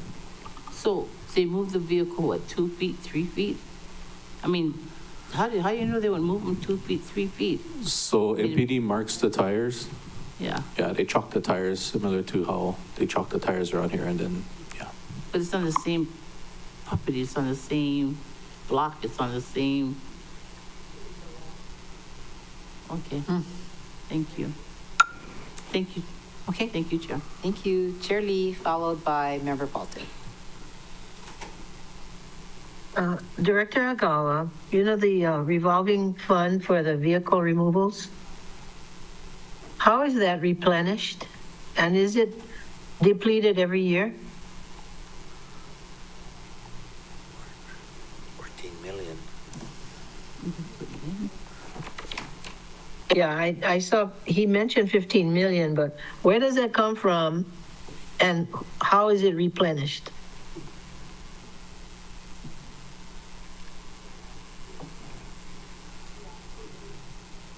Oh, thank you for the question, Chair Lee. So I was just made aware that it is through the vehicle registration process. I believe there's a $2 surcharge fee for that goes into that fund. Okay, and then for either you or the budget director, Is that fund depleted every year? Thank you, Chair. No, that fund is generally not completely appropriated every year, but the majority is appropriated every year. So are you saying that the registration fees amount to $15 million a year? Thank you, Chair. The Highway Beautification, Abandoned Vehicle, and Tourism-Related Traffic Congestion Revolving Fund for this year is at $2.3 million. So we're estimating $1.3 million in revenue for this fiscal year. Okay, so how much is spent every year on average? Just a moment, Chair. I need to find that page in the budget details. Maybe you can check the balance because, you know, there seems to be an awful lot of abandoned vehicles on the road. And so it's not a matter of the fund being depleted. It's a matter of not having the workforce.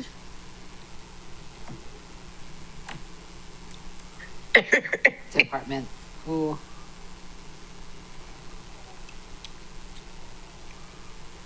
Thank you, Chair. Could we get the question in writing so we can provide an accurate and thorough response? Thank you, Chair. Okay. So Chair, you're going to ask staff to do that? Yes, you got it. Yeah, got it. Thank you very much. I'm done. Okay, very good. Member Paulton. Are the two positions funded by the revolving fund vacant or filled? I'm sorry, could you repeat the question? Are the two positions funded by the revolving fund vacant or filled? P29132 and P29133. Recycling Specialist 1 and 5. Budget details, page 7-85.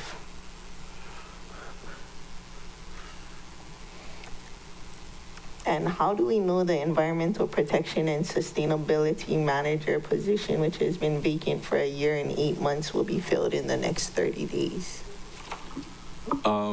Thank you for that question. Those two positions are filled. However, the Specialist 5, I believe, should be a 4. Okay.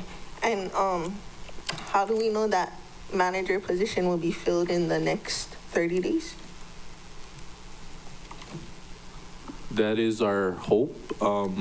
We did do our interviews. We have offered it. However, cost of living issues have prevented people from accepting the position. So we're vetting through the list and also looking at different strategies of how we move forward with that. Is anyone being TA or TR'd into that position currently? Currently, we are not. However, we are contemplating a strategy to do so in the near future. Why hadn't it been done up until this point? That's like SOP, huh? Standard operating procedure. We've actually did that in the past on a revolving system with the different section heads. It didn't really, I guess, answer a lot of questions for us as far as if the TA was working or not. Why would it be revolving? In my history, like our union, it's by seniority. It was everyone hired at the same date? No, that was just a strategy that we determined to see and give everybody a fair chance of the TA. It was more to observe performance. 2 of the 3 section heads did have TA, 1 declined. But yeah, I'll leave it at that. Okay, and then the 4 vacancies in EPNS, is that going to be same next week? Or will it be more or less? And then I guess maybe for Ms. Powell, if one of my priorities is West Maui Green Cycle, would you prefer me condition the money or add 350,000? Your preference? I'll answer your first question. So out of the 4 vacancies in EPNS, the account clerk 3, we're in the interview process currently. And for the recycling specialist 1, that is intended to be filled on July 1st of this year. and the other two are pending. One is with the department and one is with DPS. If Miss Herman's last day is on Monday, is that going to be a fifth vacancy? Good question. To my knowledge, we just recently received, I think, a resignation notice. Up until then, it was just a discussion between Ms. Herman and admin. But that would be a potential additional vacancy. Okay. And then your preference, Ms. Powell? So I am familiar, thank you, Member Paulton. I'm familiar with the proviso grant, but I'm not sure if I understand the question between, what's the difference between the two? Do you want me to do the proviso method or add 350,000 as a line item? Is it, Thank you, Chair. Thank you, Councilmember Paul. I think either approach is fine as long as you add the additional funding.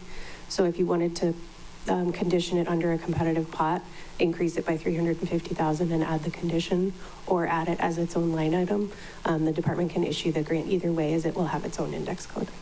Okay, the question was, can I just proviso it without adding money, or do you need me to add money? Yeah, in other words. Thank you. Thank you for the clarification. Yes, we would need to add the monies. Yes. Okay, thanks.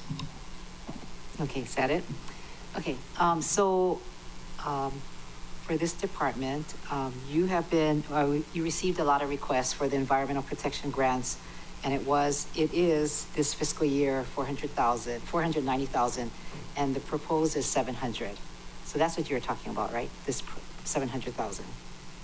You would like it to be approved at a higher rate? No, I'm talking to the department.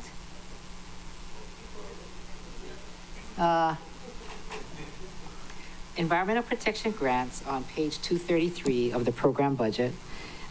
Fiscal year 26 is proposed 700,000. So this is what you were talking about. You give out a lot of grants from this particular pot. Is that correct? Environmental protection grants. It is today, fiscal year 25, 490, and you are proposing it to be 700. Oh, okay. Thank you, Chair. Now I understand the question. Yes, the demand for all of our recycling, environmental, all of our grants is more than the allotted funding. So yes, the ask is greater in 26 because of the demand. Okay. Next question, MISC. And I was thinking maybe Member Kama was going to ask this question because last budget cycle she asked for a audit of MISC, and did that ever get done? Yeah. Well, thank you for the question, Chair Sugimura. Unfortunately, the answer is no. I take that upon myself. We were just stretched thin, as you folks know, and I don't want to keep using that excuse, but we did look into it. We did talk to the county auditor for their suggestion. I just didn't have the capacity to move that forward. The request was that if we have more time and could possibly put that in this year's budget, we would put a better effort forward to get that audit done. Did you need funding? Was that the challenge? No, I don't believe. Auditor? Yeah, I don't believe funding was the challenge. It was just resources and available time. Oh, okay. They are very important. In my years of being with the council, I went to a community meeting at Kalama Intermediate, and I remember they were saying that if you give us $2 million, we'll get rid of the coqui frog. And the mayor at the time then did appropriate $2 million to MISC, and we still have coqui frogs. I remember I signed a petition. I thought, oh, this is a good idea. Give us the $2 million. Okay, beg, asked for the mayor at that time, and we still have coqui frogs. Please do whatever you need to do to support this. And I can give you names after if you need names for who said it. The EPNS department is going through some changes, I understand. And I'm sure there's a lot of work to do. So all of the grants that you inherited from the OED department, are you able to handle them? Thank you, Chair, for that question. The answer is yes. Okay. It will be challenging, but when I heard back from the division and the sections, I think we are able to manage the grants right now. I don't think we can add any more grants to our list. AVM did comment that if the 2 federal grants that they applied for fiscal year 26 comes to fruition, we may need additional support to manage the federal grants. As I mentioned in the opening comments, we applied for 2 different federal grants, but that has not been awarded yet. Okay. Thank you very much. All right, so we are going to go to another round of 2 minutes, and then I'm hoping to close this because we have to catch up with Member Hodgins. Member Johnson. Thank you, Chair. All my questions have been answered, and I really appreciate the department. And some of the work you guys do is so invaluable, so thank you for all your service. Thank you, Chair. Member Rollins-Fernandez. Mahalo. Okay, first, MISC. I was here when they said, Adam, I forget his last name, said, if you want to eradicate, it would cost like $10 million. Otherwise, the $2 million is just to manage and like keep it in Maliko Gulch. And it hasn't really spread. So I think it's important that when we, reflect on what happened in the past, that it's reflected on correctly, that if we really wanted to eradicate, it was going to take like 5 times the amount of money that we were giving at the time. Okay. Abandoned vehicles. How is the program on Molokai coming along? Thank you for that question. And again, I am not able to answer that. Okay, that's fine. We can follow up. I can talk story with them later. Okay, and so as you were talking story with Member Kama about the policy and all that, is that's not in the code? Is that in administrative rules as far as like police chalking and stuff? Because maybe it should be changed to like a mile instead of like an inch. Yes, it is under administrative rules. All right, so we can go talk story with them about that. And then on our drive to Hana for our budget hearing, I saw multiple abandoned vehicles on the side of the road, and it just looks like we don't love our community, and I want our community to feel loved and taken care of. Do you think at this point it would be, like you were saying, the tow companies aren't going to move an abandoned vehicle if there's junk around it? So it just sounds like it's like more complicated and like feet dragging. Would it be more feasible if we just had a towing company ourselves, like a program under the county? Thank you for that question. Just to clarify, are you suggesting a county employees, like our own towing service? Oh, that's a good question. Yeah, that's something we could look into. To me, it would be more fiscally responsible, I think, if we had our own. So. Yeah, considering the amount of tolls we do every year. Yeah. Whether that violates any kind of rules, I don't know. I would have to, consult with Corp Counsel, but yeah, that is something we can look into. Okay. And you can look into it with the budget you have? Not for this year. I don't think. Oh, no, not like to propose like funding for a program this year, but look into it in, this for FY27. Yeah, I think that's within our capability to look into great. that. Yes. Okay. Mahalo, Director. Mahalo, Chair. Okay. Member Cook, followed by Member Hodgins. Oh, she might have left. Okay. I don't have any further questions, Chair. Thank you, Department. Member Hodgins. I I think she went over to get ready for us. Member Senensi? Thank you, Chair. What about a shredder to shred old vehicles? Is that too expensive?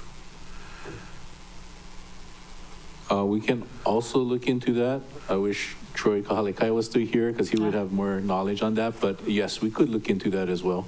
Okay, all right. That's all I have, Chair. Thank you. Okay. Member Kama? Questions, Chair. Okay, Shirley? No questions. Member Paulton? Thank you. I'm on budget details, page 7-13. There's 5 position numbers that begin with 00. And I was wondering if they had actual position numbers or they've yet to be described. One is an expansion position, if that's been filled. Like, do we know? Because usually when you start with 00, it's not yet posted for open recruitment.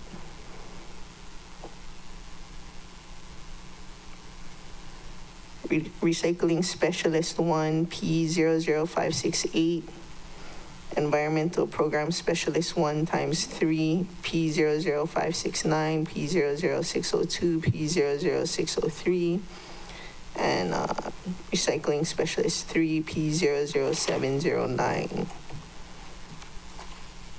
And would that be 4 additional vacancies from the vacancies, the other 4 vacancies?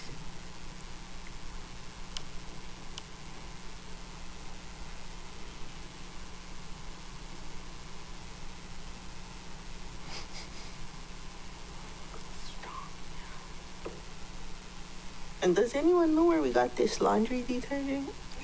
Oh, they passed it out. This is from me. Since we're talking about environmental management, it's so you don't have those big chuggy containers, and you can use these sheets. Oh, good job. Tide Pods. Yeah, they're great. Bro, my neighbor had to take her baby to the hospital because they ate one. Yeah, you gotta be careful with the Tide Pods. Member Paulton, we can respond to you in writing on that. We need to confirm. You got that? Okay. The positions. Awesome. So then that will be part of the in-writing vacancies with the position IDs by section kind of dealio. To break it down. Oh, I just got confirmation from our DPO. So yes, all expansion positions have been created in 25. So are they filled? No, not all of them are filled. Okay, so maybe you can send over the updated position IDs for like, it went from P00568 to blah, blah, blah. Yeah, we can follow up on that. Okay. Nice. Okay, very good. All right, members, so that is the second round. If nobody has any more, let me finish the sentence. I'm going to take this next round and give you 2 minutes at max. And we're trying to close this department so that we can move over and go to our district meeting tonight. But I wanted to talk to you about your priorities and conditions. All right, Member Rollins Fernandez, 2 minutes. Mahalo, Chair. Cardboard recycling upcountry. How can we make that happen? JC here? JC. Thank you for that question. Yeah, Mr. Law oftentimes visits my office. There was a little bit of misunderstanding, I think, in what he was explaining. So I believe what Mr. Law was asking for was a cardboard bin at the Kula Community Center. And our interpretation was a recycling drop box center. And I think I responded by it needs to be permitted, solid waste permit, that type of thing. When we further got clarification, Ms. Powell did confirm that we are able to provide Kula Community Center with a cardboard collection We're box. making it happen. Yes. And he's not here to experience this. Oh. Okay, we're gonna have to reenact this after. Mahalo, Director. That's nice. Okay. And do you have any more questions as you walk away? You're done? Member Rollins Fernandez? Okay. Hello, nobody Chair. else. Okay, thank you. Nobody else. I'm going to close out this department. Thank you very much for being here, and you'll be receiving questions from us based upon the discussion. You can tell all of us appreciate your work. Oh, go ahead, Member Senensi. Sorry, I forgot about the green waste tractor for Hana landfill. Cecile was gonna speak to it.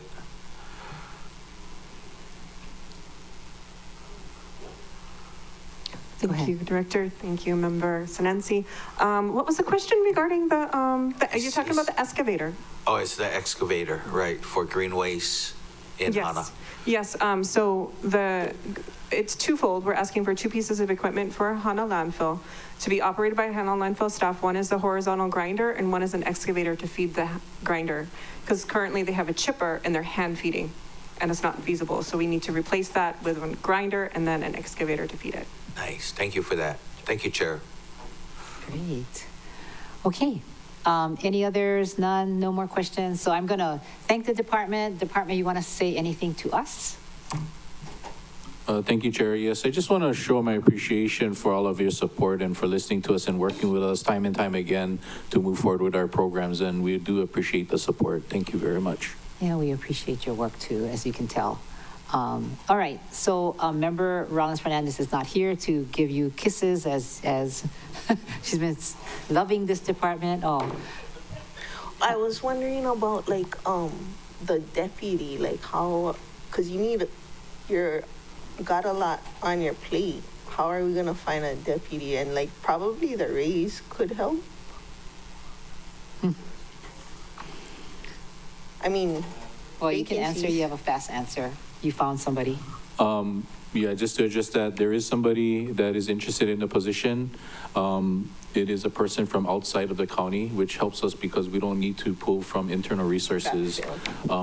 However, we still need to vet through this person. Managing Director has requested an interview.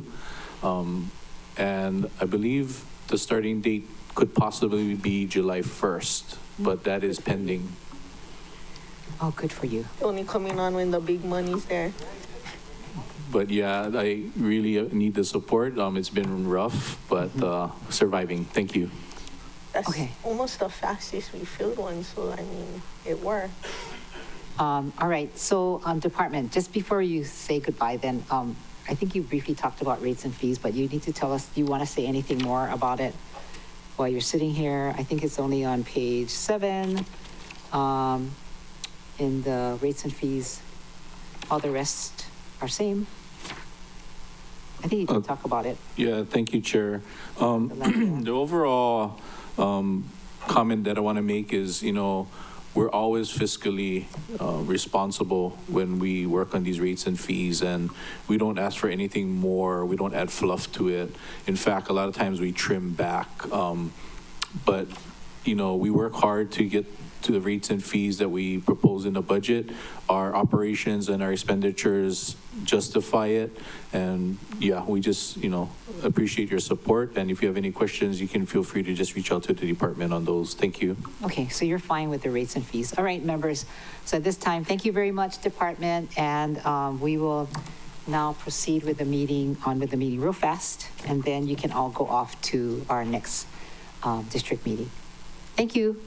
Thank you very much. Okay, let's see.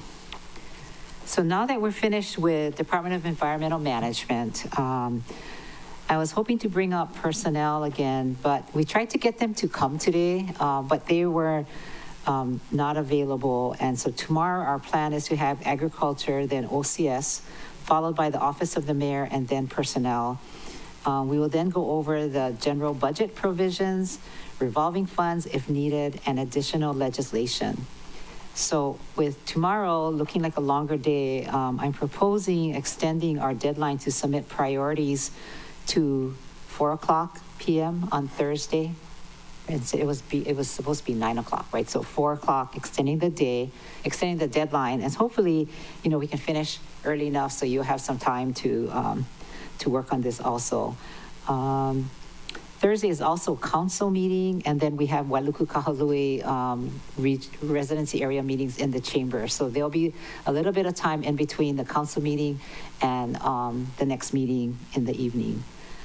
By turning in our priorities on Thursday, this will allow time for staff to create a summary of the members' proposal, which will be provided to the committee by 9 a.m. on Monday, April 21st. Everyone's priorities will be compiled in a single spreadsheet, and the department, OCS, is going to work on this as we've always received every year, and it's a big undertaking for them. As we reviewed together at our March 11th committee meeting, Member priorities include 2 residency area increases, 5 countywide area increases, 2 revolving fund conditions, and 2 conditions for county grants. Other amendments that result in cuts or are non-substantive will not count towards a member's priorities. And as a general rule, priorities increase the budget, and we will consider proposals that cut or do not impact the budget total separately. So if it's going to add money, it'll be counted. If not, thank you very much. Other amendments that involve moving funding from one department to another without changing the purpose of the funding will not count towards a member's priorities. I think that was an example, Member Paulton moving resiliency hubs from the mayor's office to MEMA. Your OED grant conditions are due Monday at noon. You will also take up the matter of increasing the grant appropriation from $140,000 that same day. It came up in discussion with Member Chair Lee was talking about it earlier. If we do not increase the conditions, we will set a deadline of additional conditions at that time if we don't increase the conditions. Decisions Week will start next week, Monday, with a presentation from Finance on the annual real property tax certification. And at that time, we can have a preliminary discussion on RPT tiers and rates should the members desire. You should also discuss your proposals with RPT to gather the information needed when we make final decisions on rates and fees. We will make those decisions at the end of decision week and have RPT available to answer questions. Afterwards, we'll begin decision making. Other than OED grants, I intend to take up each department on the order they appeared in Bill 40 and Bill 41, 2025, starting with the legislative branch. We will review each department in total, including your proposed adjustments, priorities, starting with operations, followed by CIP, grants, revolving funds, and rates and fees. So we'll kind of go through our budget bills per department. After we review the department completely and taken up any reductions or deletions, I will ask for consensus on the department in total, and if there is consensus, we will be done with that department for decisions. Okay. Member Paulton. Member Lee to follow. Thank you. I just wanted to confirm we're following past practice. Countywide is 2 or more districts. Versus all? Sure. And then on the certifications, I thought it was the 17th. So are we getting the book on the 17th and then we're going to go over the presentation on Monday? Is that how that works? We are taking up certification on the, I'm sorry, presentation from Finance RPT is on the 21st. I heard that. I was wondering if we're getting this book on the 17th. That's what you wanted. Yeah, 1 year we didn't get it, and then after that we did, right? So I remember, is that a question for Ms. Milner? Whoever knows the answer. We're going to get the certification book. Thank you, Chair. Thank you, Councilmember Pelton. I'm confirming that with the Department of Finance right now, and I will get back to you. Okay. Let us know as soon as you know. We're all excited. That's always appreciated. Okay. And Shirley. Yes, when did you say we're taking up the legislative branch? On when we do decisions week. So, you mean OCS as a department, like finishing off it as a department? Where no, I was thinking more of our individual council members' accounts. If there's a possibility to raise that. Oh, okay. Then we're going to do that the following week when we're in decisions. Tomorrow we're going to take up the mayor's. One of the things that Member U. Hodgins brought up yesterday was that if we're thinking of increasing the pots, as I like to call them, the residency area pots, economic development pots, from 140 to whatever, we have to find out if OED can handle it, with the number of grants and how many, what that would do to their department. And that's a very good point. So we'll find out tomorrow when Mayor's office does come. We can ask them that question. However, Yes? those district grants don't necessarily have to fall under OED, do they? Right now, they're in the mayor's office. Yeah, but what if it's, related to abandoned vehicles or something else, you know? It would be another department. Interesting question if we want to move it. So is Corp Counsel there for the question? That's a policy question, not a legal question. Chair, Yes, sorry for interrupting. Would you mind if I address the question? sure. Okay, thank you, Chair.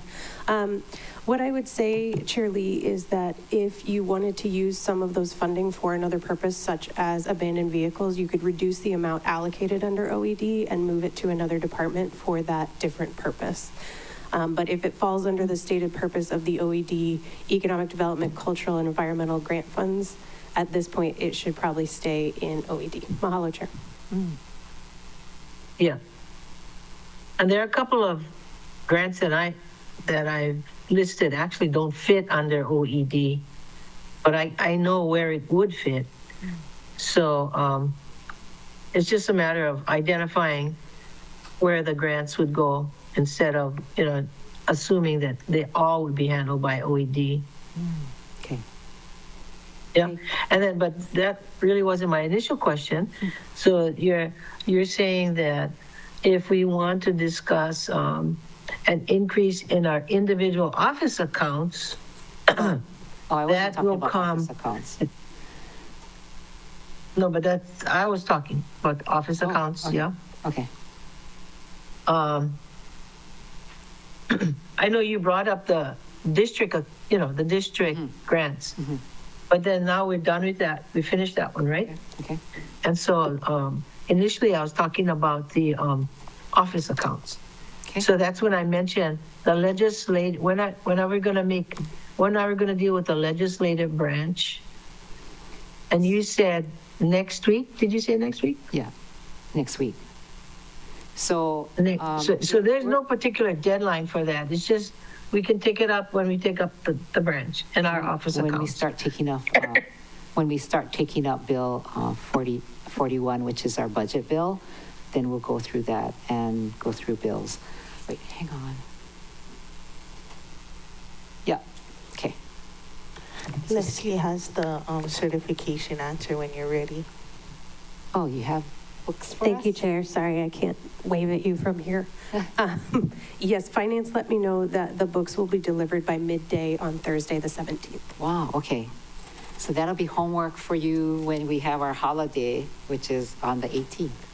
So you're going to let us have them when they come to us so we can look at them. We're going to get them in our hands when they come. Well, I wouldn't hold it. I don't have no reason to. I think it's a good idea Can for I you get that to in be able to look at it. Okay. Okay. Any other comments? Member Rollins Fernandez. Mahalo. Chair Lee, the council, which is us, you included, we developed the rules that we want to follow for our own internal process. So if Tamara said that's very scary.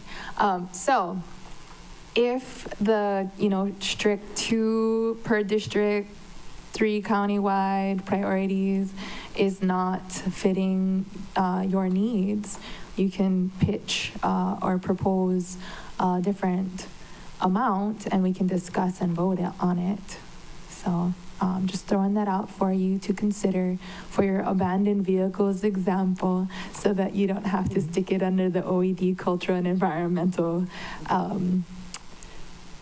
fund. Thank you. Thank you. I support it. Yeah. I support it if you want to Thank do you. it. But I just wanted to kind of know what the schedule was so that I didn't miss a deadline, because, we've had a lot of deadlines to deal with, so I just don't want to miss anything. Yeah. And so it's next week, so we don't have to worry about any deadlines this week. We had our deadline on Monday, right? So we are. But that was I think we that have a was deadline on the revised as 17th at well. 4:30. 17th, and that would be for the OED pot, whatever that is. Right. No. Yeah, About right. Next week, Monday is the OED pot It is. for decisions week, but the 17th is in 2 days. Oh, sorry. I'm sorry. Wrong day. No. That 17. is for next week because everybody wanted to have Wailuku Kahului to have your residency area meeting, so we moved it to next week, Monday. Yes. And the 17th is for you to turn in, where's my other calendar? Sorry. I forgot. Our priority proposals. Yep, your priority proposals. And one of the things that I thought that we had said was that we had agreed on the members to submit priorities, 2 residency area increases, 5 countywide increases, 2 grant-related conditions, and 2 revolving fund conditions. And we moved this instead of by 9 o'clock, we are going to have it, did we say at 4 o'clock? 4 o'clock in the afternoon. So this one we moved because of all the things going on tomorrow. So this is at 4 o'clock. So I just want to remind my colleagues that it's so easy to add to the budget, and it's much more challenging to trim. Yes. But that's where our focus is going to be, right? We're going to trim, Yes. sharpen our little scissors. Yes. Responsibly, And, members, right? And please know that as far as the priorities, we talked about this early on, and I thought we had come to a consensus that we're going to follow this. And if we all decide, never mind, then we all become out of control, and I don't think it's fair for others who are following it. So I hope that we're able to be consistent. Anything else? No. What's Are you the all fine? deadline tomorrow? You said there's a deadline tomorrow. And I disagree that we would become out of control. Jeez, I think we're adults here. We're already out of control. Yeah. Been there. So tomorrow morning, tonight we have our residency area meeting, as we've been doing, right? Because we all get home late. That tomorrow morning we start at 10, but we are taking up the departments that I mentioned, including, we are gonna discuss in general bills before us. And let's see. Okay. So before we leave all of this, wait, I'm gonna take a little break. I'm gonna come back at 4:06.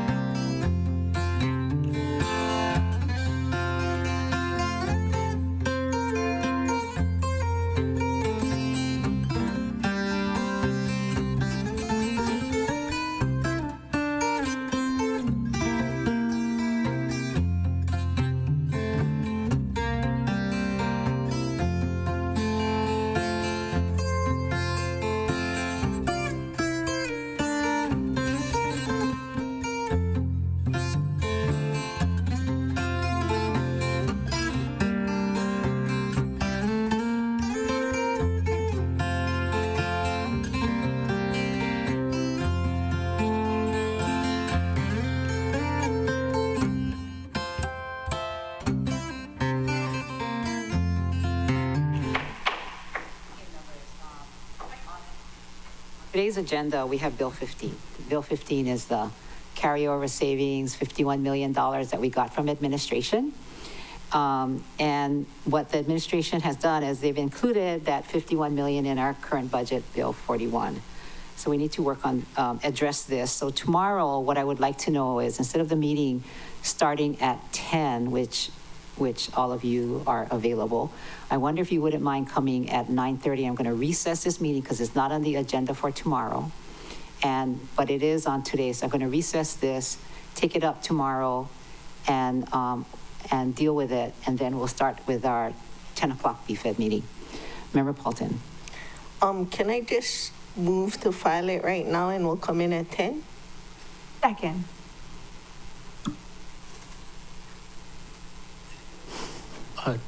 Chair? No. Because you know those PAIA folks, they like to keep us long time. And it's over an hour to the Pili. Member, staff, James. Chair, Bill 15 is also posted on the council meeting agenda this Thursday. So we can take it up at Chair Lee's. Chair Lee, can we take it up in your meeting on the 17th? Sure. And then, okay, so we won't take it up today. I mean, not today, we won't take it up tomorrow. It's up to you, but I'm not sure what, I'm not sure what you want to do with it. What do you want to do with it? I want everybody to just talk about it, and then we can address it. Vote up, down. Okay. What to do with it. Vote. Okay, vote it up or down. Vote it up or down. So, if we vote it up, that we will keep it, that means our budget is $51 million. Yeah. It's been already incorporated into the existing budget that we are working with, Bill 41. So I'm just trying to address it. What did you mean by keep it? Oh, so Bill 51 is live money to me because we got it as carryover savings in Bill 51. I'm sorry, in Bill 15, which is... So we're going to talk about it. Are we talking about it right now? We can... Do you guys want to... I mean, so basically, if we don't file it, you also have to cut $51 million from the budget on top of all the stuff that we want to add to the budget. So, I mean, I'm not up for the heavy lifting this year, so have fun. It is a lot of money. Hang on 1 second.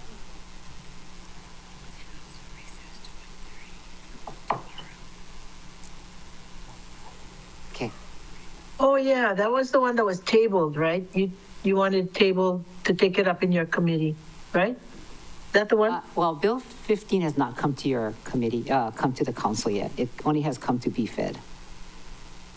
It didn't, what you're gonna deal with is the $3 million of the police department, but not. Oh, Let's just talk about it tomorrow. We'll talk about it tomorrow, 1:30, yeah? Oh, okay. Do you guys want to recess till 1:30 tomorrow? Let's recess Sure, to 1:30. Chair. Okay, we're I going to support recess that. this meeting to 1:30. We'll talk about it and then figure out what to do if we want to Same place. fuss around with it. Same place, when same site, same Chair- place. Chair or in council. Same place, same site. Same place, same site. Yeah. Yeah. Okay, so 1:30 tomorrow, Bill 15, we're going to take up, okay? 1:30 tomorrow. Recess meeting. So we'll continue this to 1:30 tomorrow. Okay? Got it? Oh, Chair, yeah, so just to clarify, that the same meeting link as well. So yeah, same in-person location, the chamber, and same meeting link that we used today. Okay, got it. Maybe we should make it at 9 o'clock because we got ag, OCS, mayor, personnel. So just make it at 9 o'clock. And then the people that show up can be involved in the conversation. Okay, do you guys want to meet at 9, 9:30, 1:30? 9 a.m. 9:30. 10 o'clock. Yeah, we'll take it up in your committee. Yes. I can't hear you. Up to you. Up to you. Thank you, Chair. If you recess the meeting till 9 a.m., just as a reminder, this committee will not be able to convene your regular meeting until 10 a.m. Right. So initially your proposal was 9:30, just making sure that everyone is clear. If it's 9 and you finish up in half an hour, you'll be waiting till that 10 o'clock time. Thank you. I think that's why you want to meet at 9:30. If you make it at 1:30, then something's gotta give. We can't do ag personnel or ag mayor and OCS. Okay. And I public vote for 1:30. testimony. Okay. Okay, members. 1:30. 1:30 for you. 9:30 for you. 9 a.m. Let's pull straws. How about you, member? I'm open. I don't really care. Okay. Mike, How about everybody else? you got to put on your mic. Sorry. I think we should reconvene at 9 a.m. to dispense with this, what we want to do. And then, because I don't think we're going to get it done in a half an hour. First, you got to come on time and we got to have a quorum. That doesn't happen right away. So I think we should just start at 9. Okay. End at 5 to 10. Okay. And then continue the 10 o'clock meeting. And then, Okay, you're the deciding vote. Is that all right with you? Huh? Member Cook, what did you say? Member Cook, I didn't hear you. He said he can agree to what Member Kama at 9 o'clock. And Okay, so- I will be online. Okay, you can be online. All right. Online, 9 o'clock tomorrow. This is a recess meeting, and then we have our regular meeting at 10. Okay? Same OCS place, staff, same link. You're fine. Same place, same channel, same Akaku link, same online link. What else do we need to Teams. say? Teams link, okay. Okay, and by the way, I got confirmation Akaku was listening to us last night from your meeting, and Chivo basically says that Molokai, those meetings were not live. Because I said, oh no, we're all not live, because I didn't think the meetings, but your Kihei meeting was live, or the ones that are on Akaku, but not Molokai. It was live streamed on Facebook. But not So when you say live, Not you got to Akaku. specify what live you mean, because it was Not live on Akaku. Facebook. I said not 'cause I was Akaku. watching. Okay, let's go. Ready, set, this meeting is now in recess.